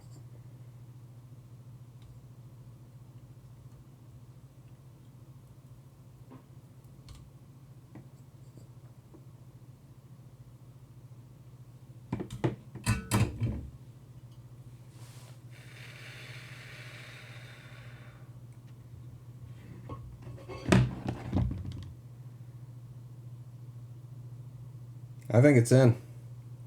I think we got it. I think it looks great. Great is how it looks. Gonna nip this little bit of sheath off. Great is what it looks like. Okay. And we've got the connection points for the output on the potentiometer. God, we have a connection. Last time it was not connecting. What changed? Jumper wires and scraping the traces. So the outputs are now connected. The inputs are going to be the two resistors, the two 10K resistors.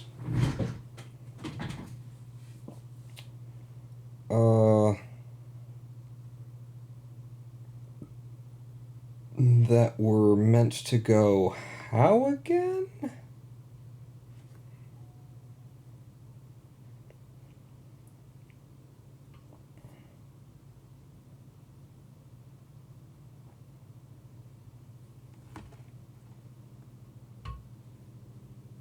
From you to one of you. Okay. So we're going to slide the heat shrink right up on that end. And then you're going to go right across there. Alright, I'm going to need to fire up my heat gun. Shit, where did I put my heat gun? Oh, here it is.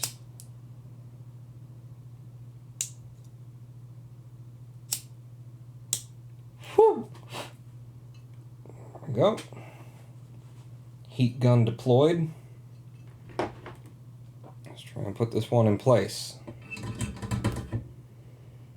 So, first tack is going to be here. I'm going to add some fresh solder. And accidentally bridge the two connections. And they are very well bridged right now. Incredibly well bridged.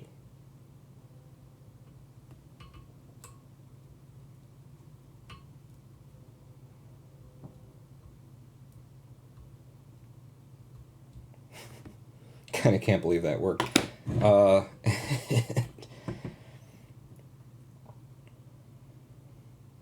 But will it still work in the end? These are questions for God. Not the works of man. It is our role but not to ever know or care.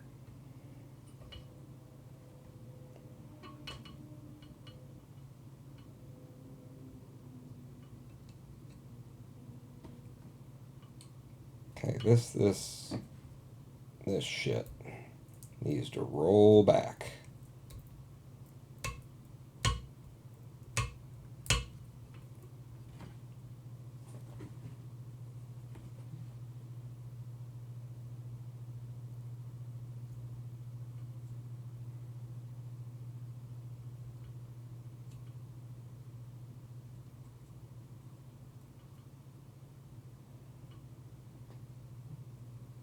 Boy, I'd like to hit that with...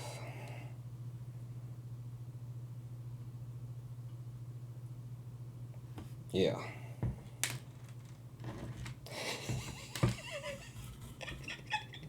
The wires crossing wires, crossing wires. That tuck, that's looking good.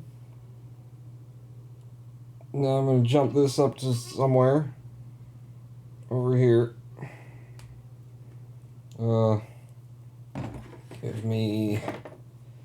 Give me fuel, give me fire, give me that which I desire. Huh?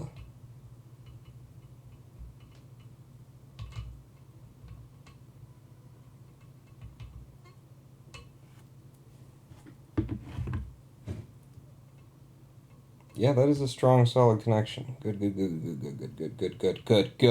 Good. I'm glad. Good for you. And then the other one. Yeah, don't worry about the other one, pawn. Okay. Give me you. I love this. I think this is awesome. Suddenly this turned awesome. Is that lead actually where it kind of needs to be?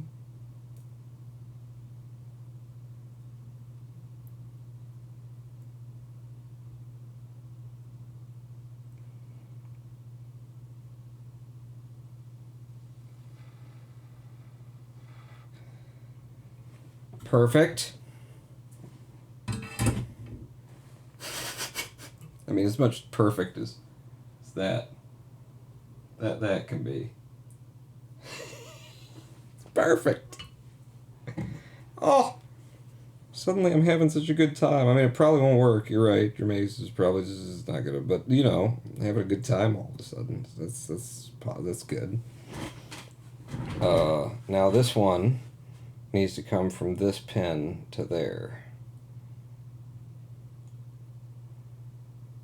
And how am I going to do that? Whatever my plan was before didn't account for how many wires I've got crossing wires that are crossing wires.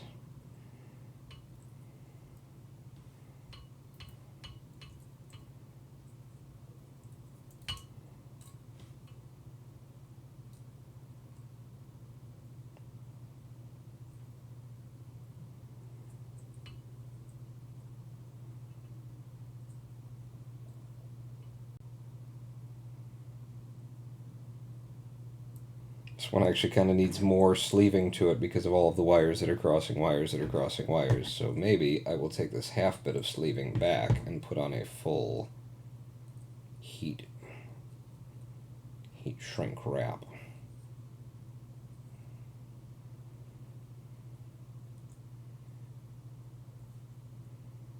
Straighten these leads back out too.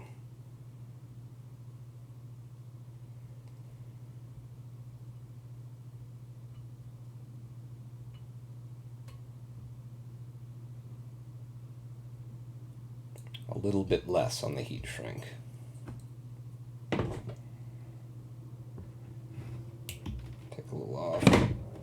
flies across the room.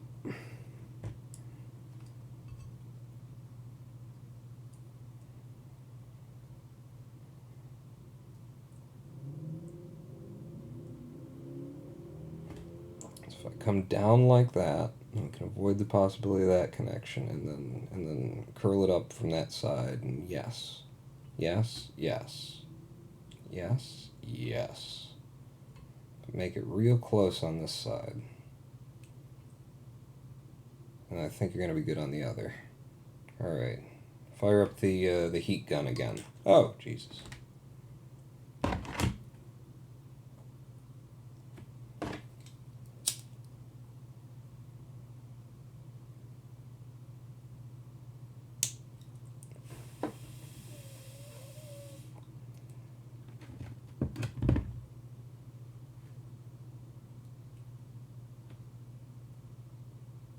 It was the other way, wasn't it? Just like that, because you get the closer thing. Yep. And this is going to do that. Come up like so. Alrighty. Tack you with some new solder.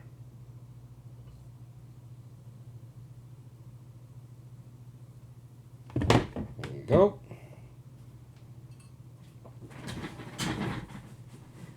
Can't tack the resistor in place.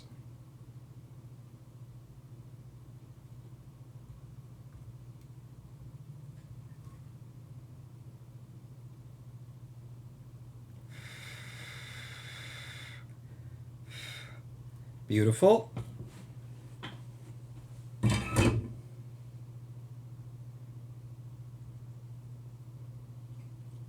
And now the final connection.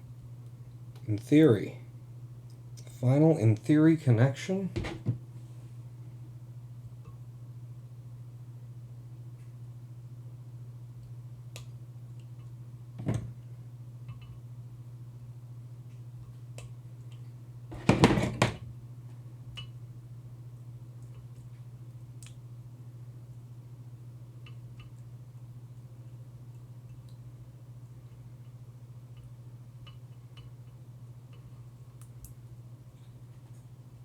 Can I actually pin that behind the pin? So it will hold itself in place.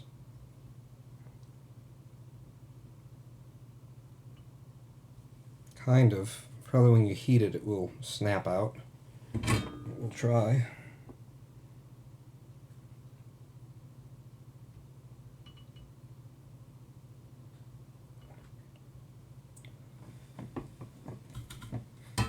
Or maybe it'll happen first fucking try. Good tack, good connection. Ugly fucking solder joints. But that's it. We did it. It was all for you, Ma. It was all for you. Wait. It was all for you. Where is it? It's to the left? And then up? And then the left? Huh? Is that good work or is that good work? That's what it's all about. It will work. Oh, I love that you have that. Someone needs to believe around here. I love it. I love it. So, to review what we've done, the inputs from the 3.5 millimeter jack are now bridged. We've broke their traces so they don't go anywhere except for through these resistors if they want to go somewhere, and they go to the inputs of the potentiometer, which are all the way to the right here. Then the outputs of the potentiometer go through these jumper wires around to the other side where we scrape the traces across so they can join into the signal chain where they go through these capacitors and then into the chip and then all the other things to actually amplify them, is what, in theory, we have done here today and now. I'll see you at the next live stream. No, you're not going to power it up? Of course I'm going to power it up. See if the thing even powers up. That's going to be test number 1. Potential for, sudden massive disappointment. Numero uno is going to be if the LED does not come on. Because we fried the board so many times. So, here's the good board that we didn't do any of this crazy shit to. I'm going to take the power off this board and move it over to the other one. I'm going to do it the same way, too, because these little jumpers suck. Oh, shit. Well, I'm going to have to pry that back, and then there's going to be a bunch of goop on there that I'm going to be soldering through.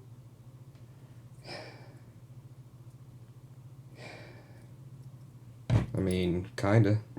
Kinda, yeah. Kinda, yeah.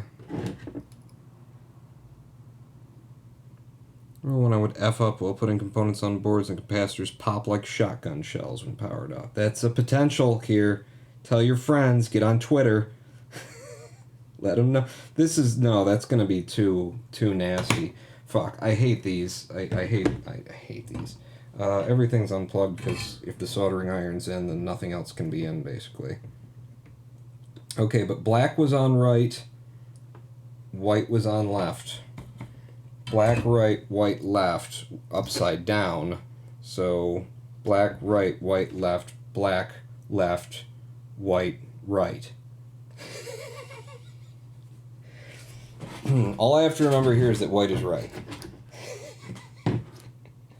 Which is not the way that history has fleshed it out, honestly. That's not really what happened, but white goes on the right here. And I will try and use these, but these are awful. You will find out shortly why I didn't want to use them. Where's my slightly bigger but still very tiny flathead screwdriver? You.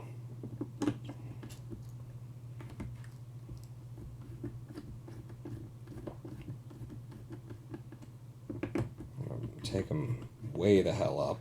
I'm even going to try and like prise them open manually from the inside. Just a little bit. Just a little. Just a lot. Just a lot. Just prise them open. So white right.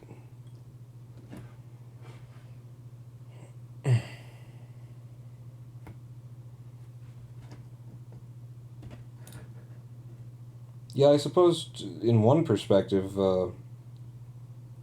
white has too often found itself on the right, hasn't it? You know what I'm saying? Politically. Like on the fucked up conservative bent. On the we turn into Tucker Carlson and don't realize that he's a mouthpiece for the fucking Klan. See? See what I'm saying? This is why I don't like these. This is why I don't like these. Literally fucking endorsed by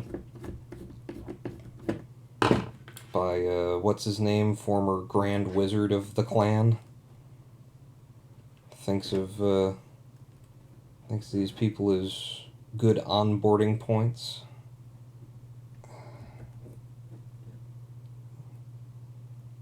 Wedging that shit in there. I've actually like balled the wires up in an attempt to like make them thick enough that maybe this will have some effect when I twist it down, because it really doesn't. I will muscle it this time, though.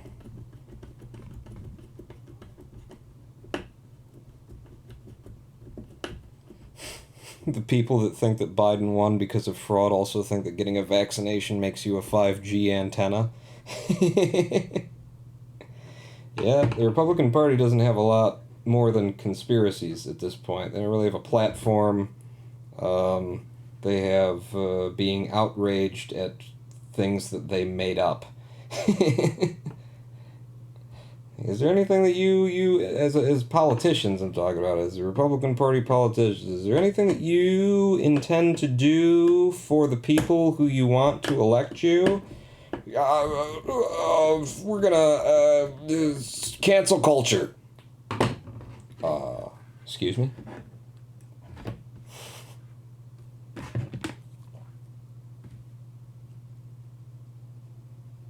I'm gonna just try and flatten.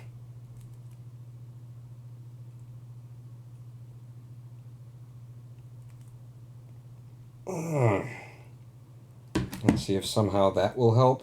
Like if I shove them in here, maybe both at once, so I don't gotta fuck around with it if one of them takes.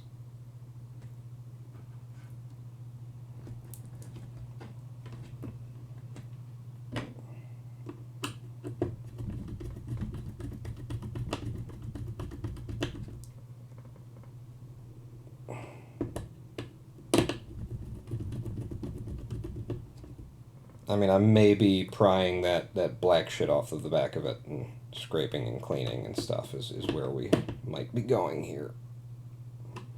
I still had more twist. I just don't... These are such little nothings here that I just don't trust that if I keep twisting... Like, they're not going to stop, are they? I'm going to twist right through. And then things are going to be broken. Okay?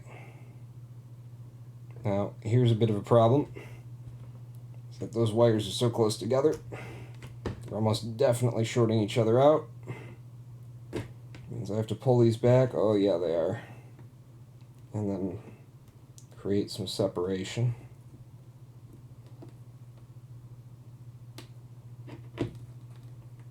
Betwixt their twain. They just really need to be solid core, but this is a power brick that I just had lying around. Alright, that's in. That is in, and it's in. And we know that white is right and black is left, so I wired it up probably correctly. God, I really want that blue light to come on, because if that blue light doesn't come on, then my first thing is going to be, shit, now I got to try it in the opposite direction just in case something in the other, you know? So let's try it. Soldering iron going off. After all this time sitting there just cooking that fucking already abused solder tip. Where are my... Got any preference? Any solder tip preferences in chat? Alright. Pulling the soldering iron, plugging in the power here, we should see blue. We see blue! We see blue, we see blue, here's my penis. No, wait, no. Here's my penis. No. We see blue. Alright. It's working. I mean, the power is functioning. So that end of things we didn't destroy. Okay? That's just step one. We need the audio to actually come out of the motherfucker, is the other thing. So, maybe go back to the larger workbench. Why does... Over time, it's overexposed now. Because it's on auto. Ugh. I mean, it's okay, but it's like... I wouldn't want to watch the live stream if I was tired. It's fucking blinding. I'll figure it out. It's a new setup. I'll figure it out. What was I doing? You were going to actually test this. Oh, right. So where is my audio cable?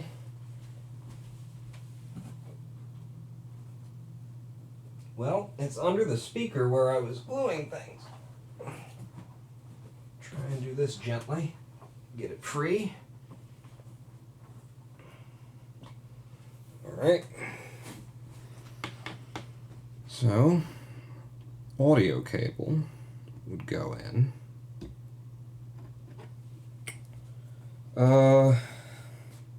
And I guess, really, we'd have to hook the speaker up at this point, wouldn't we? Shall we commit to the test? I'm unplugging this so the LED will fade slowly over time. And I'm pulling the book off of the exciter that we mounted earlier. It's been there for weight.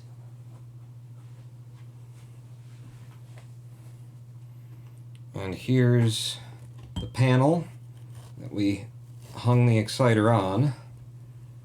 I feel like I went a little bit too far to the right there, didn't I? The 2/3, 2/5, 3/5 rule. Yeah, it's getting to be a real shit show. I mean, a mess now. But you can kind of see down here. So now, it doesn't really matter which way I put these in. Inverted, not verted, verted. I'm just gonna try and do so without losing the power connection, which I still don't have any faith that it'll hold. And these little shitty clips.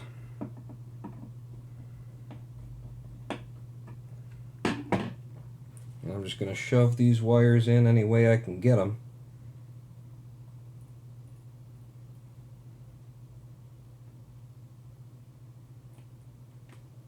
Get in there.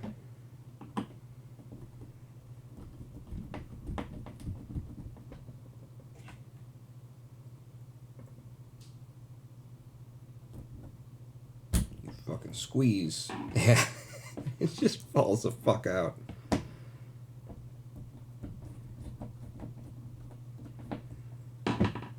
This is my biggest complaint about this amplifier board, is that it does not take the wires.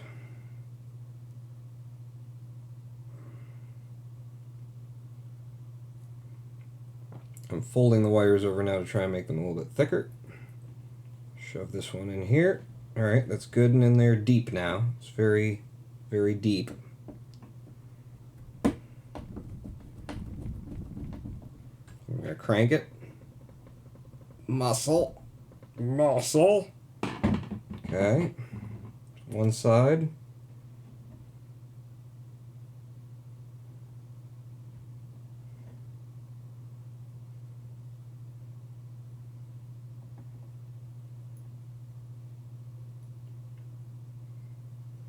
Get in there. Oh, all right, let go then.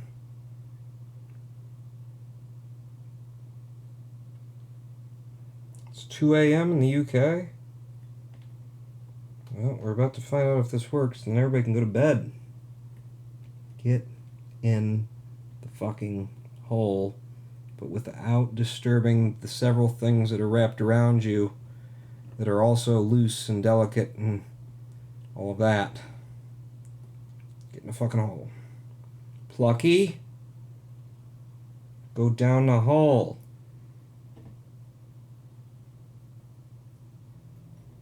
Fucking Plucky.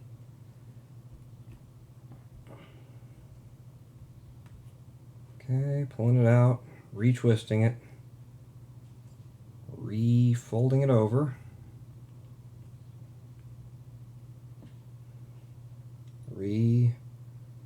Shoving it in the hole. No?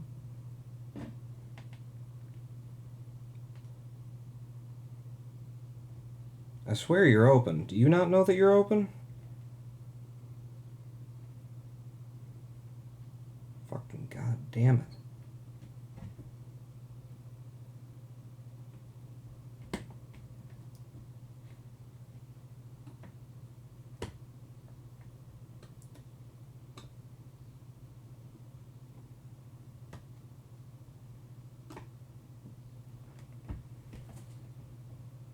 Absolutely awful. I mean, I doubt this has any wire to grab, but I'm just sick of fucking with it, so I'm gonna try and... Did you get anything? No. You didn't have a fucking thing. Yeah, I would definitely recommend, if you pick up this board, just solder everything to it.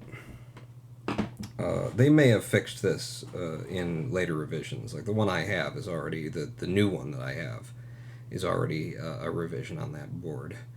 At least a new pressing. I don't know if it's a revision. I should not just say things because I think it would be nice if they were true, should I?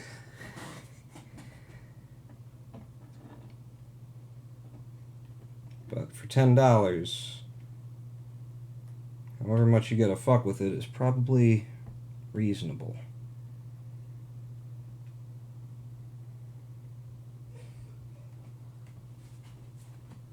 Come on, baby. Grab this time.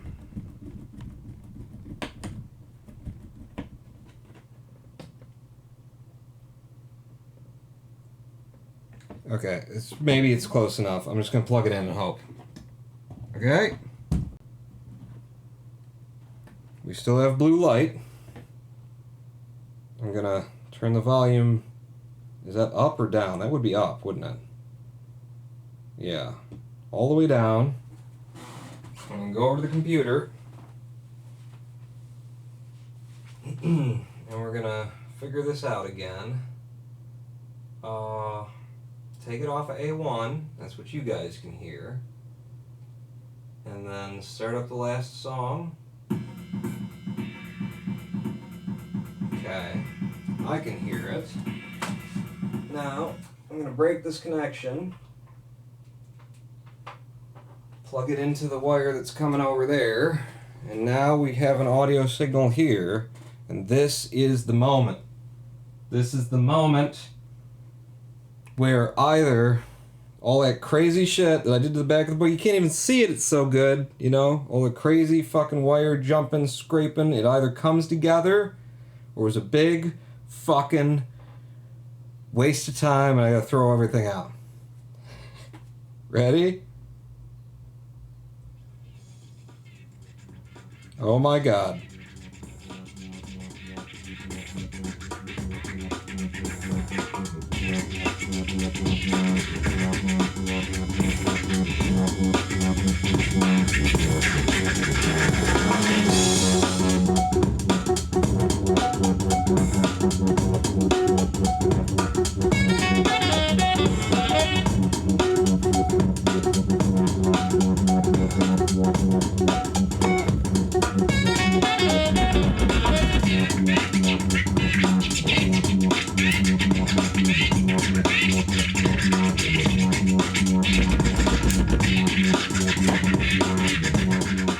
Fuck yeah, it works! Ugh! How powerful is the amp? It is technically a 100-watt board. It could be putting out 50 watts. I've only got it powered by a 45-watt brick. So these are 24-watt exciters. So they're getting slightly less than the 24 watts they need per channel. It's perfect. Everything is underpowered, and that was full fucking volume, and that was a reasonable level of volume that was coming out of them, I think. I think we did it. Holy shit. You had faith in me from the beginning?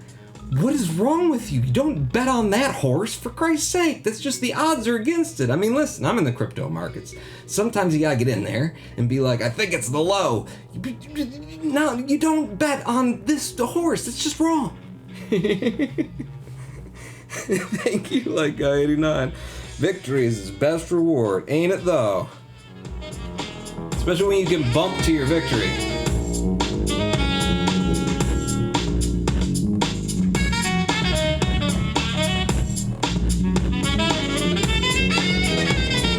Woo!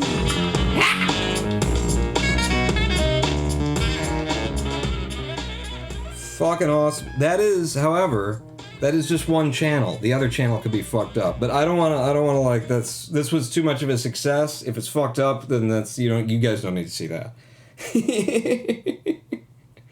It works! It works! I'm gonna unplug the power there. I'm gonna take the speaker back off. Spin it around. Be careful about how much speaker wire I got to move with. Ladies and gentlemen, boys and girls, I think that brings us to the end of a live stream. My workspace, nowhere near as big a mess as it was last time, and this time we actually, succeeded at something. At least one of the channels works. The other one could be completely fucked, and it will never work. But one channel works. And I took this little bit off. Scraping. You know how much confidence that builds to to do a job where you're fucking everything up and you fuck everything up so badly that you have to do weird shit, scraping fucking pads, wiring wires around from the back that twist over, and then it's like, oh shit, I can do anything from now on. It's good to fuck up. Throw yourself into the deep end, drown a little bit. And if somebody pulls you out and you don't die from it, then you'll have learned so much about having a lung full of water. But yeah, that that brings us to the end of the live stream because it works. We did it with your help and with Lady D's, Lady Pawn's help, Noah Craw's help sending me all this good shit. And everybody here in chat who, for unknown reasons, believed in me. I just can't recommend that in future, but you know, you do you. Welcome to the electronics repair, indeed. So, I will see you guys at the next live stream, for I am the Ronin Pawn. It's not plugged in anymore, and no one can hear it if you play the outro music. There we go.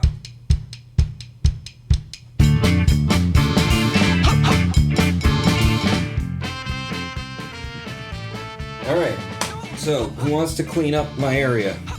If you know what I mean. If you know what I mean, who wants to? I'll see you guys next time. On out!